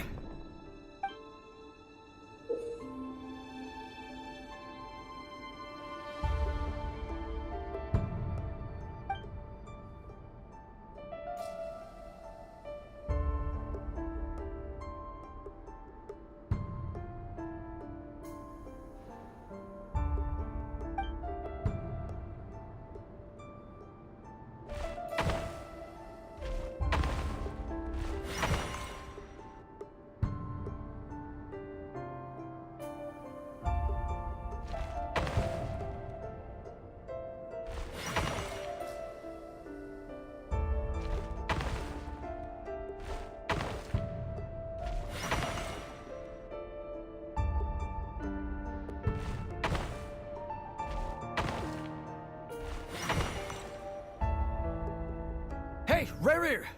Come out, it's urgent! Dane? What's wrong? Quick, come with me. I'll explain everything once we've met up with the others. Okay. I'll come. But the Lindis is still over at the Universitas. I'll need to leave her a note. All right then, but make it quick. I've never seen Dane so worked up before. Whatever this is, it must be big trouble.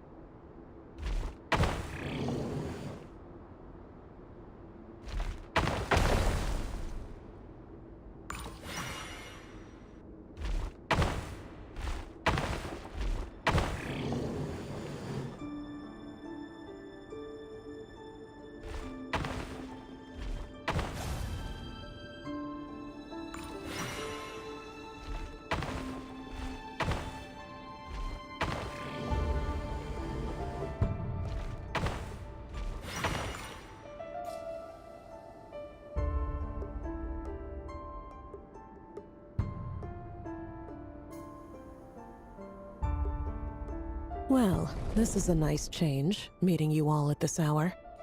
When men and women of ambition can speak face to face in broad daylight, I say that's a big step forward for our dear Conria. Don't be ridiculous. We do not fear the day. Why would we seek refuge in the night? You might ask your blade that same question. I'm told it prefers the cover of darkness.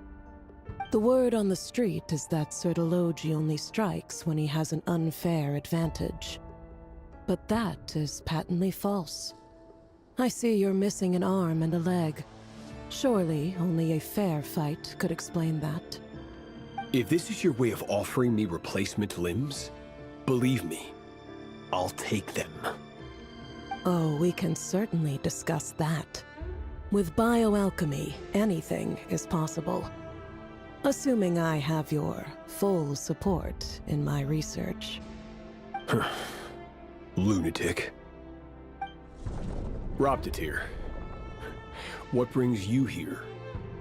Why, Dainsleif, of course. He invited me.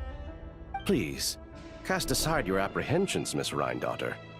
Whatever the rumors may say, I am but a humble servant of the king, and I can assure you he affords me no greater convenience than he does you.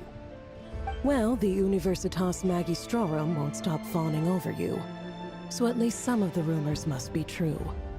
You're clearly doing well for yourself, so drop the humble servant act. It endears you to no one.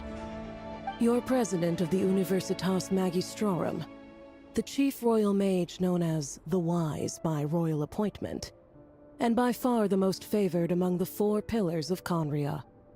Vice President Veit doesn't even try to hide his envy when he sees you. My success is the product of hard work and good luck. It's as simple as that.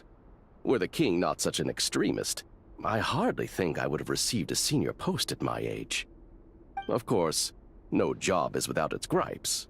Serving a king like ours can be a challenging task, as I'm sure you can imagine. And as for Efterveit, in missing out on the presidency, he's dodged a mountain of stress. Like everything else in life, it comes with pros and cons. You're all here. I apologize for the short notice, but it was an emergency.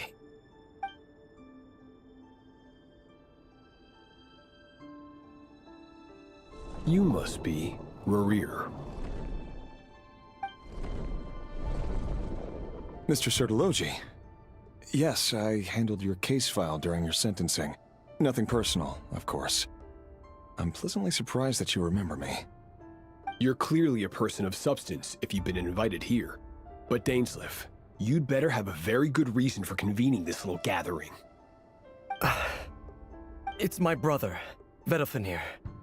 After he spoke at the court this morning, the king was so infuriated by his words that he had him blinded in both eyes and thrown in prison. Vedalfenir in prison? Strange. I thought the king trusted him and Horoptatir more than anyone else in the world. Does this mean the king's circle of trust just got even smaller? It has nothing to do with trust. It's about what the king wants, which is as clear as day to anyone paying attention. I simply appease him, because it's in the best interests of the Universitas Magistrorum. And also because you're slimy. Vedalfenir, perhaps less so. But still, a visionless visionary? It rather inclines me to think that qualifications are not what get you ahead in Conria. Do you honestly think this is an important discussion to be having right now? Dane, what are you planning to do? Rescue Vedalfenir, I assume. Correct. It will mean storming the palace by force. Tonight. I need all of you on my side. That's far too dangerous. And don't forget, Dainsleif, you're captain of the Royal Guard. You swore an oath to the throne. You've been planning this for a while, haven't you? I have no desire to commit treason. But whatever critique the king may have of Vedalfenir, disfiguring your most loyal subject for putting the best interests of his court and nation first, this is not the conduct of a wise ruler. My blade will force the king to see the error of his ways. So, Vedafilnir's prophecy enraged the king. I'm sure it wasn't what he wanted to hear, but if he won't take counsel even from the visionary, that is deeply troubling news. The extent of His Majesty's madness is now all too clear. The question is, how does a man like me get out of this situation unscathed? You have noble ambitions, Dane, but I'm afraid they don't do much for a guy like me. I'm not interested in saving the world. All I want is a letter of pardon. A letter of pardon? For whom? Thelindis? The chances of the Vinster King issuing a pardon for anyone connected to the Crimson Moon seem vanishingly slim.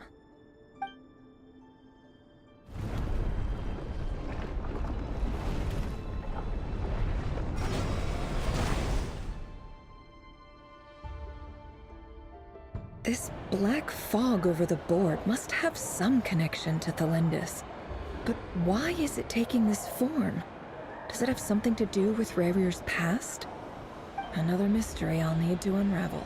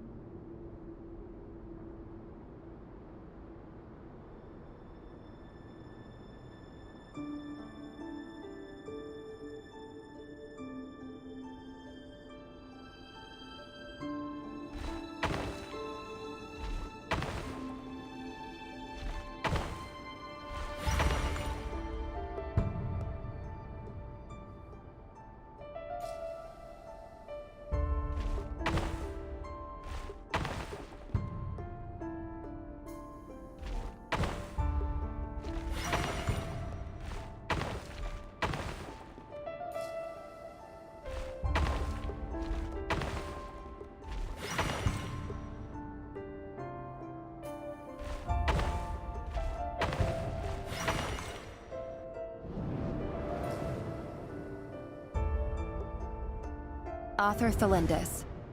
Over the course of this week, the research object was subjected to interference for a total of 60 hours for experimental purposes.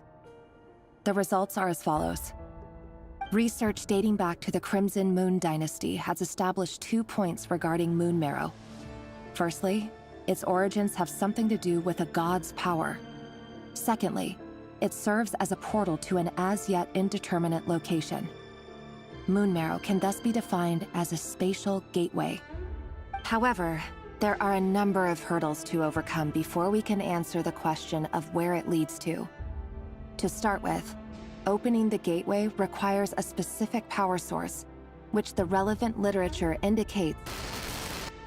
An enormous amount of power is then required to keep the gate open. Currently, the total power output of our instruments remains in the single digits. To make matters worse, I am now the only staff member remaining in the Moon Marrow Lab. The Universitas Magistrorum recently decided to move most of its personnel into abyssal energy research, which has stymied all Crimson Moon-related projects. This is not a wise move. I have always maintained that placing all our hopes in a single source of power is risky, especially one as poorly understood as this. As well as making ourselves overly reliant on a single resource, we are neglecting other promising technologies. I apologize if this comes across as disrespectful. But as a Moon Marrow researcher, I desperately want to see the world beyond the gateway. If we really made it there one day, what would we find? And how would we go about taming the unknown? My imagination is endlessly fueled by questions such as these.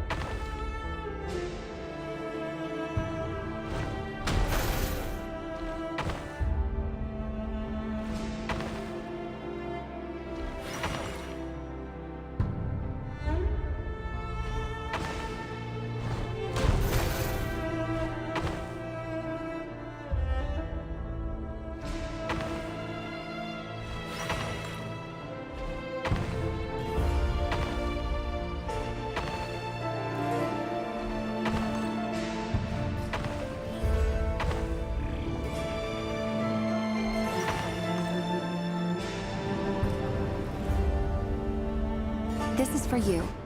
I heard you're gonna leave the city with your parents.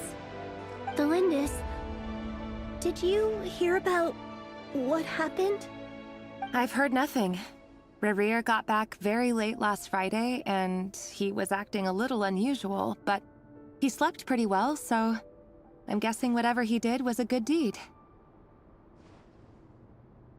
You never saw him, and I don't know what he did. And this conversation never happened. You understand? What if he finds out that you pried into his secrets? Don't be silly. I don't know what secrets he does or doesn't have. All I know is he's just a normal guy who happens to run some errands for the king. Are you scared of him? I don't know. The Rerir I know doesn't match the person you all describe. Logically, I should be scared of him. And yet, I don't want to lose him. But enough about that. You should get going, and be careful with the package I gave you. Keep it secret. Keep it safe. What's in it? A piece of the moon. All you need to know is that as long as you keep it safe, then in the future, everyone will be able to see a red moon. A red moon? You mean our moon? That's right. Our moon. Promise me you'll look after it. I promise, Tholindis. The Crimson Moon bloodline will never die out. Its light, the color of blood, will become like a fire that flows in our veins, no matter how long it takes.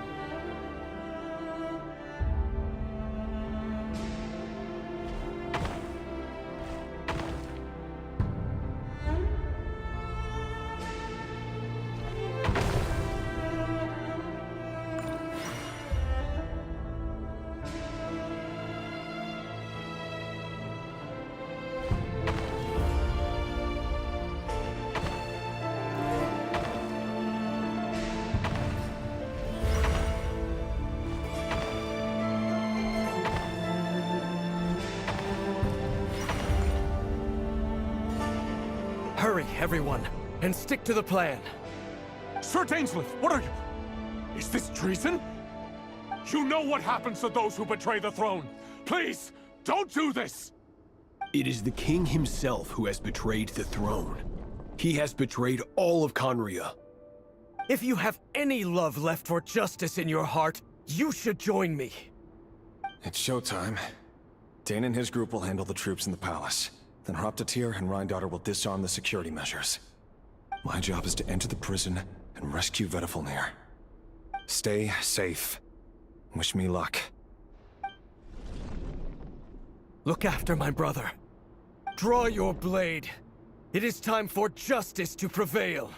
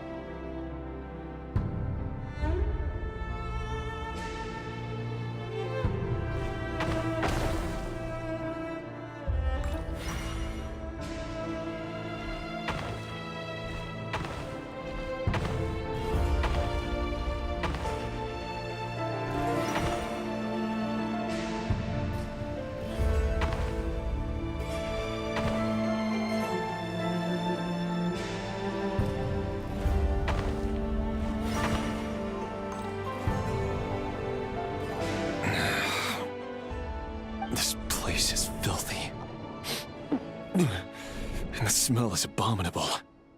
Clearly, the king doesn't allow his prisoners a single shred of dignity. This is dire. Found you. Hello, Mr. Vedifalnir. Ah, it's you. Surprised? Oh, wait. I guess surprise isn't an emotion that prophets feel very often. I certainly felt some surprise in the moment when I was blinded. Surprise at the king's sheer ignorance. Surprise at just how unfairly this world responds to words of earnest remonstration.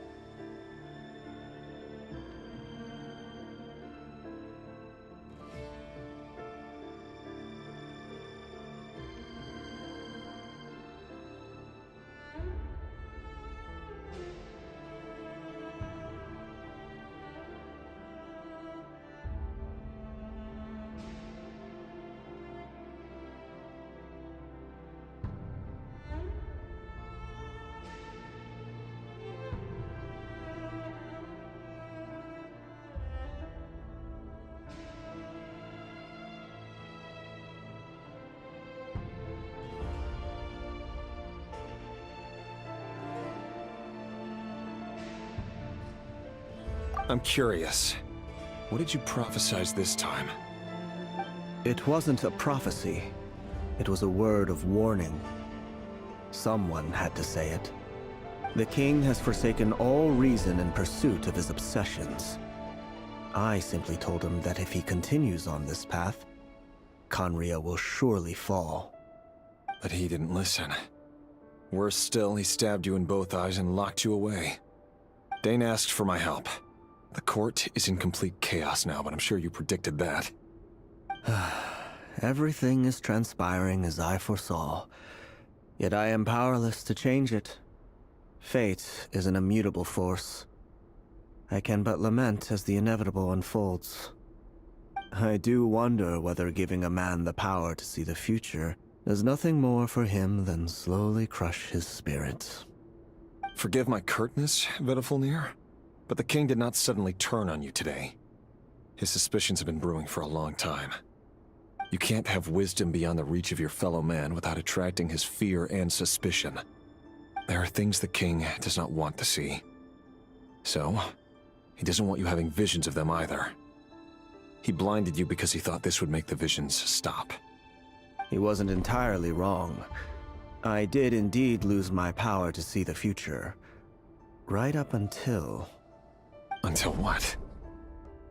Just now. I believe I saw something new. Well, tonight could go a lot of different ways. 5 of us banded together to storm the palace, also we could rescue you. This will go down as the most tumultuous day in Conrian history. I sense hatred in you, but also hope. A desperate hope that with the tyrant deposed, that will be the end of the story. But this is not the end. It is the beginning of a new chapter, in a whole new story. There are many men of honor and courage in this world, Rerir. But you are not one of them. You're not here for justice, are you? You're here for yourself. Is that a dagger? Interesting. Why not the polearm? It was always your weapon of choice. With your abilities, I don't doubt that you were able to recover some of your sight. But I also doubt that you want to make an enemy of me right now. Of course not. We're on the same side, aren't we? We could be. But I need you to be honest with me, Vedafulnir. At this point, you're my only hope for the future. You mean your future? With your beloved, Felindus? Yes. And I know there are bigger things at stake here. A dynasty, a nation, maybe the entire world. But forgive me, I care first and foremost about myself. I can't abandon the one I love to save myself. I just can't do it. But you see a broader picture of the future than I. You see the solutions to the biggest problems of our age. So tell me, what is my solution? What's the answer? In matters of fate, answers are either right or wrong. What will be and what will not. Maybe you are willing to pay a certain price in the pursuit of happiness, but unfortunately, fate does not negotiate. That is the cruelest thing about fate. It is unmoved by your sacrifices. That can't be true. I know it's your voice that I keep hearing in my head, urging me to see how the world is changing, to seek more power, so I can protect the things I love. You show me disaster, but you won't show me how to avoid it? Why? Why are you doing all this? My voice. In your head.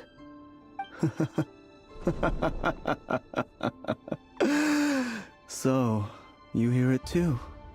The voice that steals your mind, gains your trust, and drives you crazy. It turns out that we are not so different, you and I. Vedafulnir just broke into the strangest smile I've ever seen in my life, as if he'd discovered some monumental secret. But then he suddenly switched to looking extremely weary. Very well then. My advice to you is as follows. You must persevere. Whatever trials and tribulations you may face, be steadfast in the belief that they are your path to the future. For as long as you live, your story with Thelindis shall not come to an end. That is the only chance you have of fighting back against fate. It is up to you whether you believe my words.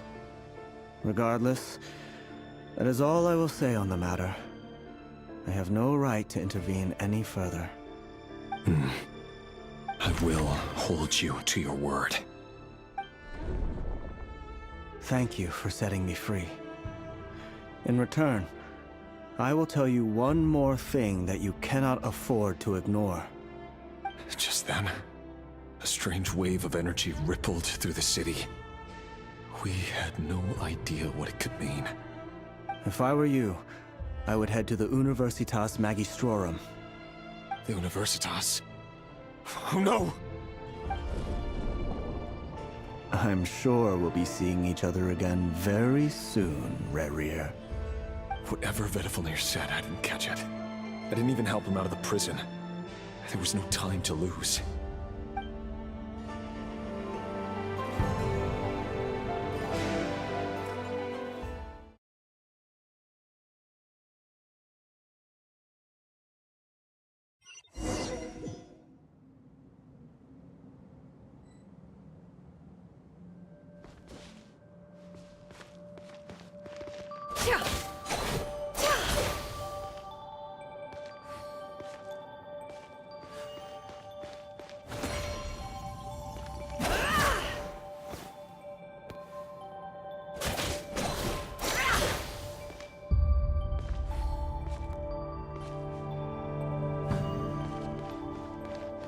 It all adds up.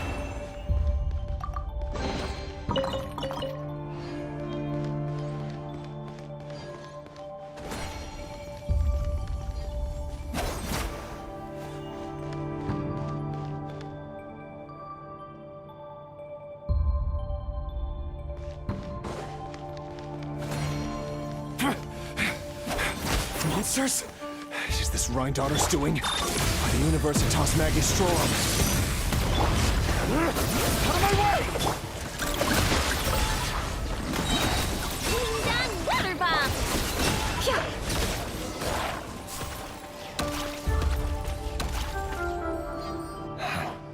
The Universitas. That reminds me of a rumor I once heard. Allegedly, the king installed secret mechanisms in the palace and around the city. No one knows where they are or what kind of power they hold. But if they were ever gonna activate, it would probably be on a night like tonight. Help! Help! Hold on! Don't let them anywhere near you!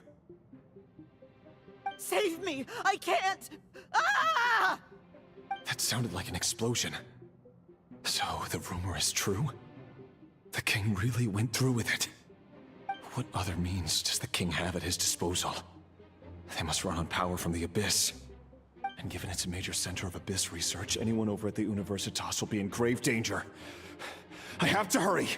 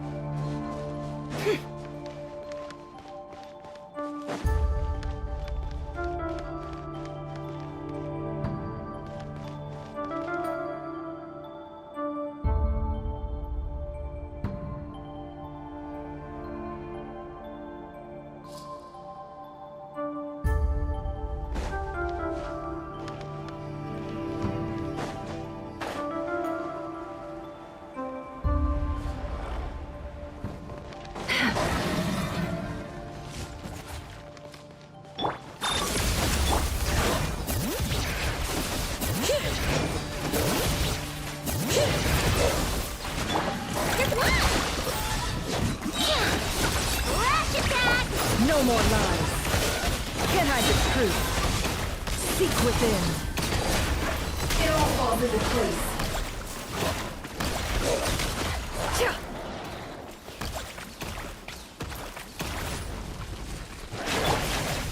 You on this?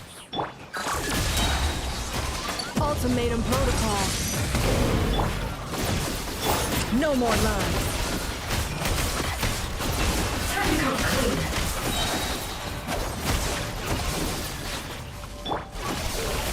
Warning, damage critical. Letting brave names echo! Beware the creatures of the night.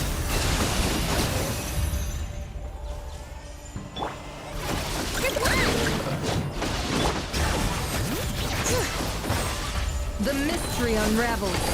It all adds up.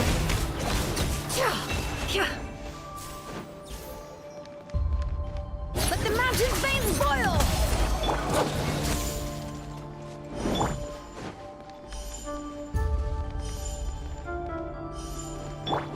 You on this? Ding dong! Preparing for dust-up.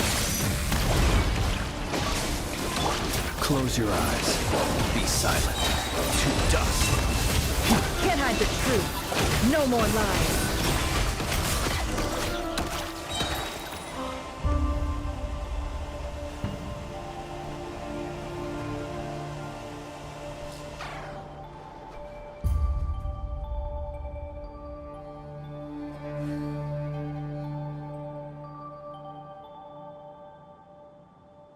Why does Ashru sit up on the counter? To welcome our clients, of course. A kitty's gotta earn his kibble somehow.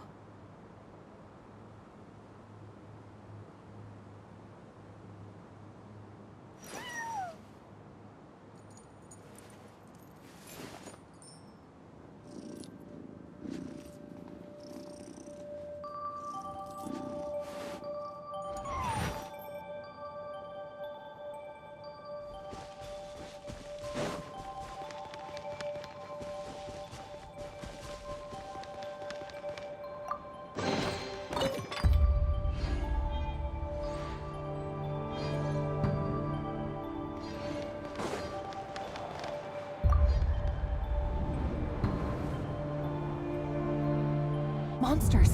At the Universitas Magistrorum? Why now? Oh no! They're coming! It's no use. The table won't hold out much longer. The weapons. Where are the weapons? Of course. All the lab equipment was upgraded after the inspection last week, but the new weapons haven't been allocated yet. I'm done for. Is anyone there? I need help! Ah!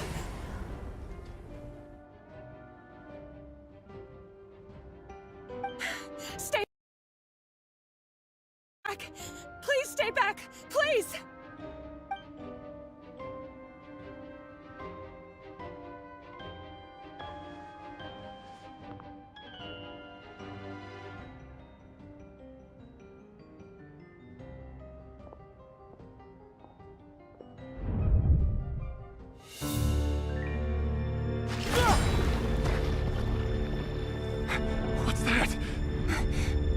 Rear.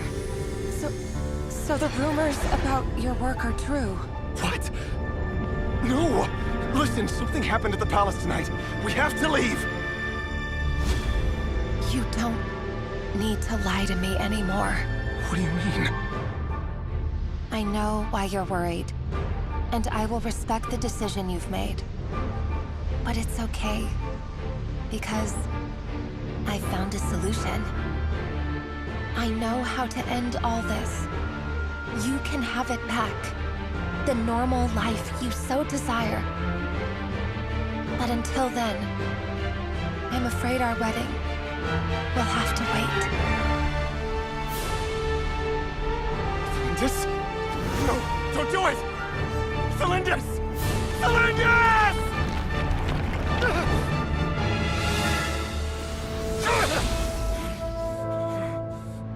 I told you, Rerir. Let her go.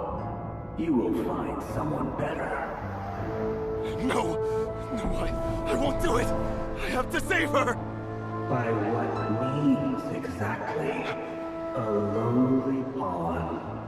You lack the power and the strength of will. Do you know why? Tell me! Come to the palace. Join us.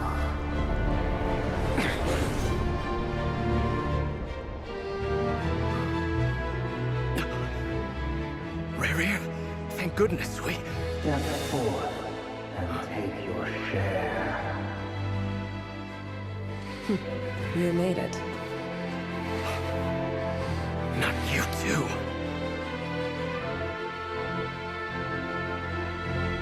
Hatred or grief, despair or desire. We all have our own.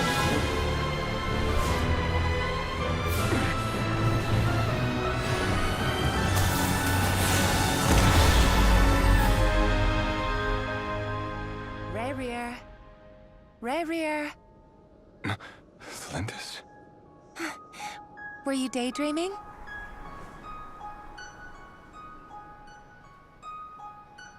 You still remember, Rarier? That question you asked me a couple of weeks ago? Oh. You mean the proposal? Yeah. I'm wondering, where do you think would be a good place to discuss it? Maybe in the garden? Or were you thinking a fancy restaurant? It's your choice.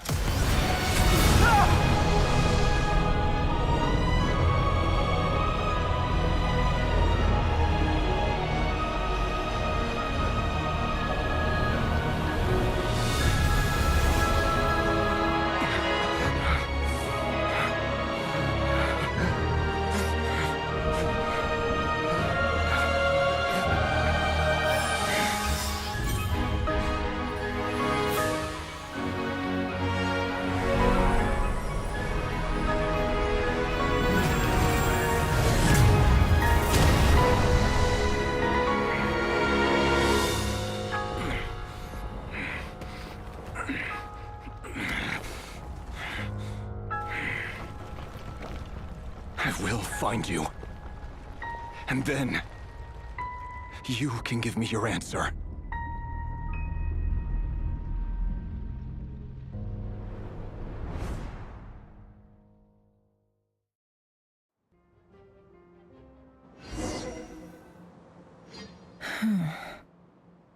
So that's how the Raker of Solnari was born.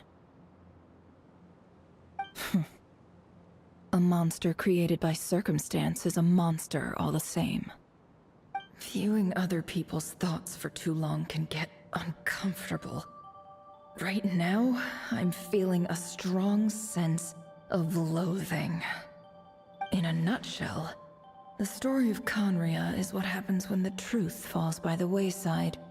Everyone tells little white lies, and before long, you have a huge pack of lies that destroys everything. Whew. Time to get back. His past is filled with sorrow, but the tale of any fallen civilization is one of endless tragedy. Cruel as it may be, that was Conria's fate.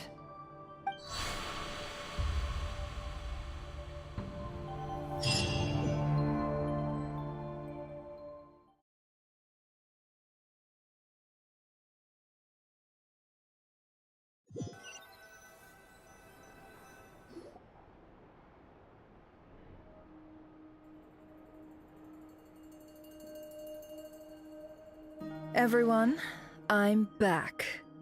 Can I get a standing ovation? Never!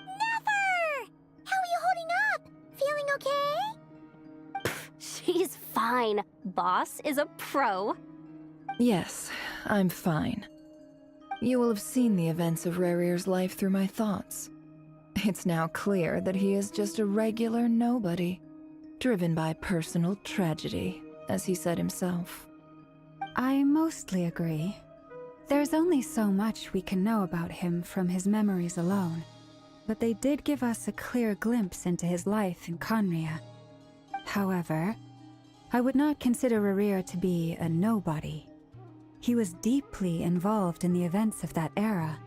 Yet, when the catastrophe of a generation strikes, nobody is safe. Sounds to me like you're speaking in riddles again. Is this you urging me not to abandon the people of Nodcry in their hour of need?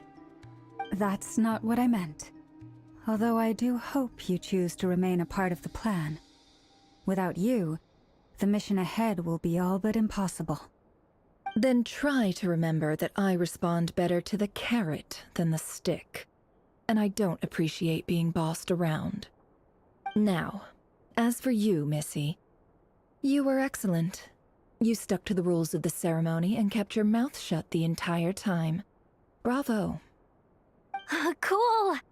So, can you fill me in on the deets now? Most of what I saw went right over my head. Patience. You'll hear the whole story, don't you worry. But let's meet up with the others first. It will save me narrating it twice. Yehoda? Yes, boss! Let me get that door for ya. That's more like it. For a moment there, I was worried you'd forgotten about the first clause of your employment contract. Forgive my curiosity, but what does the first clause say? It says I gotta do the annoying stuff that boss is too lazy to do for herself. Like opening the door, pouring the tea, yada yada. Is that right? If something is in the contract, it's because she willingly agreed to it. Rest assured that the Curatorium abides by the very strictest of labor policies. You don't seriously think I'm cruel enough to treat her like my slave? In any case, I've hardly shied away from my share of the work today. Hope I don't catch Flintz and Varka lounging about in their chairs, enjoying a leisurely cup of tea. There's nothing I dislike more than other people enjoying themselves while I'm hard at work.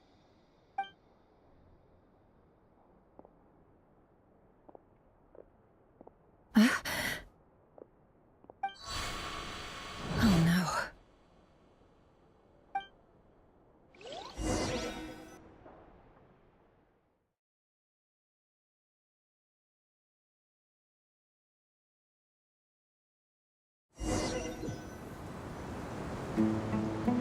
Sorry to disturb you, but we seem to have run into some trouble.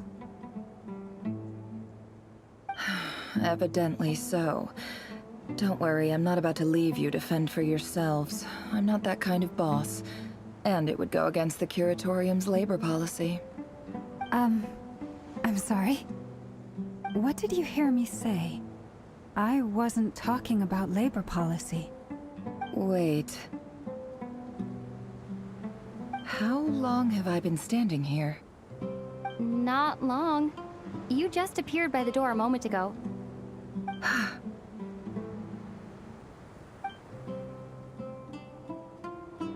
Boss, what's wrong? You look like you've seen a ghost. We've been tricked. We never left at all. Somehow I hallucinated that whole scene back inside the office. Hallucinated? But how? How indeed. This place should heed my will alone. All thoughts and actions that occur in here are just a result of pawns moving across the chessboard in a carefully calculated manner. And nobody has access to this chess set but me. So you control everything in here? More or less. But yes, it's a special technique of mine. Has anything like this ever happened before? Only once. It was the first time I used the chess set. Is there any similarity between what happened then and what's happening now? I suppose my thoughts are a little turbulent, which was also the case my first time. Is there anything I can do to help? The first clause of your contract clearly states that I only need your help with things that I'm too lazy to do myself. Meaning, you're not feeling lazy right now? Meaning, this is not something Yehoda can help with. The chess set is a personal treasure that I alone understand. I must be the one to find our way out of here. Boss, it's fine. Really. Let me do something useful. Oh, listen to you. Whatever would I do without you, Yehoda? What? Really? Yes, really. Where would I ever find another employee as obedient and servile as you? God forbid anything ever happens to you. Oh, okay. Well, anyway, I was thinking of fetching some water. There's gotta be a source around here somewhere. I suggest everyone finds someplace comfortable to take a rest. We gotta conserve our energy. Even though all this chess malarkey doesn't exist in a physical sense, mentally speaking, it's all real. And so is our tiredness and fatigue. You don't want to dismiss mental fatigue. Just because it isn't physical doesn't mean it's any less serious. But anyway, I got your backs, so don't worry about a thing. Don't I have the best employees? Jealous much? If we can find a suitable time, I'd love to borrow Yehoda for a day to help out at the Frost Moon Scions. Would you be amenable to that, Boss Nefer? Oh, Lauma. Have I ever told you just how pretty you are? Beauty runs from the tips of your antlers to the depths of your imagination. Time to rally, everyone. Follow me. As we continue our journey, the same rules will apply. That means stay focused and no talking no matter what we encounter. And don't disturb the chess pieces. You have my word that I will get us all out of here.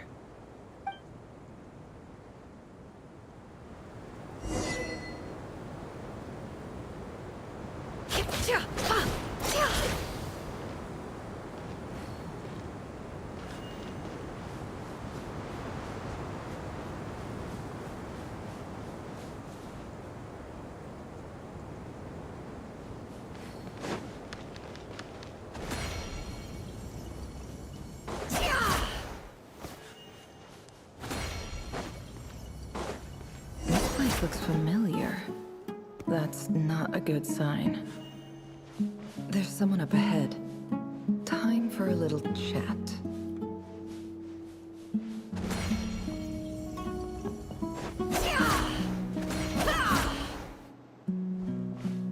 I wasn't expecting visitors at this hour. Wait, is that? Oh, it's him. There you are! Sinue's been looking for you all day. I think he has some news for you. Oh yeah? What were you doing just now, Uncle Retinue? Hiding away some more loose change?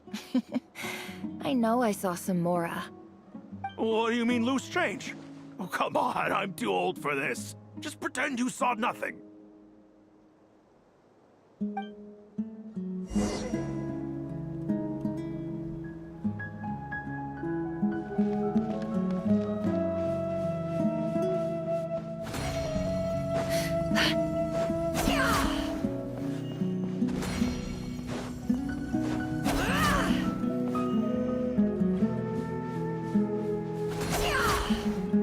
Kid, mind telling me what Sinuhe's been up to recently? I'm trying to get in his good books and I need a way in. Get in his good books? Why?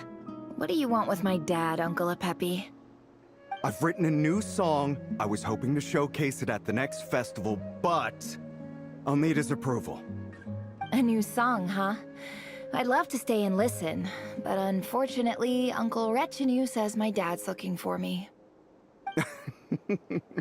Well, there's plenty of time and I'm not going anywhere. See that pile of stones? I'll be sitting there warming up my vocal cords. Come find me when you're done. Pile of stones. Got it.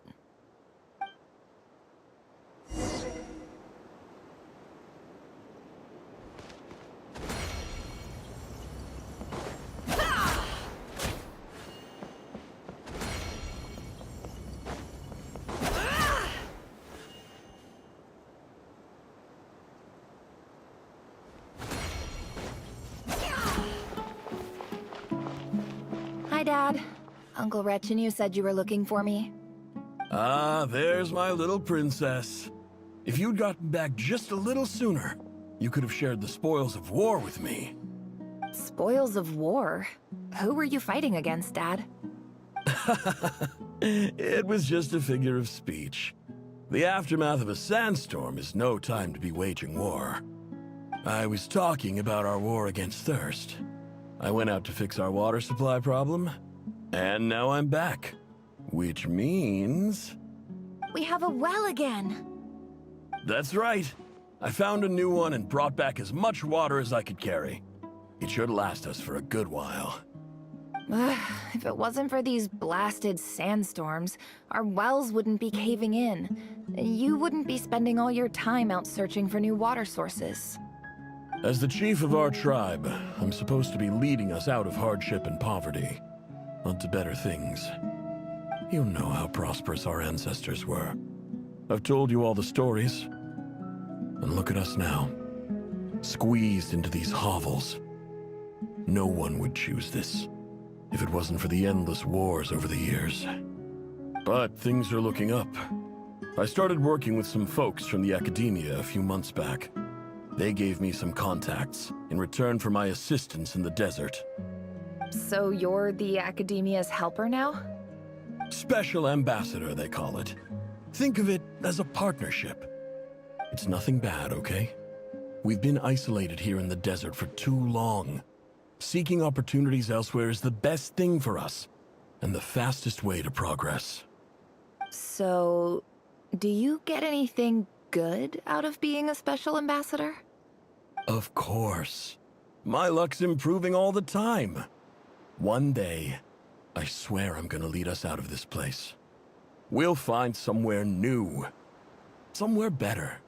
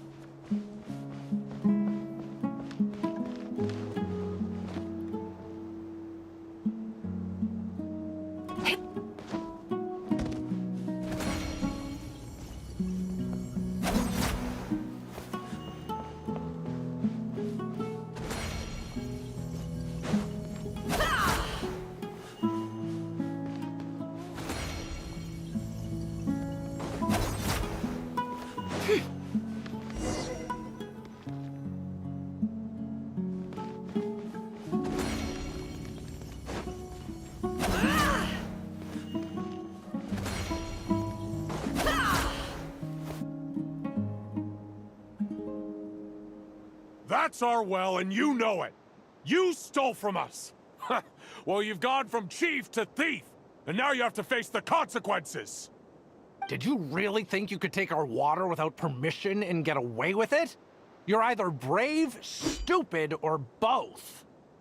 And that special ambassador act? Yeah, nice try. We spoke to the academia. They said it was all news to them. You're a liar and a cheat!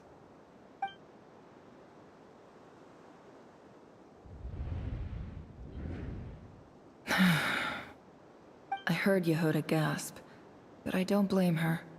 Most people are terrified by the sight of blood. Corpses strewn across the ground. The wounds are clearly from scimitars and daggers. The desert dwellers' weapons of choice. There's a handwritten note on the ground. Let's see what it says. Halil, this is Sinuhe, chief of the Shimti tribe. Surely you remember me. I was the one who helped you and your colleagues avoid the quicksand in the desert. This is my second time writing to you. I assume my last letter must have gotten lost in the mail, as I didn't receive a reply.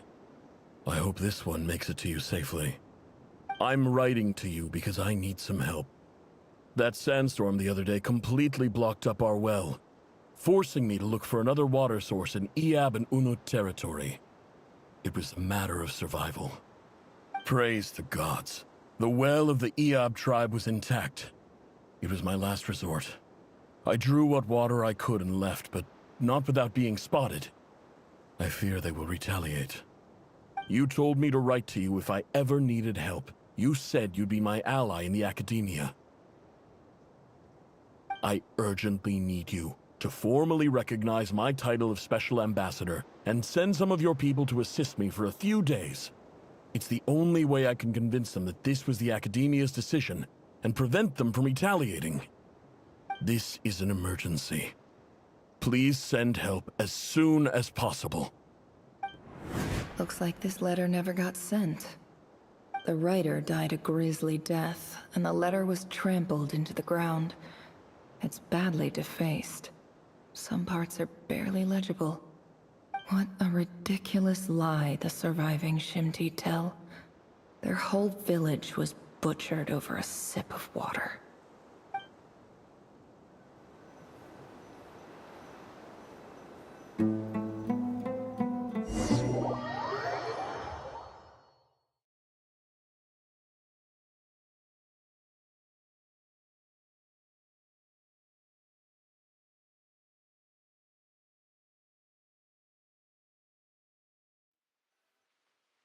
Ah, officer. Welcome. Welcome to our humble village. I thought you would at least have the courtesy to provide some respectable libations. This is the finest wine Aru village has to offer.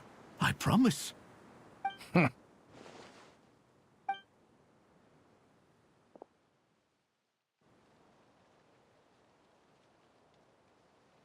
The Academia has agreed to reserve a single space for a candidate from your village. But I remain skeptical of this entire endeavor. I highly doubt anyone in this desert possesses serious academic potential. Please, have faith. If not in us, then in our god. The child we found shows great promise. I beg you, take her away from this place. Give her a chance. Don't let her talent go to waste. I don't recognize her. New arrival? She showed up here a few days ago and we took her in. She's a really bright kid. Please help. I'm begging you. So, where are you from? Nowhere special.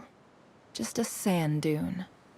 What about the rest of your family? How many of you are there? Just the one. It's only you? Correct. So, no brothers, no sisters, no mother or father? Any who have slept on a bed of sand, I call my brothers and my sisters. Apart from that, I have no family. All right. Get over here. Sign your name on the form.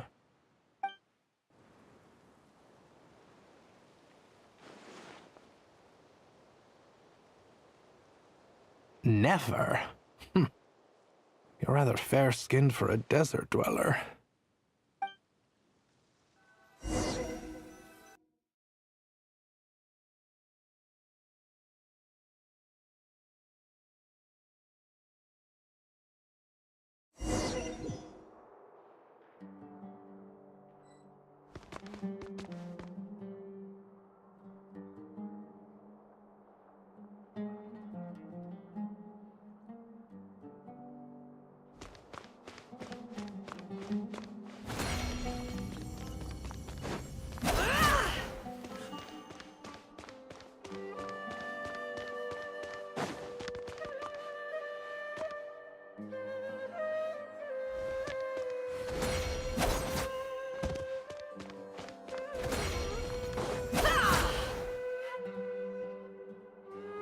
Nefer, this term's assignments have been issued already.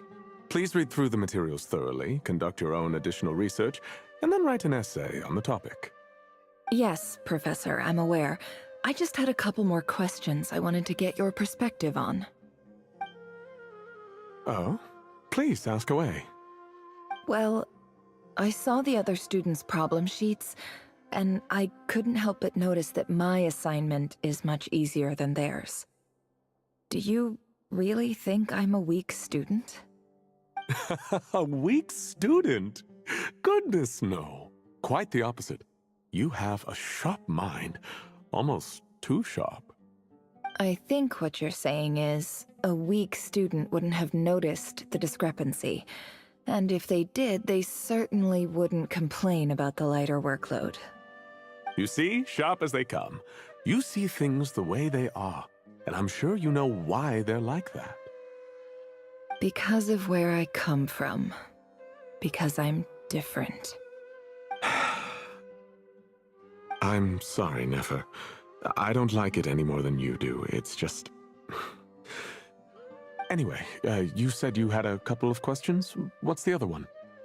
I wanted to check... If someone sent me a letter to the academia, where do I go to collect it? Ah, your family wrote to you. Well, as long as they put your name on the envelope, someone should hand it right to you. Not exactly. It's not even a recent letter. I was just curious where the mail would end up if no one collects it. The House of Dana, I expect. I know there's a box for unclaimed mail somewhere in there, probably sitting on a shelf. Whatever you're looking for, that'd be the place to start. Okay, got it. Thank you, Professor. Oh, don't mention it. Honestly, I feel like I failed you. I'm supposed to be your teacher, but I haven't taught you anything. Hey, don't say that. You're a great teacher, and you do your best for all your students. But the rules are the rules. You're not allowed to teach students like me. It's not just the academia either. The whole world bends over backwards for the successful, and leaves the losers to suffer and die. Oh, my dear child. Don't tell me you've given up on life already. I haven't. I just think that if you want to make it in this world, you have to find a way to become successful.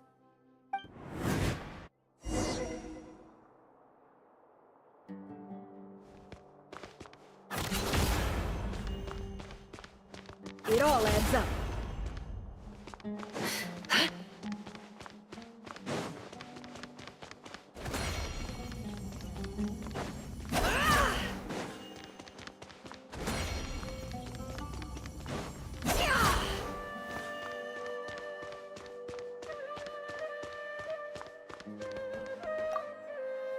This must be it.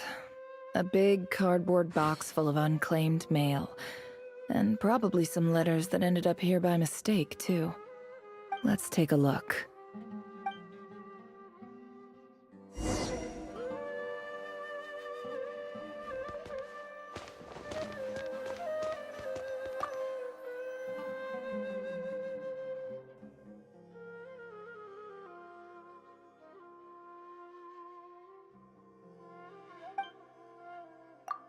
A dilapidation survey from Port Ormos.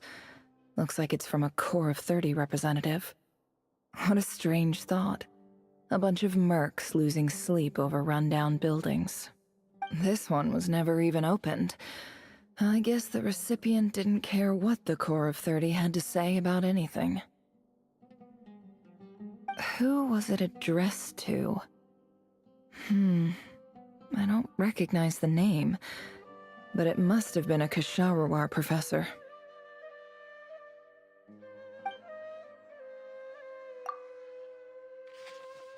This one is addressed to the Immorta Sage. The title is Changes Observed in Satyavada Life Symptoms. Why do all these letters read like full-blown dissertations?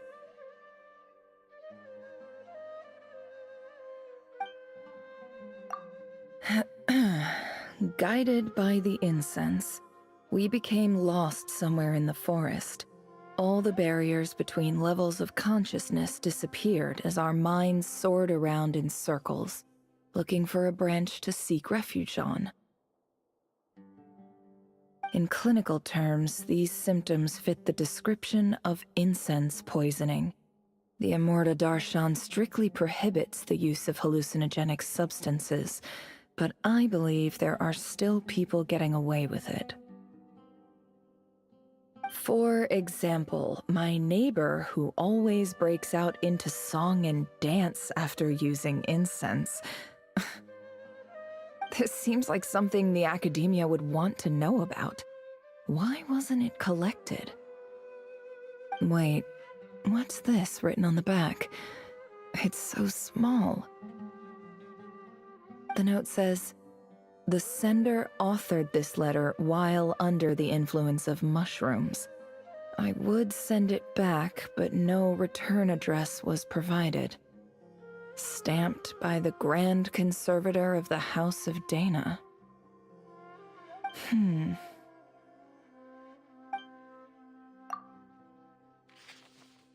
This next one is addressed to Grand Sage Azar.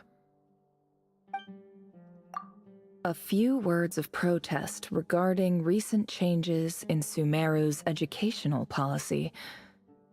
In recent years, the academia has taken on a small number of students from the desert region, as per the policy to this effect. However, it appears to me that these students have not, in fact, been provided with educational opportunities that are, in any meaningful sense, equal to those enjoyed by their peers. As well as receiving dumbed-down assignments and perfunctory tutoring, they do not even have full access to the Akasha system. Education is the fundamental purpose of this institution, which should go without saying in a nation whose founding virtues are knowledge and wisdom. I ask you, is the lip service we pay to the policy of education for desert students truly the standard of pedagogy to which the academia aspires? As Grand Sage, policy decisions are your prerogative, but do not forget your roots. You and I were once students too, as was everyone else in this institution. I do hope you will give some serious attention to this matter. I encourage you to discuss issues like this with myself and others, and listen to some alternative opinions.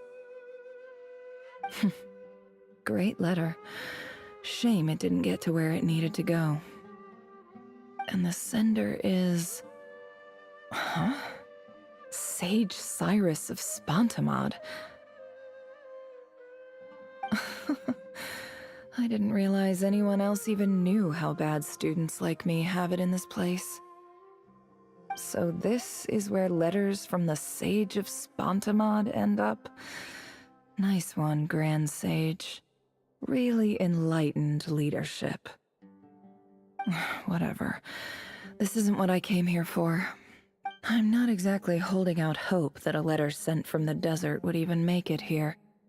But if it did, where else would it end up if not in this box?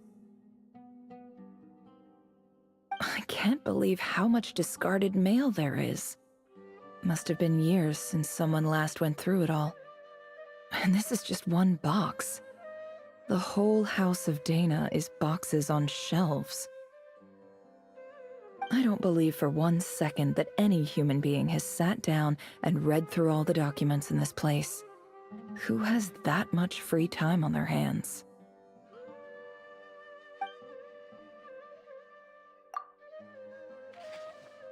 Wait, could this be it?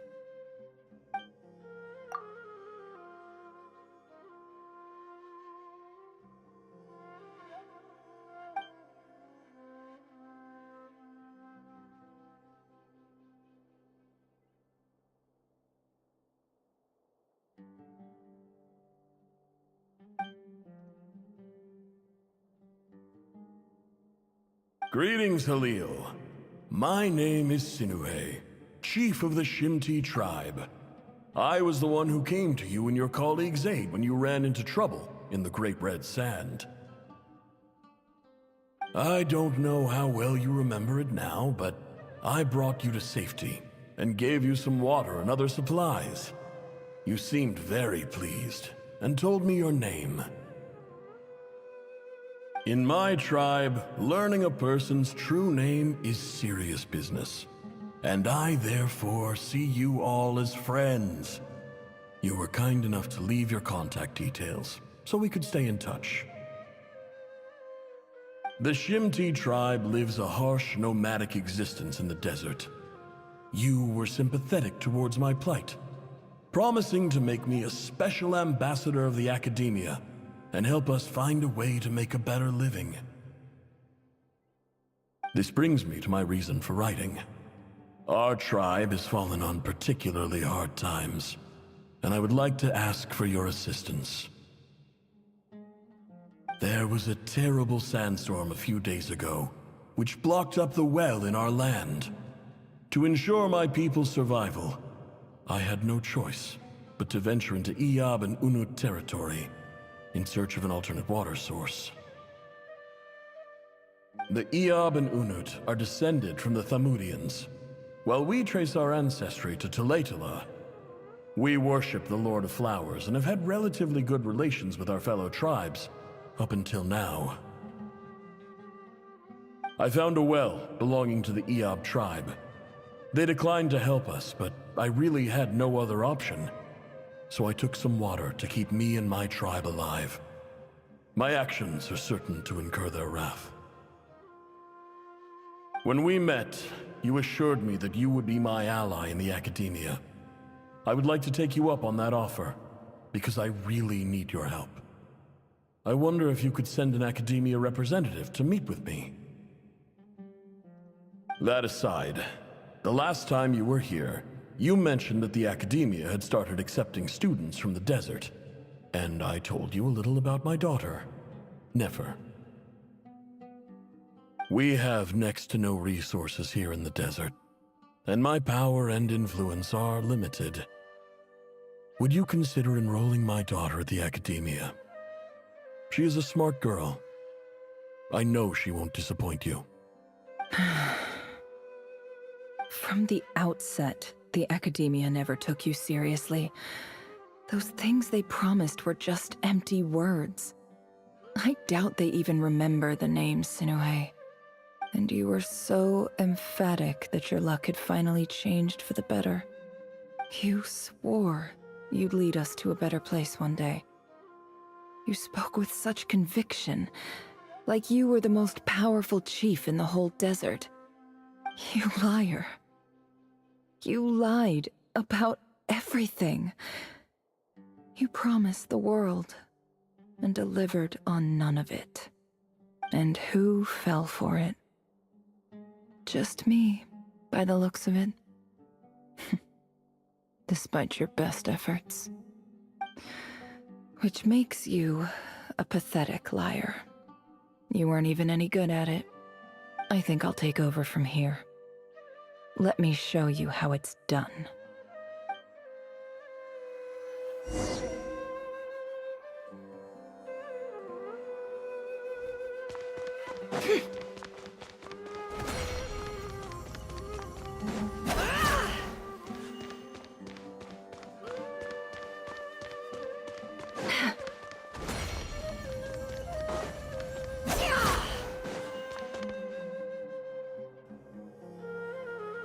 I just came to say goodbye. Thanks for everything you've done for me in my time here. Nefer? You packed your bags. Where are you going? I'm quitting. Something's come up in my hometown. Gonna head back and deal with it. Huh? But this was a hard-won opportunity for you. You know that better than I do. It was, but it doesn't matter. I have more important things to deal with, and they can't wait. Oh, and I didn't want to overfill my bags, so I left some incense on your desk.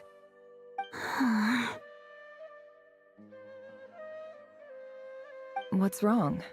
I thought you liked incense. Although, I did read somewhere in the House of Dana that it has hallucinogenic effects. Don't use it all at once, all right? Isn't this the stuff you brought from your hometown? You're just letting me have it? But you said it's a rare and valuable commodity. Yeah, about that. I lied. It's not rare at all. There's this bunch of ruins near my hometown that are practically overgrown with this plant. It's not worth much. Keep it, it's fine. But Nefer... All right, that's all from me. You take care.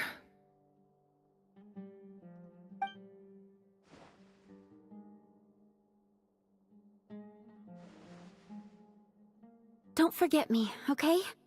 I mean, we're more than just classmates, right? We're friends. Yeah, I'll remember you. I lied again. That incense is worth a fortune, and it's a rare find even in those ruins. And as for remembering her, I have far too much to do when I get back. No time to reminisce. I'll be lucky if I even make it through this alive. But either way, I expect I'll forget you pretty quickly.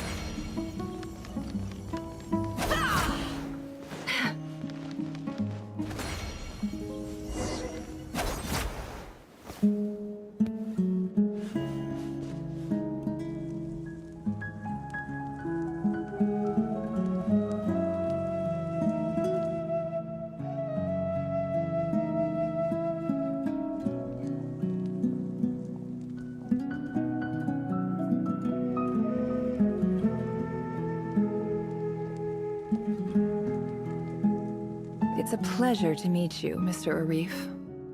So, what does the Academia want? Since they've sent their special ambassador, I assume there's a big business deal to be made. If not, I'd be very disappointed. Please, sir, lower your blade. You're lucky I'm the one they sent. Not all special ambassadors share my admiration for the Iab people. The ever-shifting balance of power in the desert reduced the once great civilizations of this region to rubble and sand. But the story of the Iab has a very different trajectory.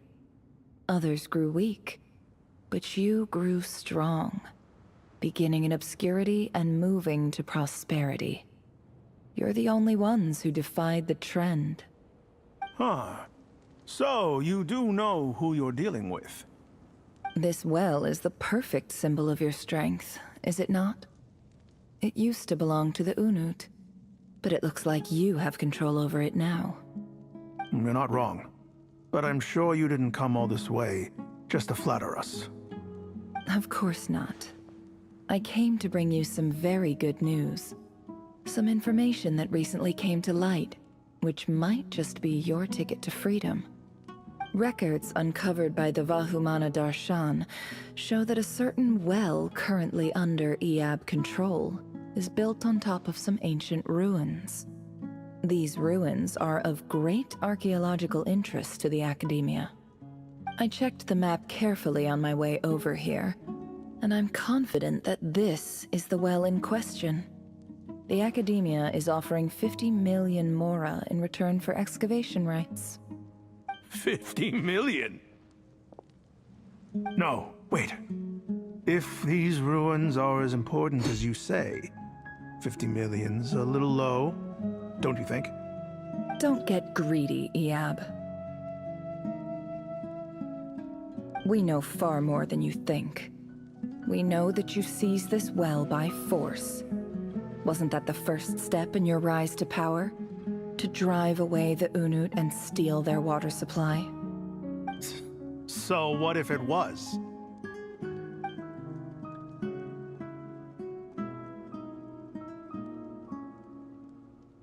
Don't worry. As unscrupulous as it was, it's something we're willing to overlook. The Academia is only interested in dealing with the de facto power holders in the region. I hope I am making myself clear. And I hope your words are the truth. If I find out the Academia is trying to play me, I'll hunt down every one of your people and make you watch as I cut their heads off one by one. I assure you, Chief, that would not be in your long-term interests. You don't want to make an enemy of the Academia. You see how I'm dressed, don't you? I appreciate that you've never been to the rainforest, but surely even you recognize an ambassador's attire when you see it. And what does a barbarian like you have to lose anyway? You really think the Sumeru Academia would bother to come all this way just to lie to you? We have more important things to worry about. All right, I take your point. The Academia is the highest authority in the land. I'm sure you're trustworthy people. In that case, we have a deal. We will sell you the excavation rights. I'd like to thank you, Ambassador. This is good news indeed. Excellent news. In fact, it calls for a celebration. Would you do us the honor of staying a while and enjoying some Eab hospitality? Gladly. I am partial to wine myself, and I trust you are as well. So let's indulge in a few drinks together, in celebration of this momentous occasion.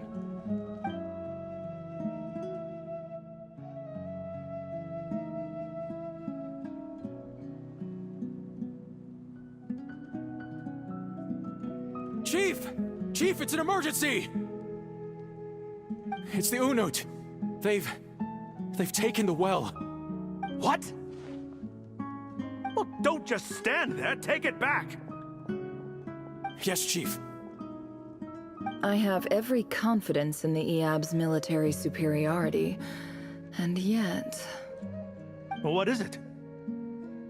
The Unut's response was alarmingly fast. The day after we reach a deal, they seize the well. This can't be a coincidence. Perhaps there is a traitor in your midst. I don't think so.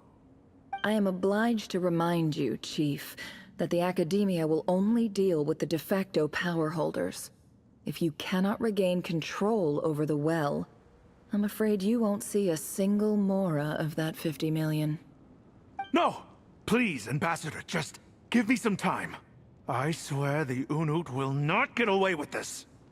That well is ours, and so is the mora. Glad to hear it. I will wait here for an update. If there is a traitor, I will find them. In the meantime, make yourself at home. I'll report back as soon as I have an update. Much obliged. Wow. All it took was a few words and I've got him wrapped around my finger. What an amazing feeling. So, in summary, Ambassador, the Academia would rather negotiate with our tribe instead of the Eab, yes? The Eab are ruthless murderers who don't listen to reason. And now they have the gall to interfere in our research projects in the desert region. So let me ask you, Chief. If you were the Academia, what would you do? Kill them all, of course.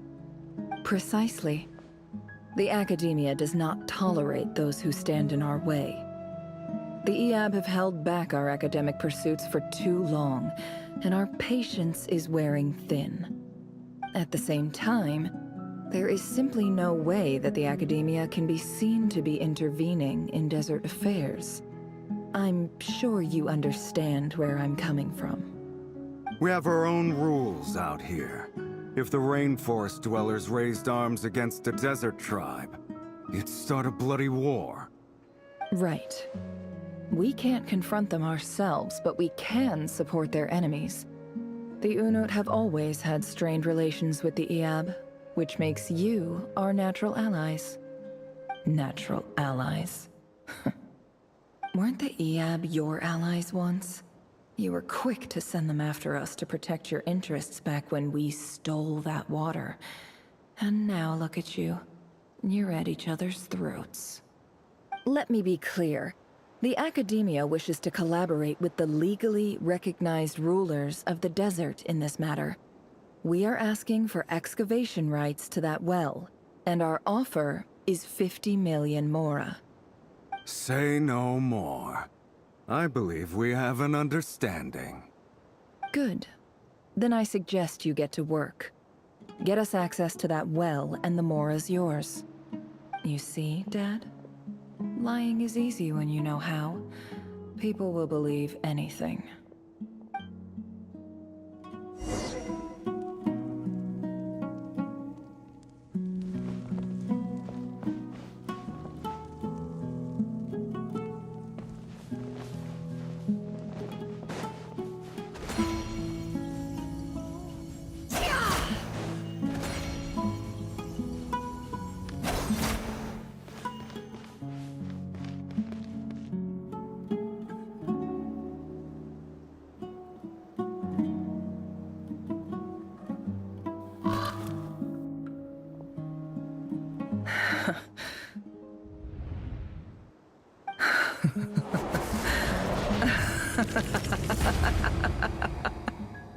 Look at yourselves. You may be vile, savage monsters, but your butchered bodies bleed like any others. You're no different. You're nothing special at all. The monsters who destroyed my home, they're just ordinary, petty human beings. What a joke. I think we're even now. Maybe I've even done the desert a favor. It's a better place without all these people around. Oh, Sinuhe, my gullible fool of a father. Perhaps if you'd been as ruthless as I was today, our tribespeople would still be alive. In this dog-eat-dog world, a chief needs to be tough to survive. But you couldn't do what had to be done. So I did it for you. Nefer, it's okay. All of this is in the past now. I believe I remember you promising to remain silent. Yeah, but even so... Yehoda, is there anything you can do to ease the tension? Alright, time for a sharp turn onto a completely different topic. So, anyway, that's enough of that. When are we getting out of this place? Feels like we've been walking forever. I'm getting pretty tired. Oh, Lauma, you tired? Yes. If we can find somewhere to sit down, I could certainly do with a rest. It's not far now. There should be a temple just up ahead. Yes. Really? A temple? That's where this story ends?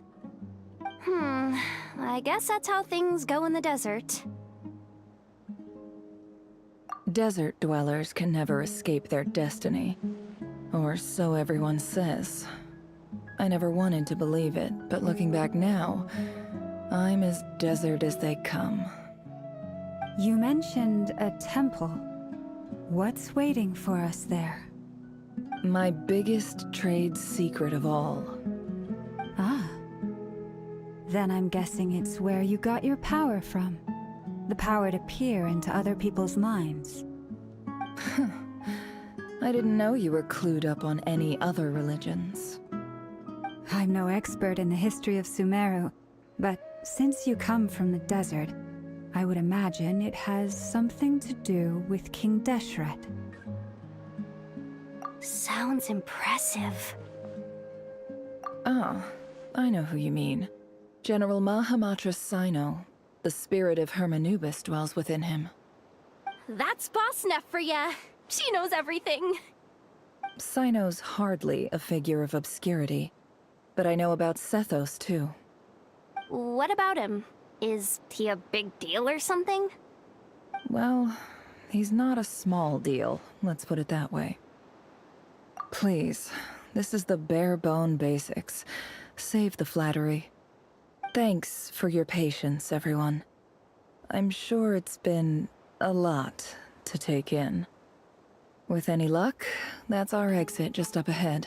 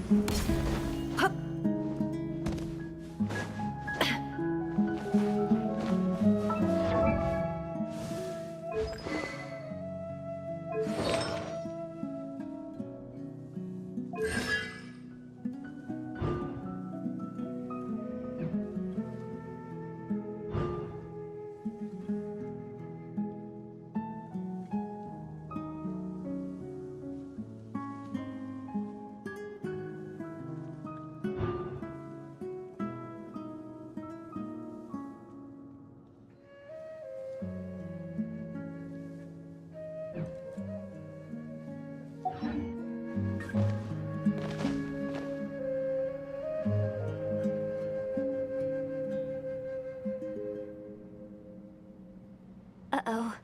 Uh-oh. Uh-oh. I'm totally out of my depth here.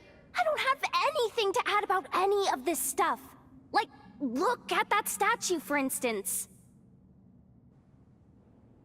I want to do the whole name-dropping, this girl knows her stuff thing too, but I've never seen anything like it before. A statue with the head of a bird.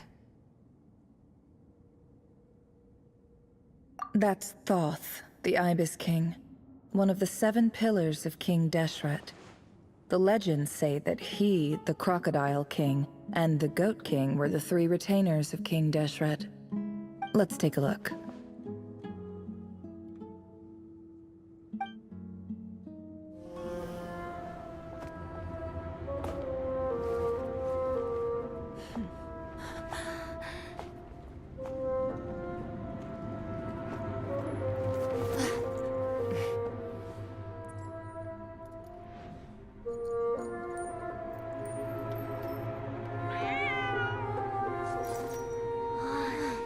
It's just Ashru.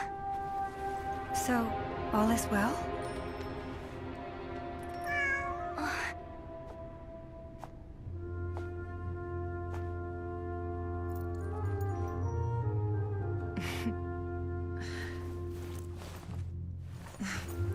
Typically speaking, at this point, the world disintegrates. Then we find ourselves back in the outside world. Besides, these are my memories. There's nothing to fear. You're sure? Of course. It's almost over.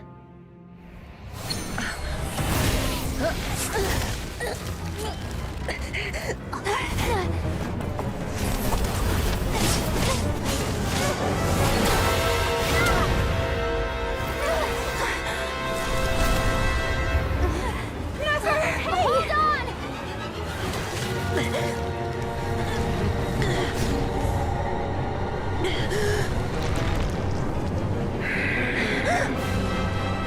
Knowing too much is always a death sentence.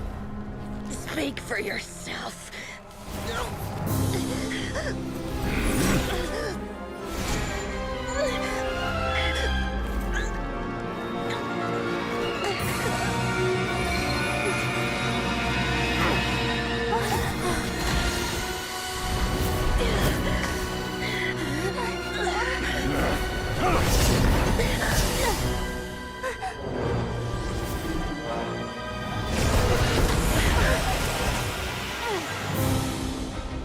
How repulsive.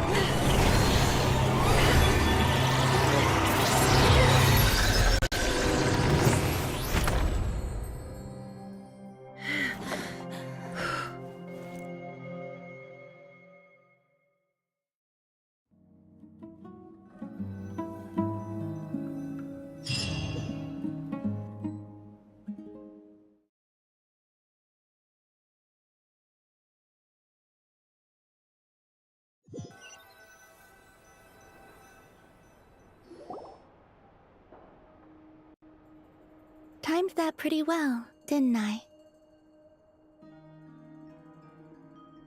It's okay. I'm just glad no one was hurt. Paimon noticed you doing something too, Dainsleif. Were you helping get them out? Of course. When I asked Nefer to conduct this investigation, I was not naive to the dangers involved. I had a duty to ensure your safety. Good to know your sense of justice is still intact after all these years.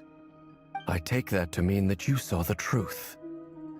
That comes as a great relief. I certainly did. And thanks to your help, I also managed to trap Rerir inside the chess set. Whoa, really? How'd you manage that?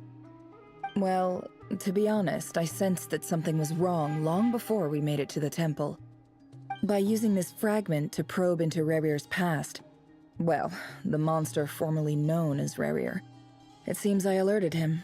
I was tracking him, then he caught on and started tracking me too. Can't say I'm surprised. But how did he track you through your thoughts alone?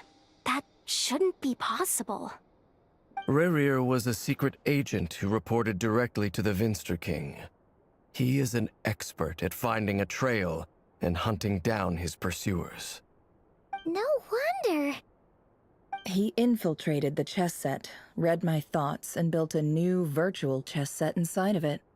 That's why we weren't able to leave at first. Speaking of your chess set, it's quite a remarkable item. Would I be right in thinking you have some connection to King Deshret? You overestimate me. I only have a connection with one of his underlings, the Ibis King. You all saw how this came to be. A long time ago, the Iab massacred my tribe, the Shimti, in our home village. A few years later, I enrolled in the academia, where some new information came to light. The Unut and the Iab fought a bitter battle over the rights to a well, all for the sake of a non-existent 50 million mora. The Iab ultimately won that confrontation, but their victory came at the cost of almost every warrior in the tribe. The final blow to the Iab came at the victory feast, when an Unut assassin beheaded their chief right before my eyes. The remaining Iab fled and have been scattered to the winds ever since. Having gotten my revenge, I returned to my hometown, where to my surprise, the nearby temple was still standing. There it was, seemingly immune to the relentless hostility of the desert, while my tribal home lay in ruins. As I stood there gazing at the temple, I noticed a cat just outside. This cat, as it turned out, was home to the spirit of the Ibis King. He led me to a gate deep inside the temple, and there he made a deal with me. This chess set is my gift from the Ibis King. The chessboard within is made to the same specifications as the one in the mausoleum of King Deshret, and represents his power of piercing analysis. With this chessboard in its container, I gained a certain ability to perceive hidden secrets. Now, you could conclude that the Ibis King simply wanted to give the people of this world the power to seek the truth, but I don't believe that's the full story. Every god plays favorites. Their hearts are as fickle as any human's, full of secrets, perversions, egotistical tendencies. But precious few gods are willing to admit this. It is the same with all powerful forces, including fate itself. Their gaze falls preferentially upon a select few. As you rightly point out, this is an act of favoritism. If you're alluding to the Abyss, then yes, I agree. Gather the others. It's time to share everything I've learned.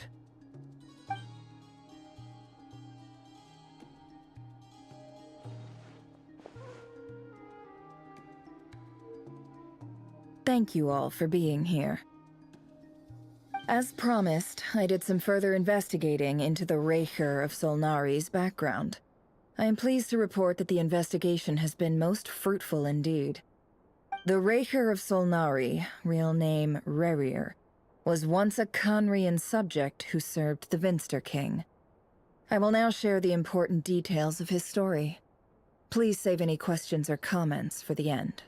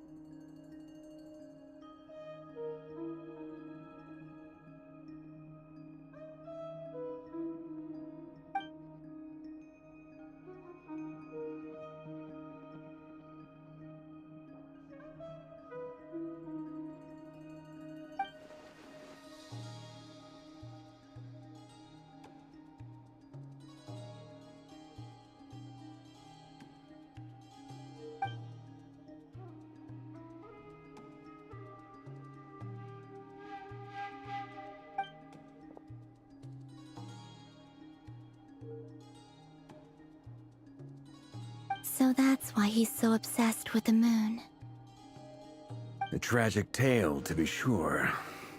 But it does not excuse his many transgressions. No matter how much Rerir suffered in the past, the fact remains that he is what we know today as the Wild Hunt, wreaking havoc upon innocent lives in Notcry. He becomes more dangerous with each passing day. If left unchecked, it is simply a matter of time before all of Tevat suffers the consequences. This is a threat that the Knights of Favonius cannot ignore. A question for Miss Columbina. Forgive me if this is presumptuous, but have you ever seen the spatial gateway that appeared in Rerir's memory? Never. But I have heard stories of something called the Moon Gate, and this seems to fit the description. Miss Lauma, any thoughts on this? In the lore of the Frost Moon Scions, the moon is believed to hold many secrets. Some sources speak of ancient knowledge, others of a gateway to the unknown. The term Moon Gate is one I have heard before, but as is the case with all of our legends, there are no records of any first-hand witnesses. We cannot know whether it truly exists. Then back to Miss Columbina. As a moon goddess yourself, do you have some idea of where the Moon Gate leads to? Not at this stage, sorry. I do hold the power of the Frost Moon, and my strength is recovering well. I can sense that the gate would open at my command, but... But there's more to the power of the Frost Moon than that? Yes. A moon goddess has the right to open the Moon Gate, since it is a path to the moon. But as never mentioned, holding open a spatial gateway takes a huge amount of power. And right now, I need to conserve my energy to fight the Raker of Solnari. I'm afraid this is one mystery we may have to leave unsolved for now. I agree. Better to save your strength. But if you'll humor me for a moment, I have a bold conjecture of my own regarding the world beyond the gateway. I highly suspect that neither Tholindis nor Rerir made it through unscathed.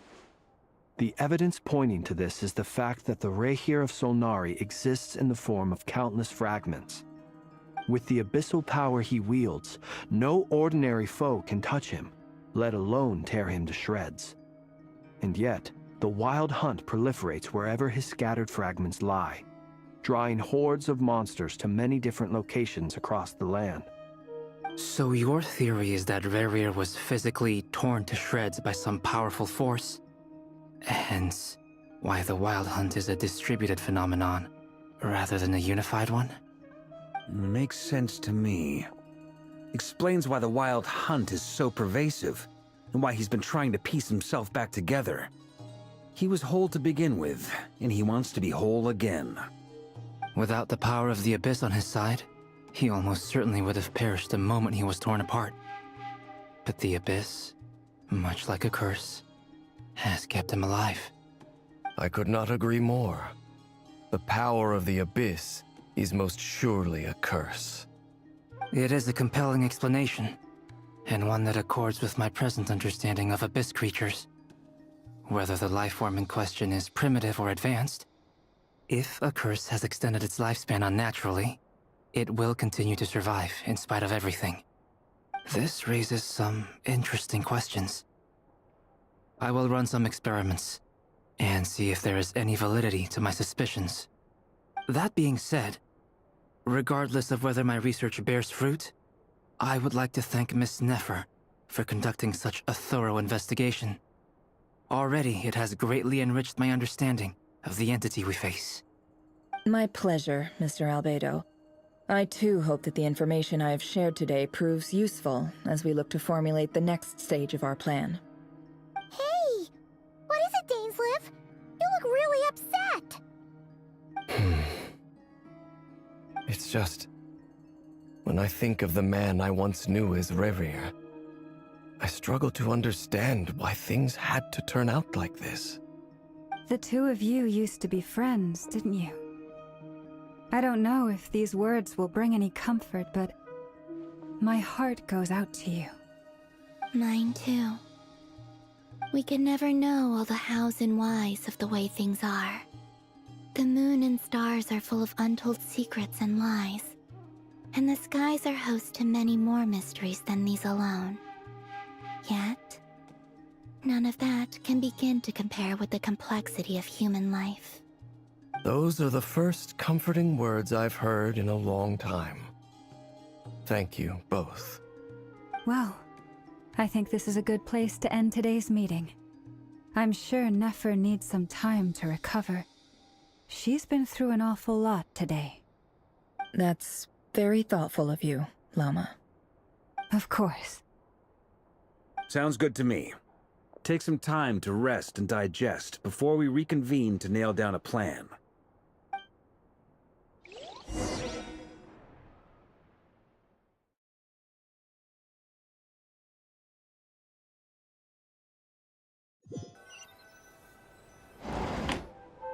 Hey, is this a bad time? Hope I didn't kill the conversation.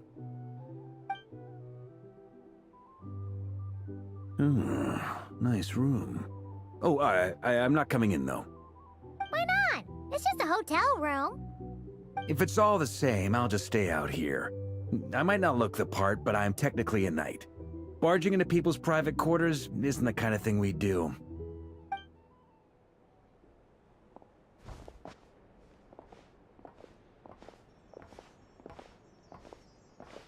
Anyway, Nefer went back to the curatorium to get some rest. But before she left, she shared some things with me that I thought you should be aware of.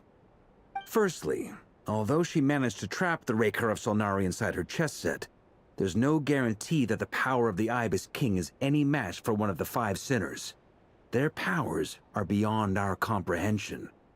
It's only a matter of time before he finds a way to break out. We have to come up with a plan and take care of him before that happens. Honestly, my mom figured that might be the case. So, how long have we got?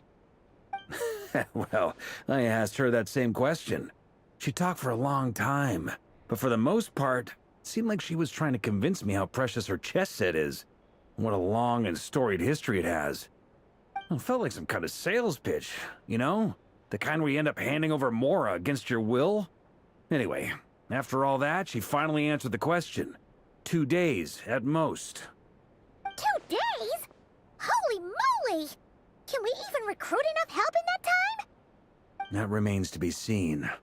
Which brings me to the second issue. Dainsleif is obviously conflicted about this whole thing. But given how little time we have, there's no way we can pull this off without his help. You have some history with him, right? Do you think maybe you could talk to him for us? Great. I appreciate it.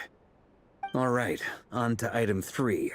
So, Albedo, Durin, and I put our heads together and came up with a plan. Can't promise it's gonna work yet, but at least it's a start. We figured we'd bounce the idea off you first. We'll explore it further once everyone's recovered. Oh, Paimon's dying to hear this. All right, so here's what we're thinking.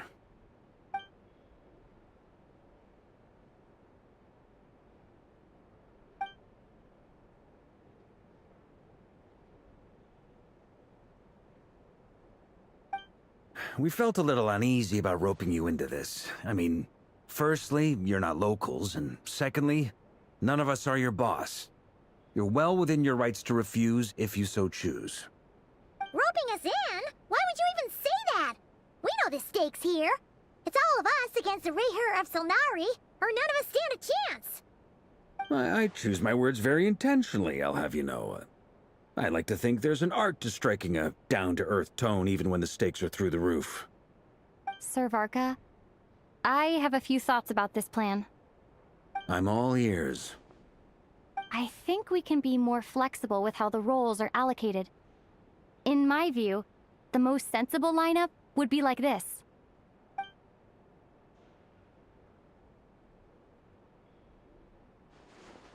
I see your point, yeah. But if that's how we're going to approach this, you'd better make sure you're ready. To be clear, I don't doubt your abilities. Far from it. I just want to make sure. Are you really willing to take all this on? I want to do everything within my power. The Rayher of Solnari is a truly fearsome opponent, and if I do my part, it'll greatly reduce the risk for everyone else involved.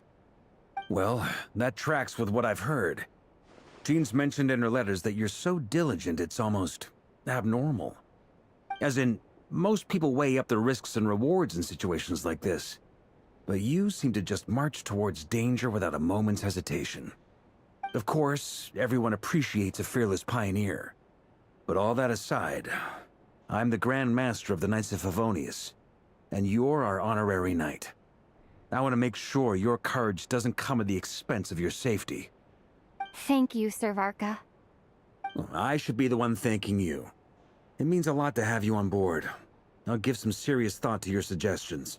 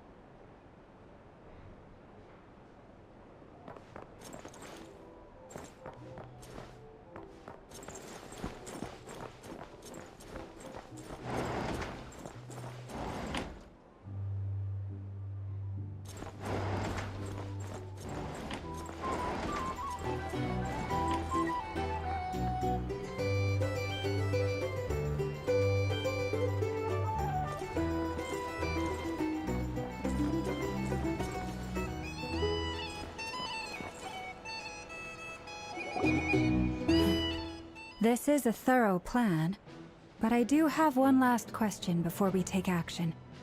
How can we be sure that our enemy won't leave the designated area? Great question. Albedo's been hard at work analyzing Rayher and the Wild Hunt's behavioral patterns. His conclusions are as follows. Firstly, from the earliest known confrontation until now, Rarer has never displayed any ability to manipulate the dimension of space. So it's unlikely he has any power in that domain. Secondly, he seems to have a particularly strong vendetta against our group. If we put him in a fight-or-flight situation, he'll choose to fight every time. Thirdly, finally, and most importantly, he is consumed by hatred, both for the moon and for his enemies. Turns out, we tick both of those boxes. We have a reincarnated moon in our ranks, and a spy who accessed his private memories without permission. He'll be baying for blood, not looking to escape. As someone who's had their fair share of interactions with the Wild Hunt, those all seem like valid observations to me. Understood. Then I will defer to the verdict of the group. Well, everyone, that's the plan in full detail. Albedo and Durin are carrying out their part as we speak. Plan approved. Scheduling. Okay, any firepower you need, I got you covered. Let's light this baby up. The Frost Moon Scions are behind you as well. And the rest of you?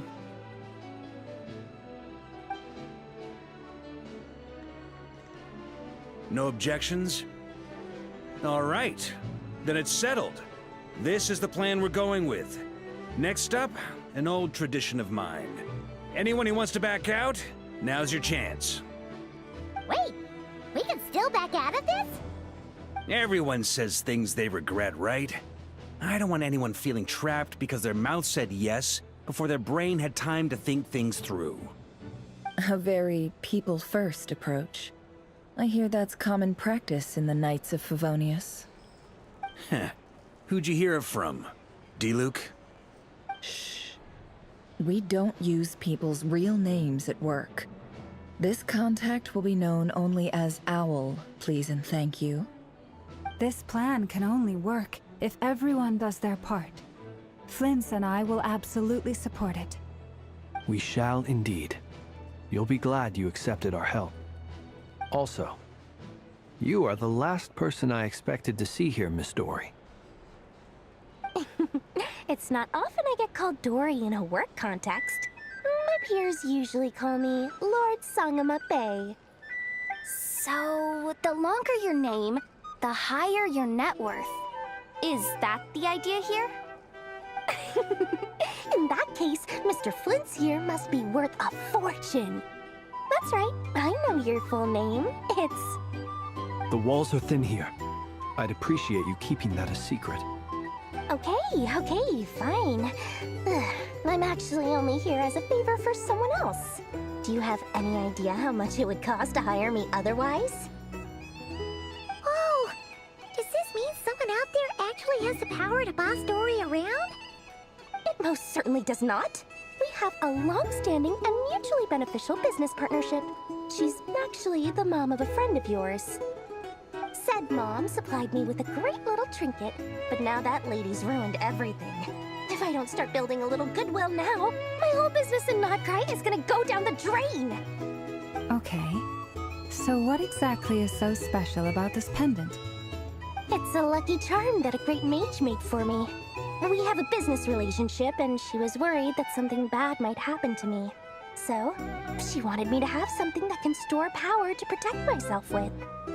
I finally got it all fully charged up with Kuvaki, and then never went and used it all up at once! Never lost so big in my life! You're right. It was all my fault.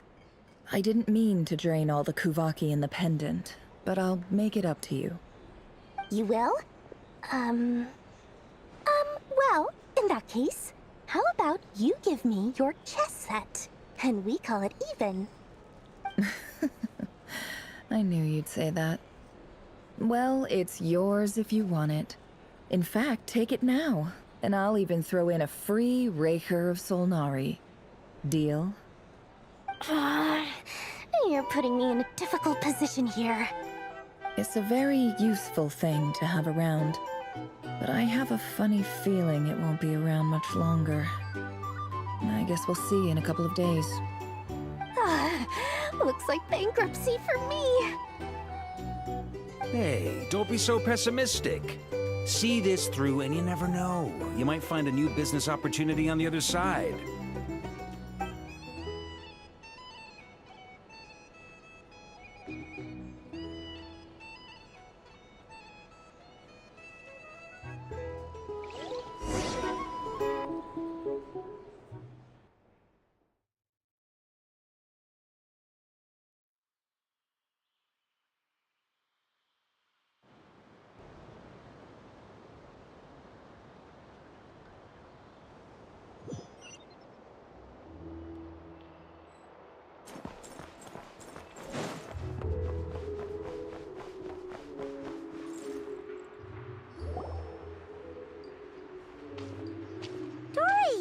How are things going? Feeling ready? Oh, I was born ready. We only have 2 days. You think Lord Sangamabe would let an opportunity like this slip by? Don't forget, when something's in high demand, the people with the goods on hand get to charge the highest price of all. Even higher than the sellers taking advance orders. Ta-da! See? It's right here! Ah, it's so pretty! Did you make it? No, I have a supplier. We go way back, so he made me a very attractive offer. Aha! No wonder you were talking about Lucky Charms at the meeting. You've been getting Kave to make them for you. That's not the full story. It actually started a while back as a project between me and the Dendro Archon. Mage Alice once warned me that this world won't stay safe forever. There may come a day when everyone faces a great crisis. I passed this on to the Dendro Archon, and she secretly brought together a research team made up of Sumeru's top scholars to invent a technology that could keep people safe. I won't go into the details because it's all very complicated, but if you want to know more, you can ask the Dendro Archon about it sometime. Anyway, point being, it was the Dendro Archon who asked Kave to build this little contraption. As one of the top Kashara War talents, he was the obvious choice. Took him long enough. He stressed over it for ages. Must have gone through at least a dozen designs before producing a final product. But that's Kave for you. Marak delivered it to me a couple of days ago, along with a letter from Kave. Could I ask why I'm sending this technology to you? And what's your proposed use case? Has it been approved by the relevant authorities? So nosy. My fault for sending him the research permit to begin with. Surely Nahida must have told him you were involved in this project. He was probably just nervous because you're always so secretive about your business. Could be, could be. Anyway, I just replied, let's hope there never has to be a use case, because it would involve grave danger. Fair enough. But it sounds like he was just being cautious. He probably felt responsible as the one who made it. Or maybe he was asking as a favor for his housemate. He's done that before. Not sure why, though. His housemate doesn't seem to really care that much about this kind of stuff. Either way, all's well that ends well. I'm just glad to finally have my hands on the product. I wouldn't want to be without it, given the potential dangers that lie ahead. Huh? What does that look mean? Paimon's just super surprised. This must be the first time we've ever seen you actually get serious about something.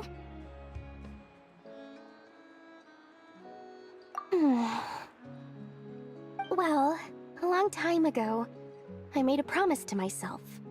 I promised that I was gonna live every day of my life with a big beaming smile. Obviously, Mora plays a big part in that. But there are always gonna be times in life when you have to give something back. That could mean paying back a debt, returning a favor, or showing some kindness.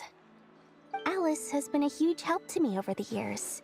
She was the first investor I ever had. And I want my investors to know that Lord Sangamabe is the best in the business. And more than that, no one knows what the future will bring. Whatever happens, I want to make sure the Dendro Archon and all of Sumeru is prepared to face whatever comes. Oh, that?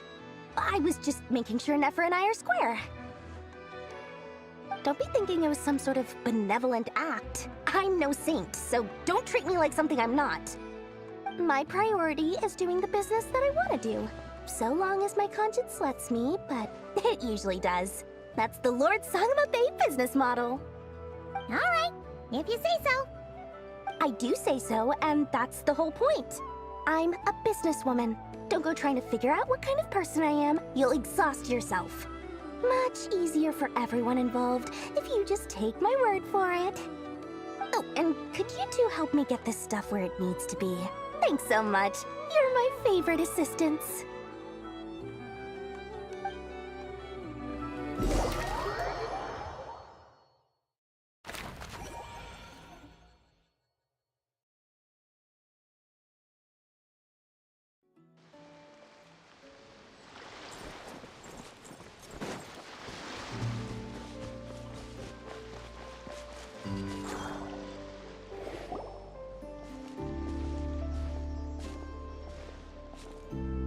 Traveler, Paimon, it's good to see you. Everything going smoothly over here? Sort of. As you're probably aware, Varka, Durin, and I captured some abyssal creatures from the Wild Hunt. Per the plan, we dissected and analyzed some samples of these creatures. The process went very smoothly. The findings, however, come with some troubling implications. What? You can actually dissect the Wild Hunt? That depends on your definition of Wild Hunt and dissection. Harmless, lifeless. These words are accurate descriptions. The Wild Hunt is an interesting phenomenon. In and of itself, it doesn't seem to possess anything akin to a human personality. But taken as a collective, the medium through which the Wild Hunt is summoned does appear to have a soul. Master griped a lot about the wise Horoptatyr, and seemed somewhat fascinated with the foul Certology. But she barely mentioned Rerir at all.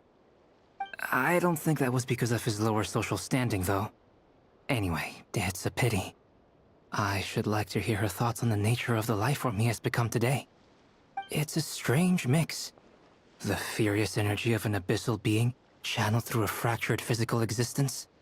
A consequence of being torn apart by an unknown power.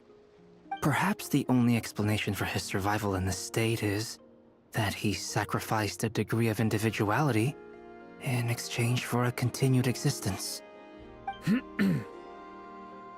Oh, sorry. Once I get talking about interesting research, I have a tendency to go on indefinitely. Back to our research findings. Essentially, they confirm my hypothesis. Rerir's corpse is completely contaminated by the Abyss, and the effects are irreversible. You could think of this as Rerir in mutated form. But in my view, even that would be inaccurate. In reality, his whole being has been consumed by the Abyss. In other words, he is now nothing more than a manifestation of abyssal power. Unfortunately, at present, we have no means of completely eradicating abyssal power. Hence, we cannot fundamentally destroy the Reihir of Solnari either. Oh, that's terrible news! So, that's it? We can't defeat him? Not even if we get the power of the Three Moons? Miss Columbina's situation is a difficult one. She can never achieve wholeness when the world does not accept her presence. It's as if her creator banished her to a place she can never be accepted. It means she spends most of her energy just on her own survival. Given the circumstances, it's only natural to despair. But we must see this plan through to the end. Time to kick off the backup plan. Oh, Paimon almost forgot! This is for you. Dory asked us to bring it. Ah, how wonderful. Well, thank you for making the trip. Durin and I will be heading off shortly. I'm sorry I won't be there to protect you in person this time. Please be careful. All right then. Stay safe.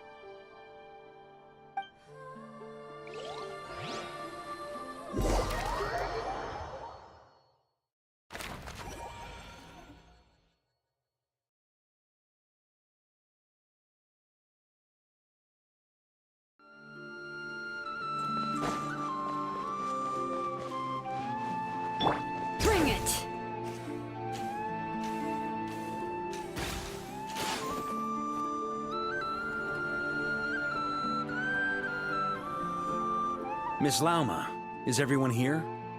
Yes. The fate of my flock is in your hands, Grand Master Varka. Please keep them safe. My lady, what are you saying? Within the next 24 hours, we will face the biggest crisis the world has ever seen. This is not a burden that we deserve to bear, but I believe that we reap what we sow in this life. So I intend to act. I must do what I think is right.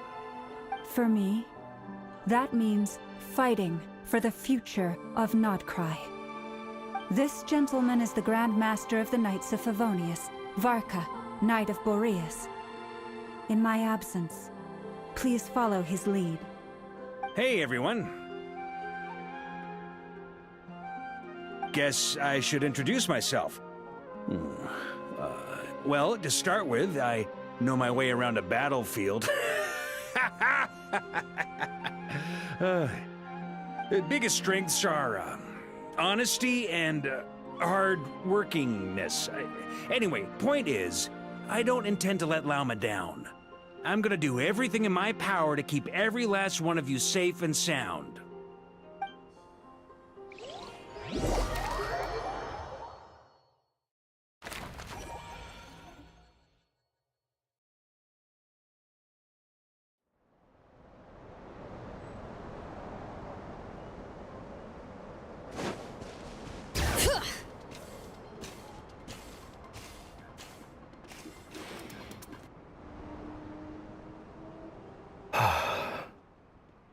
Something on your mind?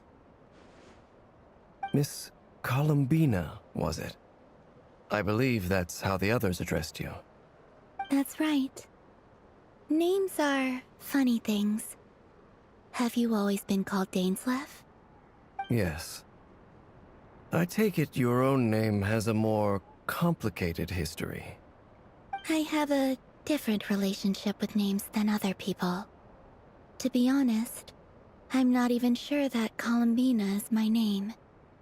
At least, not in the same way that Dainslev is yours. But it's what everyone calls me, and I go along with it. A lot of my life has been that way. I get so used to things that I forget to question why they are so. I never used to think much about where names come from, or what they mean to people. Maybe something's wrong with me. You're different from other people. I sensed it the first time we met. You're more perceptive than most. I'm sure your long life and rich range of experience explains that. Do you ever find yourself missing Conria, Mr. Dainslev? Difficult to answer. I have dreamed of the past many, many times. Sometimes I'm fighting tooth and nail. Other times I'm lying on the ground, defeated. I don't recall any happy moments from that time. It has been too long. Is that because hatred survives longer than love and affection? That would not be for me to say. I make no excuses for the grudges I bear. But whatever the reason, I remember little that was beautiful or sentimental. Thank you for your help with the Rerir situation. Without your efforts, I never could have learned the hidden truth of his story. You're welcome. I know he's your friend. Friend? He betrayed me. And I never really understood what he was going through in life. Some friendship, that is. Okay. So, do you plan to fight him with us? You see, you're torn. Now you know what really happened. You see the things he's done in a new light. I need some time. Of course. I completely understand. Anyone else in your position would feel conflicted too. Actually, I went through something similar myself recently. Something happened that changed my perspective on a situation. A situation I took for granted at the time, but now I feel very grateful for it. You mean the Harbingers who still support you, even though you've left the Fatui? Yes. I always thought they were only helping me because Harbingers are forced to work together. But then I abandoned them. A warrant was even put out for my arrest. And even now, they still support me. Which means I was wrong about them all along. Clearly, they view you as a friend. I feel a little guilty now. I regret not seeing her help for what it was, and not treasuring it. I see the guilt that you're feeling now, because I feel it too. Hopefully, talking about it will do us both some good. Have you noticed that the Traveler and Paimon are over there? I think they've been listening. Huh. Shall we say hello? Sure. Hello. Ah! They caught us!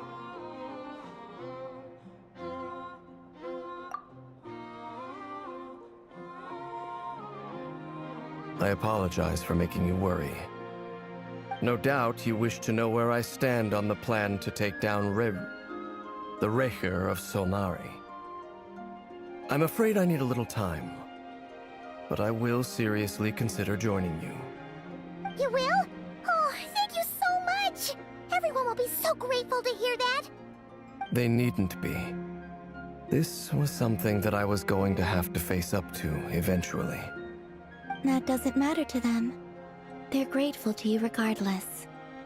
You can't control their gratitude, so just accept it. And then, have a think about whether you're willing to join us.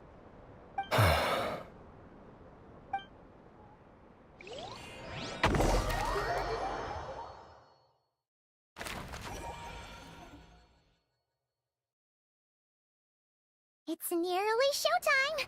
Let's go rendezvous with the others. You know the place.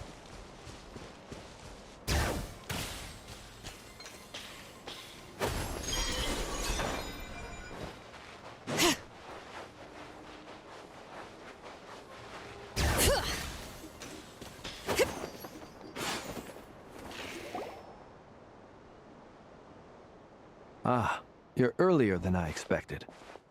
Hey, Flint's! Been waiting here long? Not too long. I came a little early so I'd have some time to think. Are you nervous about the battle? Quite the opposite. I'm reminiscing on my past battles. When I was awakened by the Radniki, I had not touched a weapon in many years. I felt like the battlefield was not where I belonged.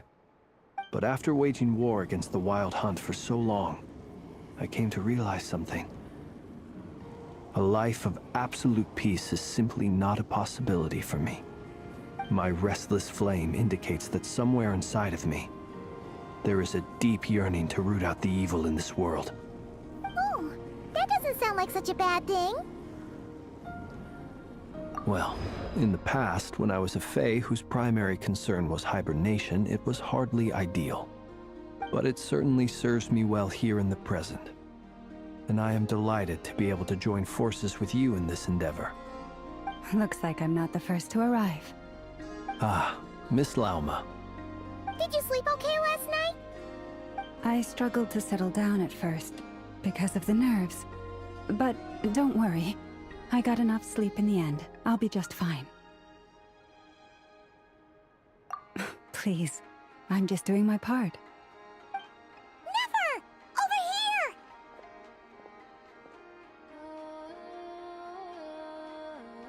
here! Aino asked me to relay a message.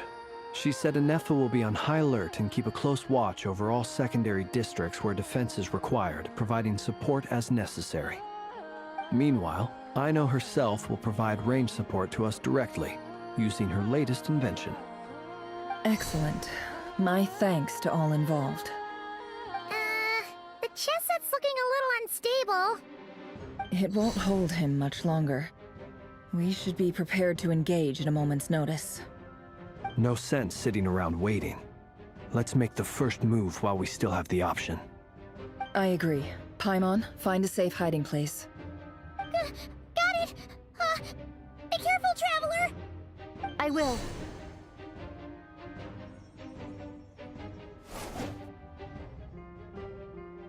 Everyone, take your positions as soon as the battle starts. Every ounce of strength we have in our bones, let us bring to this fight. Ready? Let's go. I've seen all your futile ploys before. You have become the authors of your own demise. I wouldn't be so sure about that. You are merely a moment of sport before I tear down the moon.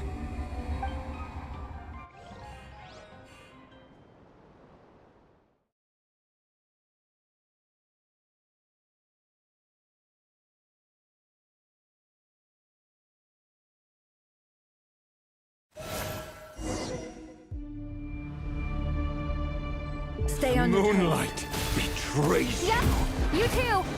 You're just dead meat.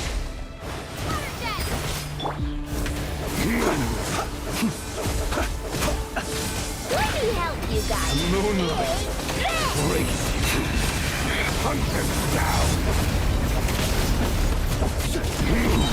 Oh, futile. You poor lost lamb. The moonlight betrays you. No more lies.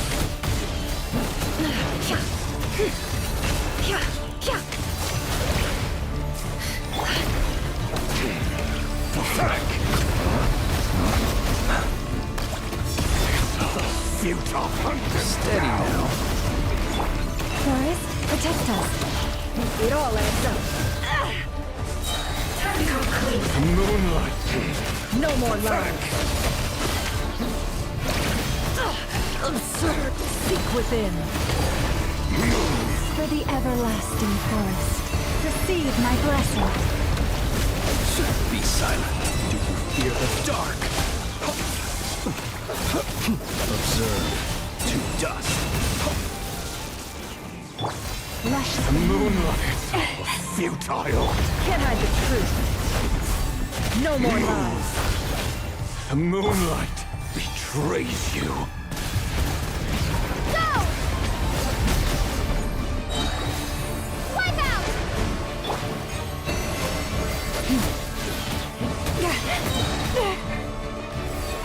By the frost moon of old. The mystery unravels. It all adds up.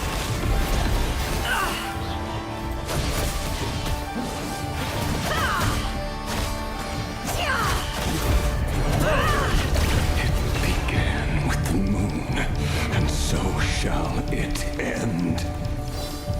The moon will protect you. The moonlight betrays you.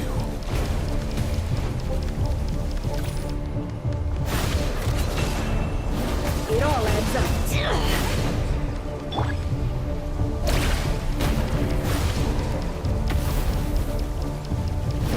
Do you see now?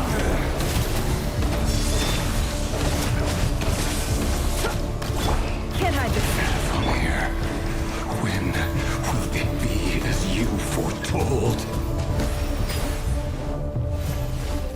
Move!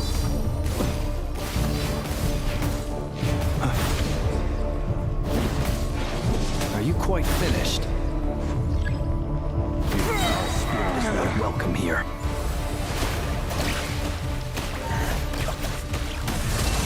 For the everlasting forest. The deception ends here. No more lies. Can't hide the truth. Confusion made us. Pathetic!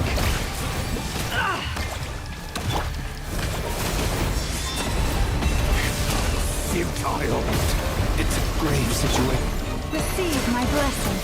Stay your hand.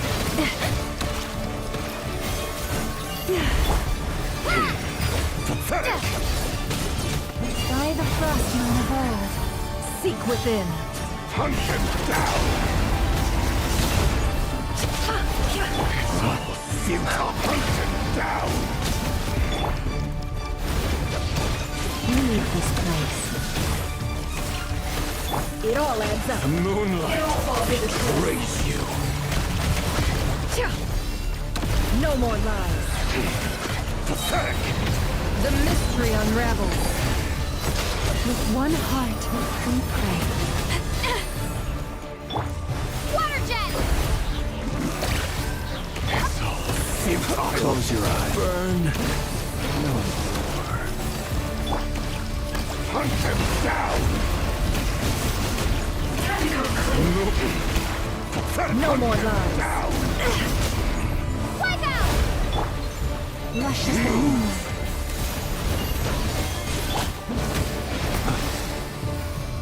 Observe. The moonlight. It's all futile. Close your eyes. Pathetic. Hunt them Are you quite down! finished? Receive my blessing. Your little game of heroics is over. Who wants to go first?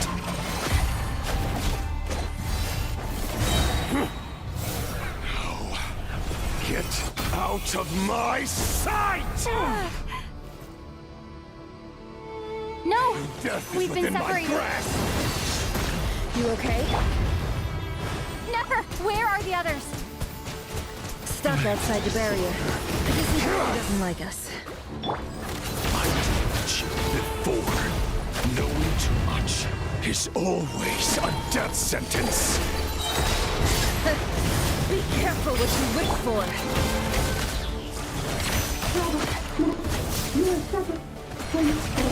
Lauma! Can you hear me? Silence. Voices are gone. But at least I know they're still there. I need to focus. Stick to the plan. Remember my most important task. Just follow him. If I can stall him for long enough, the moment will come.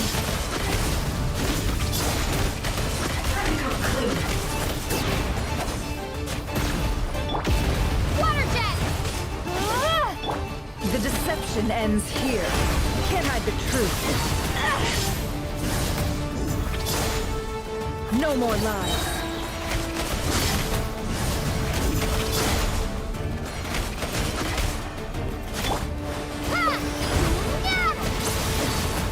Can't hide the truth. It all falls into place. The mystery unravels.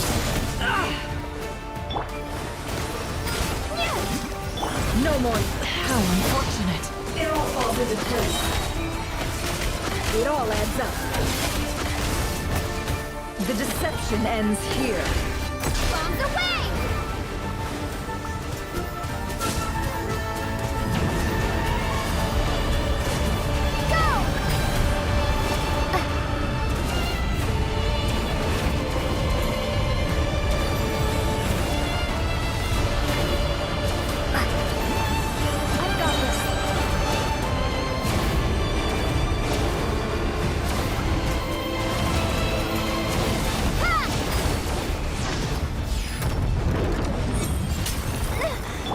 Shield's broken.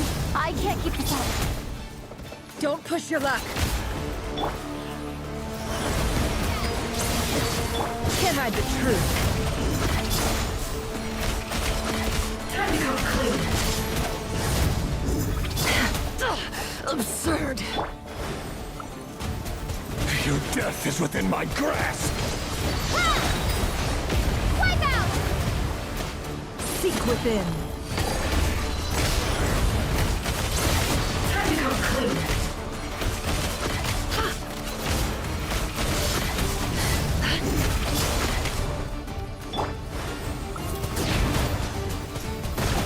Water jet! It all adds up. Time to come clean.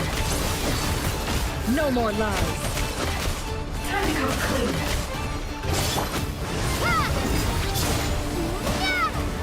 The mystery unravels. It all falls into place. Can't hide the truth. Go! No more lies. Let's see what they're made of.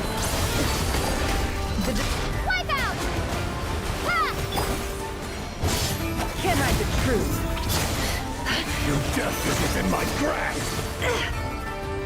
Let's see the tomatoes.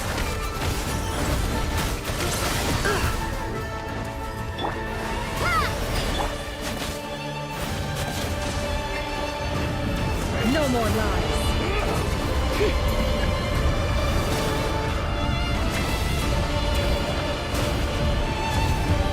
How unfortunate.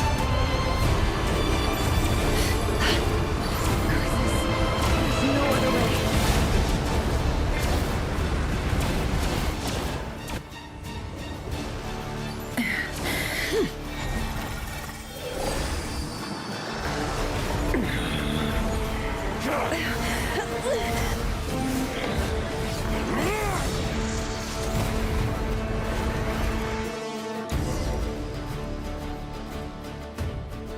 The only way to defeat Rarer is to borrow his own power. That means Columbina will have to disappear while you two bear the brunt of his attacks. You have to hold on. Find a way to keep him focused on killing the two of you.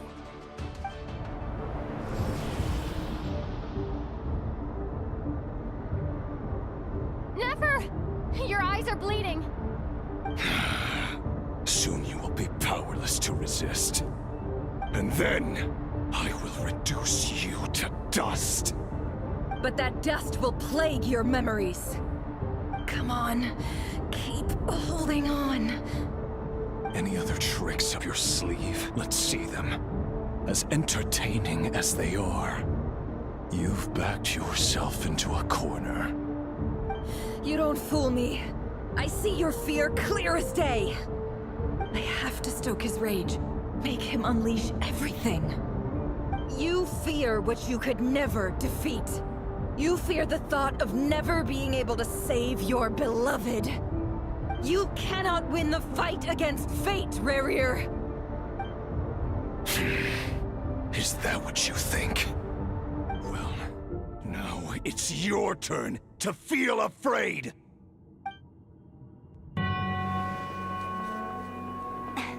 You fear the sound of your own name? Is it us you hate? Or is it what you've become? Let's see what becomes of you!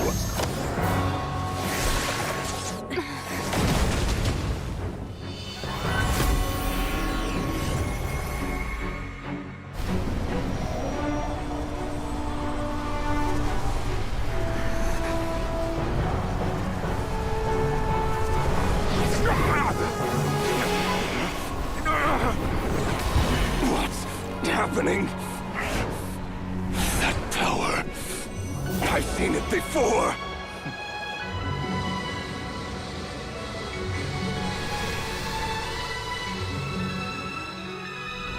His power is on another level. We'll need to use an alchemical array to convert his power into a usable form. Then quickly channel it into Columbina, rendering her powerful enough to compete with him.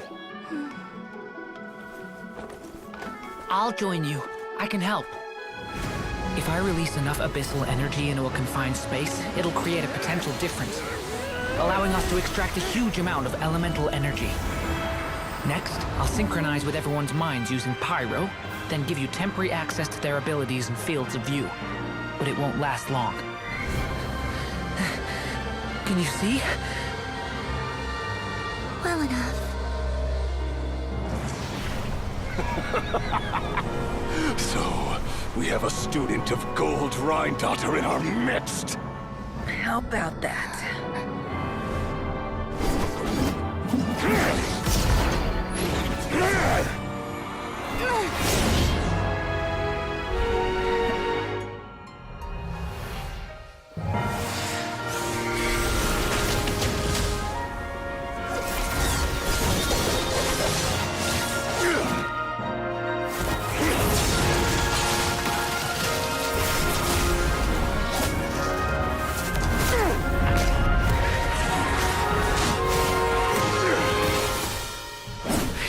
My own power against me? Just like how you stole Kuvaki. Look familiar?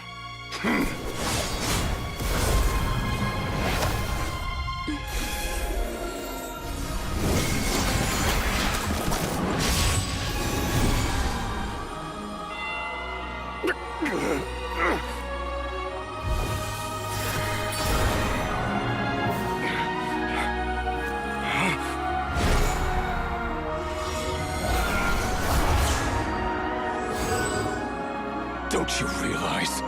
You don't have the power to hold that gate open! I don't, but someone else does.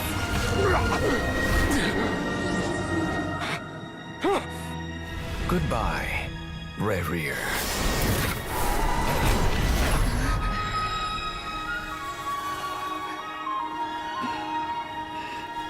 We won.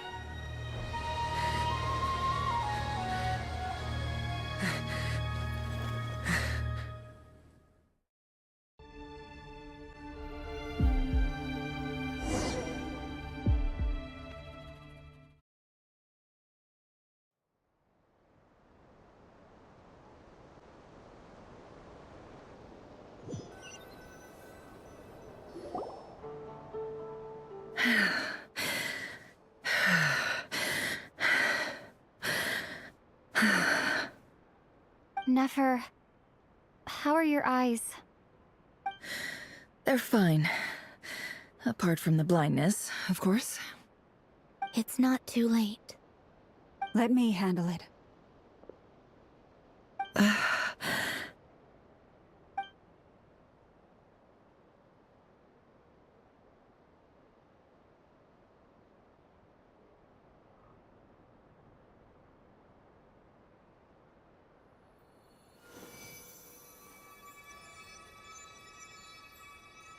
Miss Nefer, it's not like you to lose your composure. That was the most reckless thing I've ever seen you do. Reckless how? The situation was critical. Our lives were at stake. We had to do something. Even so. Okay. I guess you're right. Under the circumstances, it was a wise decision. You traded your eyes for an incredible victory. In business terms, I suppose that's a huge return on investment. I'd be hard-pressed to argue otherwise. Still, I don't like this outcome, and I don't want you to lose your sight for good. People suffer when they make sacrifices they shouldn't have to make, whether that means faith, strength, or in this case, your ability to even see. I had hoped you could win without sacrificing so much as a single hair on your head. Thank you. Really. All done. Don't try and open your eyes just yet. We'll see how you're doing in a couple of days. Until then, please follow your recovery plan to the letter. I'll send full details through Yehoda. For now, just get yourself home, relax, and rest. My dear friends, we have fought bravely and achieved a spectacular victory. A dark cloud has been lifted from the skies of Nodcry. All in this land will be grateful for what you have done. The moon will remember this day. Thank you both.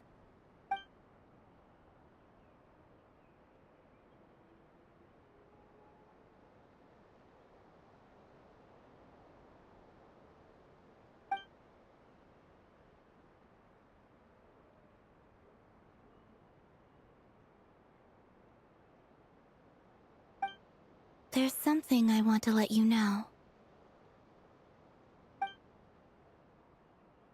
What is it? When Durin connected everyone's minds so I could access their powers, I also felt everything they felt. And since Nefer's eyes were injured, my eyes are hurting now too.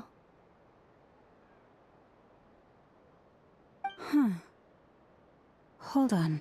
Let me try. I only feel the pain. There's no actual damage. I just thought I should tell you. You're right. There's no damage. That's a relief.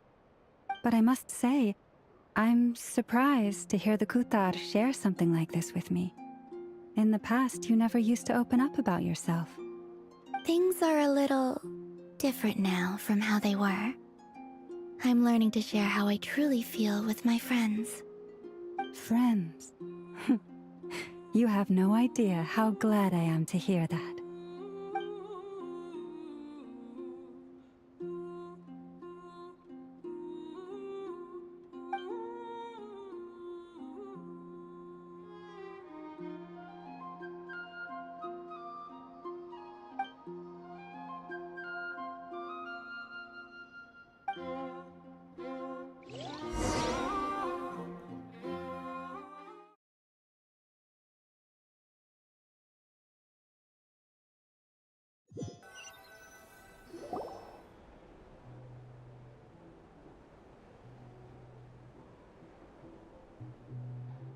Yay! You're awake!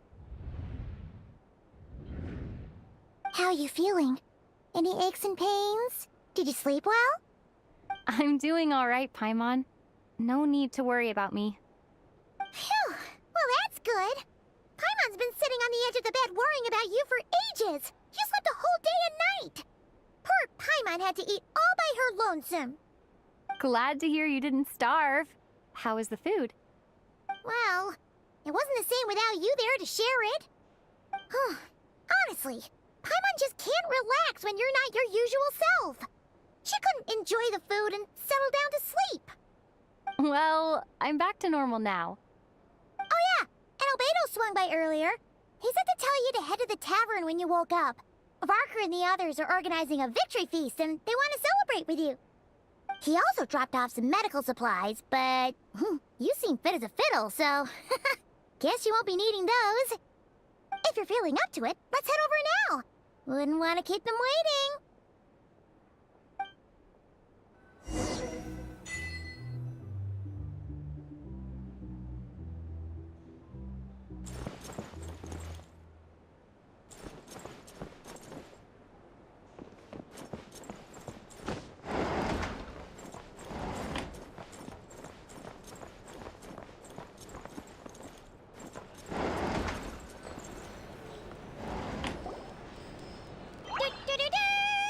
We're here!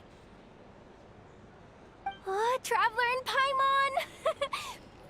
Perfect timing! We were literally just saying how there's no way we're holding this victory feast without you any longer, and we would have postponed it till tomorrow. How are you feeling today? Much better, thanks. Don't worry about me. Relieved to hear it. If that changes, just let me know. Happy to check you over at any time. Yep, we're here for you. Anything you need, just let us know. Oh wait, where's Nefer? How are her eyes doing? Nefer's right over there. I'm sure she'd love to catch up with you.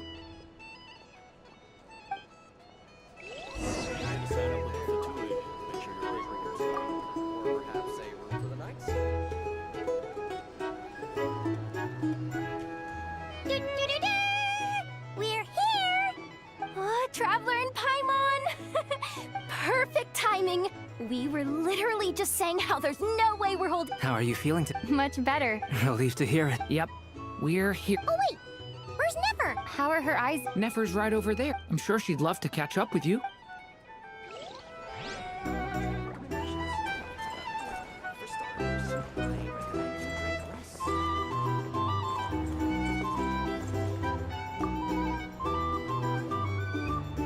I thought of 1,000 ways to congratulate you, but now you're here, words are failing me. The honorary knight stuns them speechless once again. Well said. The honorary knight showed us all how it's done. The other knights told me that Mondstadt was the first stop on your journey. All of us are truly delighted to count you as our friend. I'd like to thank you for supporting the Knights of Favonius, and also for helping us save Nodcry. Nonsense! Of course I'm gonna mention it. This is more than just business. It's a relationship. And there can be no relationship without showing gratitude where it's due.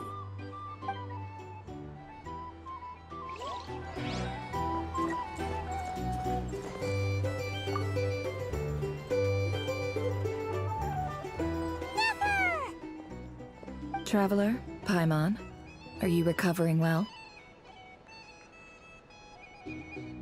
Turns out that moon chanter has some real talent after all. My eyes were mostly recovered after just a couple days' rest. I can actually open them again now. Yeah, but you gotta be careful. Lauma says not to strain your eyes while they're still healing. Yes, thank you. I'm well aware.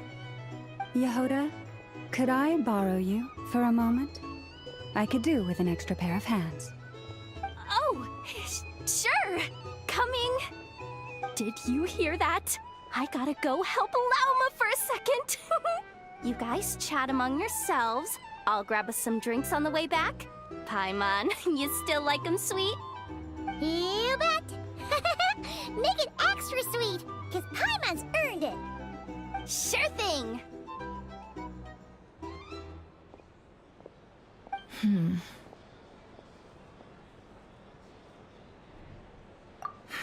The Raker of Solnari. Kind of a snake, don't you think? No, definitely a snake. A poisonous one who spewed his venomous hatred everywhere. Anyone who seeks revenge out of hatred for other people has become a snake. That's something my dad used to say. Perhaps. I'm sure it sounds like a very wise and open-hearted perspective to your ears. But me? I think hatred is a perfectly justifiable emotion. What else is left when everything you depended on in life gets stripped away? Something's gotta fuel that drive to keep on living.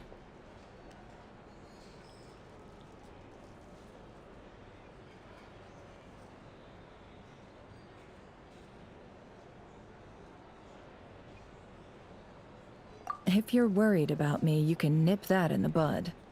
I'm not someone who gets stuck in the past. It's just... I suddenly feel like I was wrong to call my father a liar. He was just a fool. That's why the Academia turned their back on him, and why the other tribes ganged up on him. Oh, Father. How much better things could have been if you were a skilled liar. Look at the Ibis King. Thoth is a fiendishly cunning liar. And yet, strangely, he feels more like a father to me than my real dad ever was. He's never brought it up, but I'd bet he feels the same way. Why else would he give me the power to perceive the truth, while at the same time training me in the art of deception?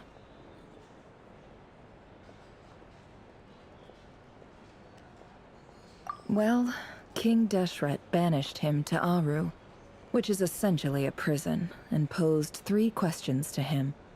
He promised that he'd have his freedom if he could find the answers. His response was to take on a physical form and approach me, hoping that I could become his envoy and search for one of the answers on his behalf. Did he really think I'd fall for that? He's stuck there. He can't make me return what he gave to me. So that's enough for you to decide he's nice, is it? He's a prisoner, and he was scared. So he decided to perform some good deeds to win people's approval. He lives in fear because he's a deceiver. How is Rerir any different? You can't work as a spy your whole life and expect a happy ending. It's preposterous. Yet I can't say I don't understand it. Liars live in the darkness of their own making, but it's still human nature to want to go on living. They say that a liar's soul is the most worthless thing in the world. What do you think?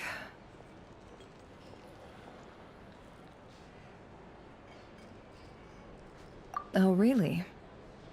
Well, it takes a very kind person to find compassion even for liars. If you ask me, the soul of a liar really is worth nothing, because all they care about is themselves. For example, when something good falls into my lap, I don't go sharing the news around. Stops other people trying to steal it from me.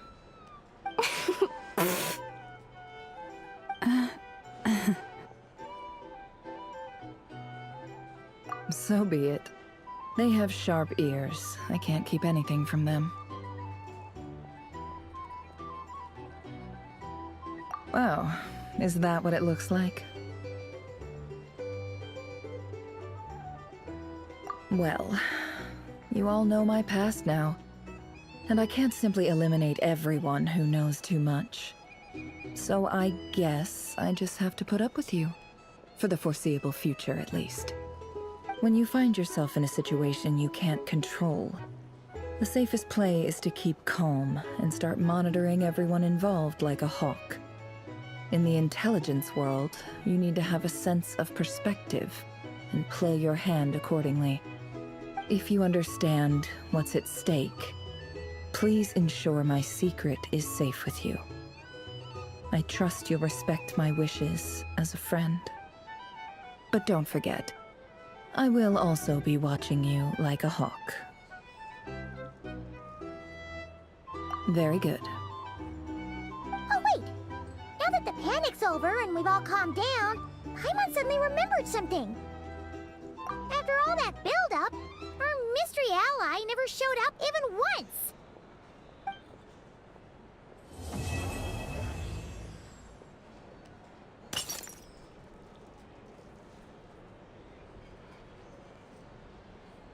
Huh? Am I imagining things?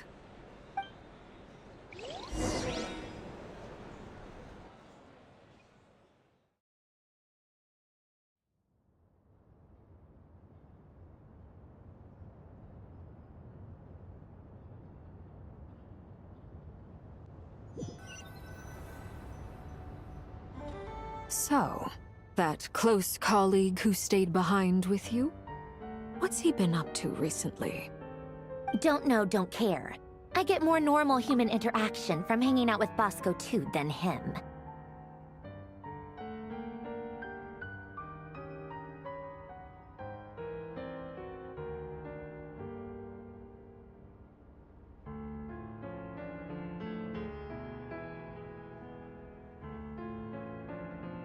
Although, now you mention it, he hasn't bothered me in a while.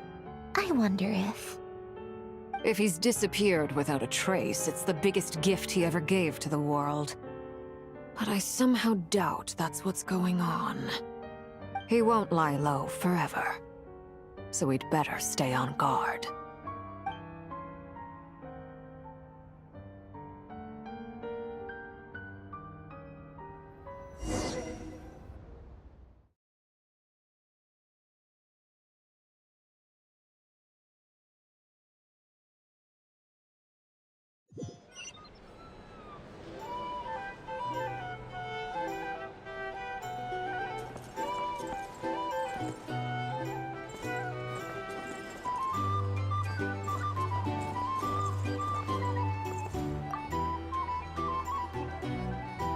How have you been holding up?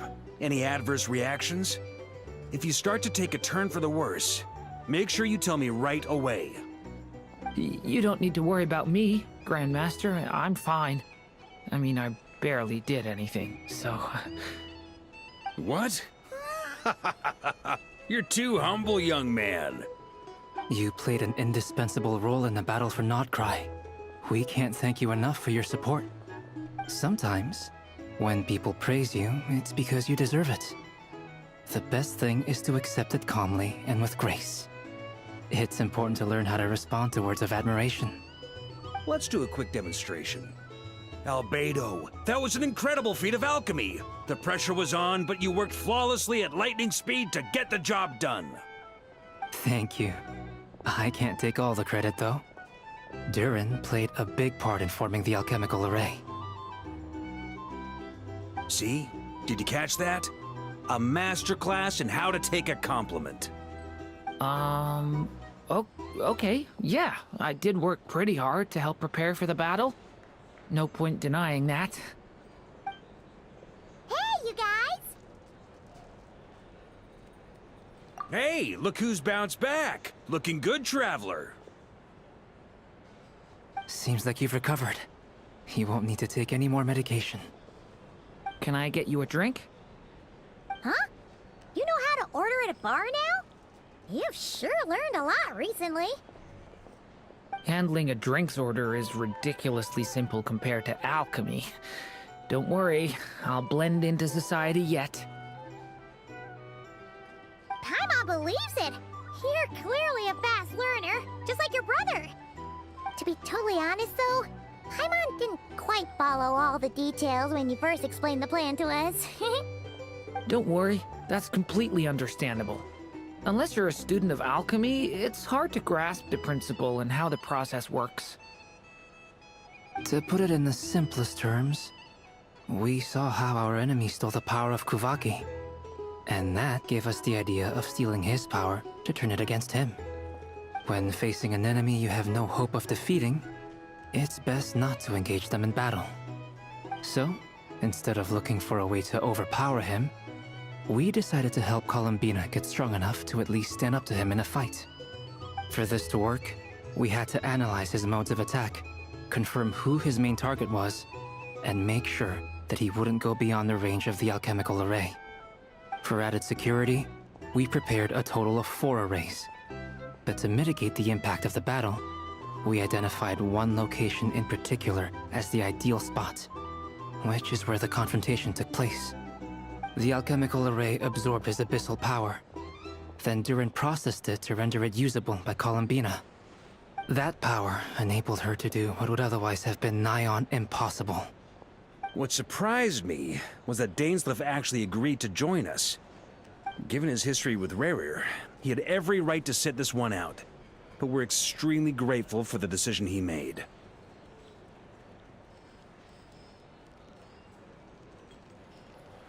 It must have been a painful choice to make. But I'm sure that making a decision was far better for him than staying in limbo.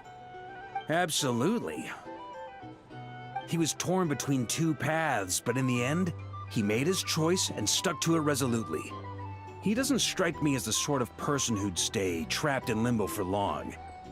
Anyway, however you cut it, everyone gave a stellar performance. And now, it's time to kick back and celebrate.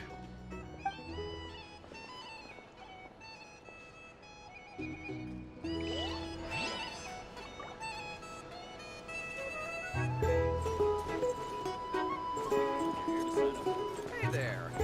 Looking for a drink or two? Or perhaps a room for the night?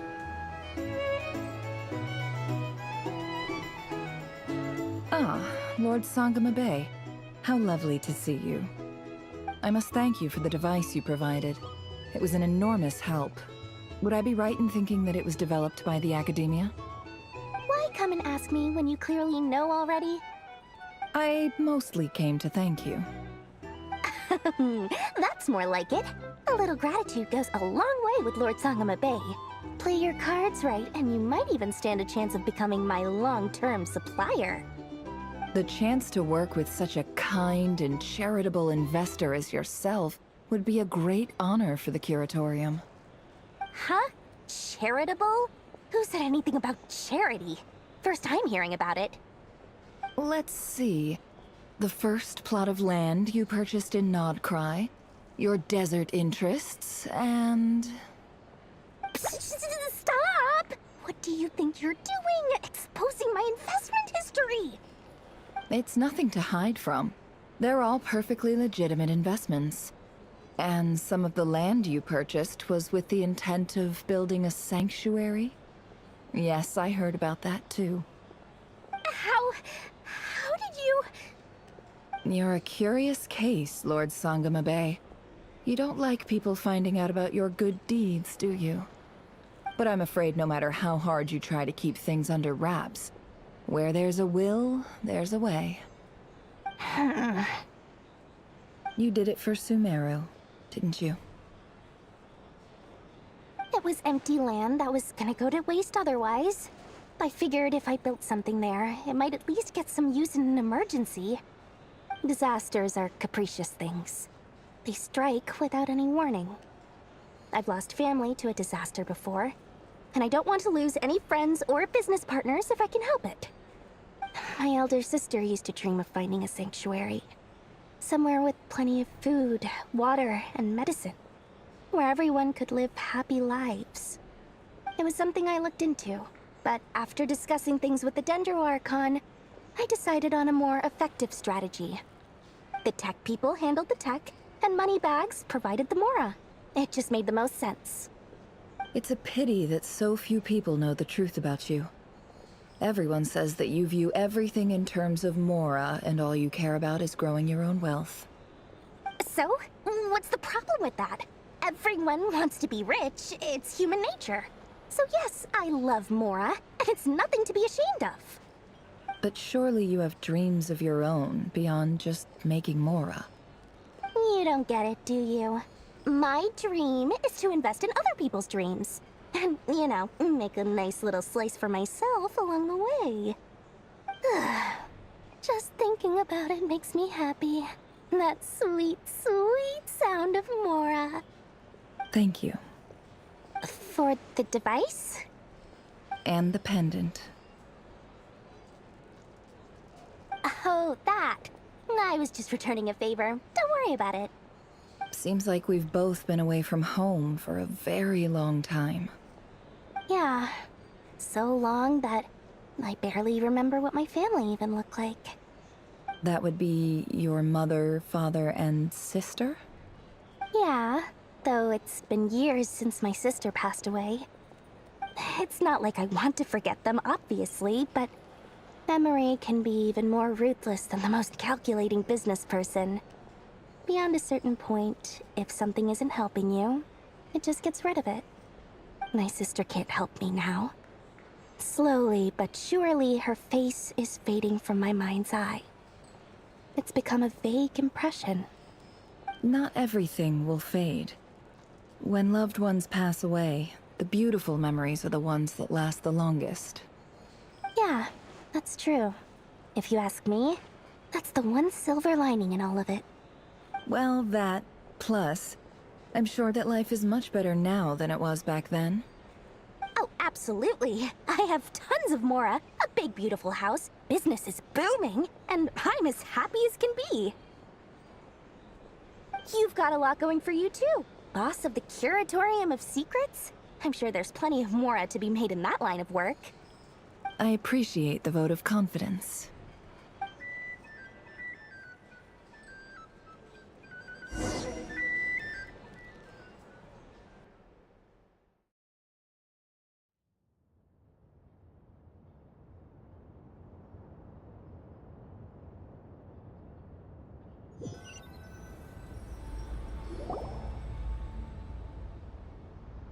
That's the only reason you're here. Yes. I've thought a lot about it. And I've realized that you, me, and Arlecchino should be friends. I think this is very important. So I felt I had to come and tell you. Well, this is a new one. I'm so moved. I can't even hold my teacup. If that's all, you can leave now. Do you not want to be friends with me? Or is it that you prefer being co-workers? What is this, Columbina? Are you deliberately testing my patience threshold? Right now, my politeness module is active. But if you say another word, I swear I'll shut it down. If your politeness module was active, wouldn't you say the word please at some point? Polonia, please see Lady Columbina to the door. Will you still invite me to your next tea party? What?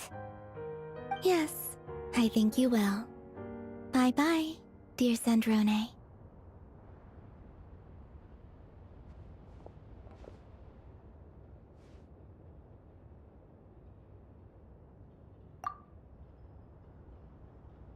Last time, the Wild Hunt escorted you out.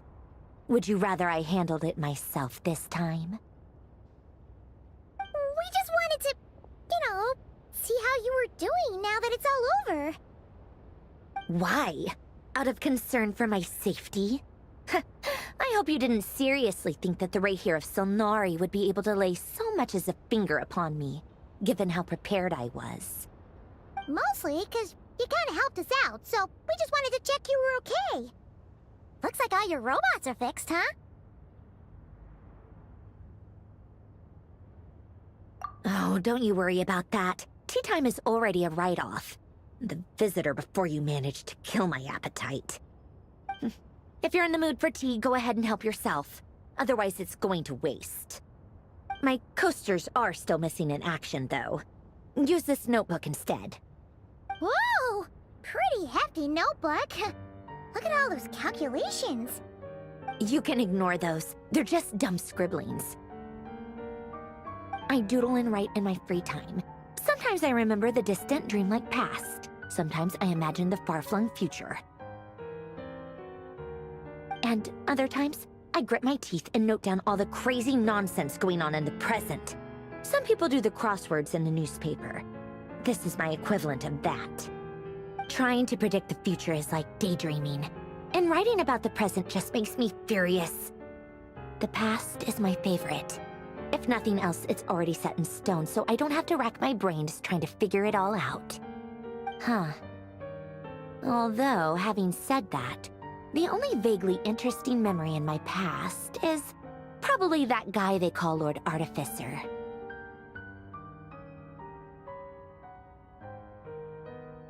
Who else? Pretty much all the mecha and Fontaine are his personal handiwork. Wait, are you saying you know him? Like, personally? As a friend? I mean, I guess we were friendly enough. Yep. In fact, I'm probably the only normal person left who knew him at all. We used to chat occasionally back when he was still around. Before he passed away, he asked me to destroy all his manuscripts. I honored his request, but I did read through everything first before destroying them. I mean, I couldn't let the genius of Lord Artificer Alain Guillotin disappear like that. Would have been such a waste. So, that's where the formulas in your notebook are from? I just told you. Those are my equivalent of crossword puzzles. They're just dumb formulas that I solve for fun when I'm bored. Alain's work was like epic poetry. The formulas in my notebook are just silly little riddles in comparison. Not that there's anything bad about them. I mean, at least, solving those riddles isn't going to hurt anyone. Except me, 'cause I lose a few brain cells in the process. Anyway, while we're on the topic, I might as well tell you about what happened to him and his friends. Alain Guillotin had two close buddies, René and Jacob. They spent their childhood years together in the Narzissenkreuz Institute. They were all quite competitive, so there was some rivalry between them, but it was a friendly rivalry. But beneath the friendship and the rivalry ran something deeper, a sense of nostalgia for the past. Unfortunately, childhood would end. The prophecy would come true, the apocalypse would arrive, and the future would never be. A mad dream that would normally only capture the minds of lunatics began to take root in their hearts. A dream of saving the world. And if René and Alain had been people of lesser wits, that dream would probably have ended up as something for them to joke about in their older years. But alas, they were some of the sharpest minds around. They nurtured that dream with the full power of their intellect, and it grew into something that ate away at their souls. The first of them to fall under its spell was René. Against Alain's wishes, he persisted in experimenting on a mutual friend of theirs to try and save their life. Alain did not approve and parted ways with René. It's complicated. Alain wanted to believe that René only did what he did for the sake of their friendship. But when he told me about what happened, I could tell he still had some suspicions about René's motives. Perhaps the seed that would grow into a nightmare had already sprouted in René's mind. Even then. The next time they met, René's soul had been completely engulfed by the dream of salvation. His futile attempt to change the tide of fate only resulted in a wave that swallowed up the world, even before the apocalypse came. And although that wave died down eventually, I hear that it just recently came back with a vengeance. As I understand, René wanted to live out his dream of salvation once more. But I'm told that the attempted resurgence finally died out for good. At long last, Renee awoke from his deluded dream. Though of course by then it was far too late. What do you think of Renee? Do you admire his transcendent genius? His view that any price was worth paying to achieve the lofty goal of saving the world? Or do you despise him? Dismiss him as an evil madman who wrought havoc on the lives of everyone around him as he pursued his delusional dream? Same difference, really.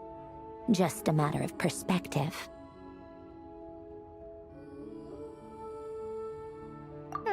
What a cop-out. But I suspect you'd have a more incisive and insightful answer if we dug into it further. I don't like fanatics who give up their whole lives for their ideology. Nor do I like fools who let their delusions take control. Maybe I could understand if Renee had just been an ordinary person. But he had a sage-like intellect. And still managed to get himself lost in the labyrinth of his own desires. Anyway, that's enough about Renee. Now, moving on to Alain Guillotin, the Lord Artificer. He managed to put a stop to the first storm whipped up by Renee. But after that, Alain lost his friends and family. To his credit, I suppose, the loss of his family and friends was purely a tragic accident. It's not like Alain sacrificed them for his cause or anything. After that, the only thing supporting his work was the same dream that had dragged his closest friend down to the abyss. But although the desire to save Fontaine drove him to found the Fontaine Research Institute, Alain continued to reject any form of transcendental knowledge or power. He was suspicious and fearful of it, having seen the way it had affected his closest friend. I think that formulas and machines derived solely from human intellect were the only thing that gave him a sense of spiritual comfort. Yet Alain's intellect was simply too great. It barely left him space to breathe in his lifetime. Once he realized that the end of his life was approaching, he finally accepted the truth. The Nazissenkreuz Institute needed someone, and a human being, to see its story through to the end. He quit working on his formulas, trading them in for the fairy tales that had played such a formative role in his childhood, but which he barely touched in his adult life. He told me that the director of the Nazissenkreuz Institute used to read those fairy tales to the children as bedtime stories. Apparently, they worked wonders at sending kids off to sleep. I think that all he wanted at that time in his life was to be able to sleep deeply without being plagued by depression. By that point, nothing else really mattered. At the very end, he laid down to rest in the ruins of the former Nazissenkreuz Institute orphanage, while the Fontaine Research Institute he had founded continued tirelessly with its work. Many years after that, tensions over competing dreams would once again cause a rift, this time between members of the Fontaine Research Institute. But the actions of those fools had nothing at all to do with Alain. And that is the story of two people from the Nazissenkreuz Institute who both wanted to save the world. One went all in on his fantasy of salvation without ever looking back, and ended up calmly sinking to the bottom of the deepest sea. The other sought desperately to burn bright in his life, even though he wasn't sure where he was going.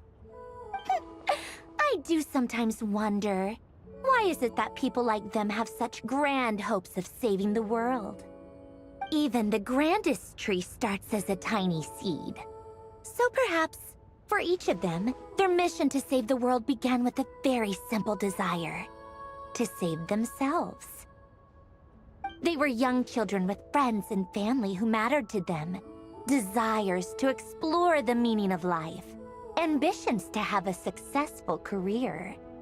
They didn't want to see all of that taken away in one fell swoop. Or maybe they just wanted to find something to anchor themselves within the chaos, to stop them getting quietly swept away by the storms of life. But instead, the search for their own salvation took them down the rocky road laid out by fate. think the desire to save oneself is enough of a justification to try and save the world.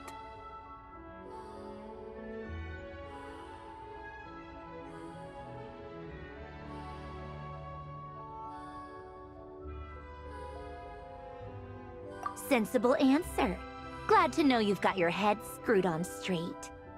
Alain would disagree, though. I asked him the same question back when he was in his prime, putting all of his energy into his work. Yes, it's enough. No elaboration, just a quick, short answer before getting right back to his work. He was always that way. All right, tea time's over. I owe Arlecchino a favor for telling me these stories. I'll have to bring a whole sack of gifts the next time I visit the House of the Hearth. I'm gonna go tinker with Polonia now. You guys can do whatever you want, as long as it doesn't involve interrupting me.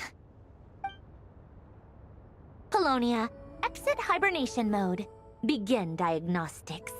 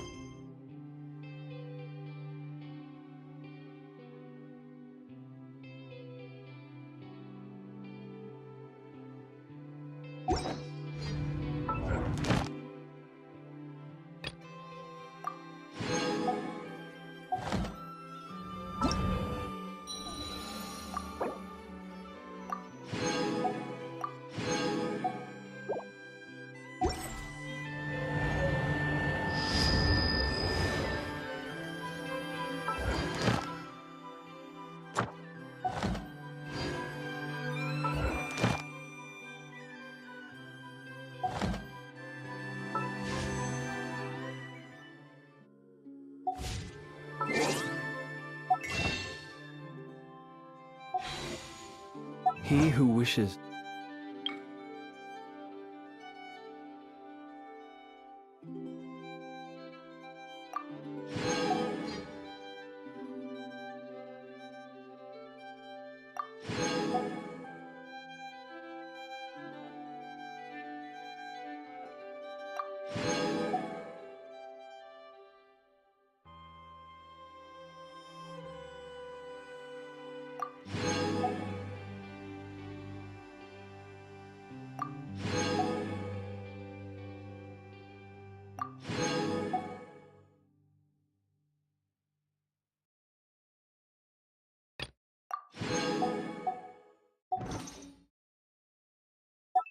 Peer into...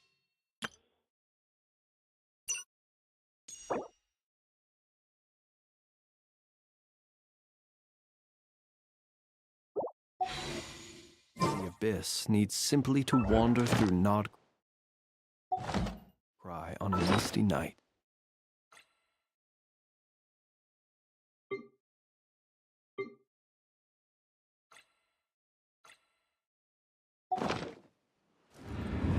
The march of the wild hunt will be short.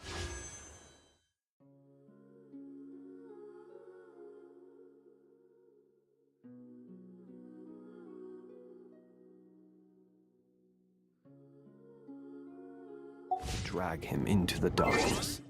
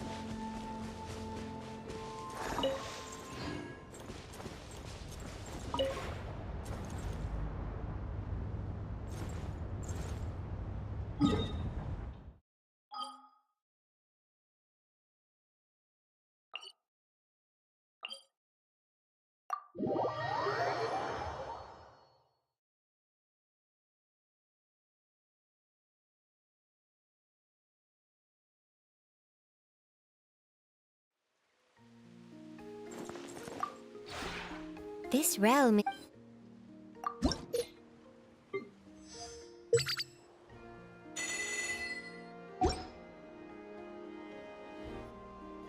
If you ever have...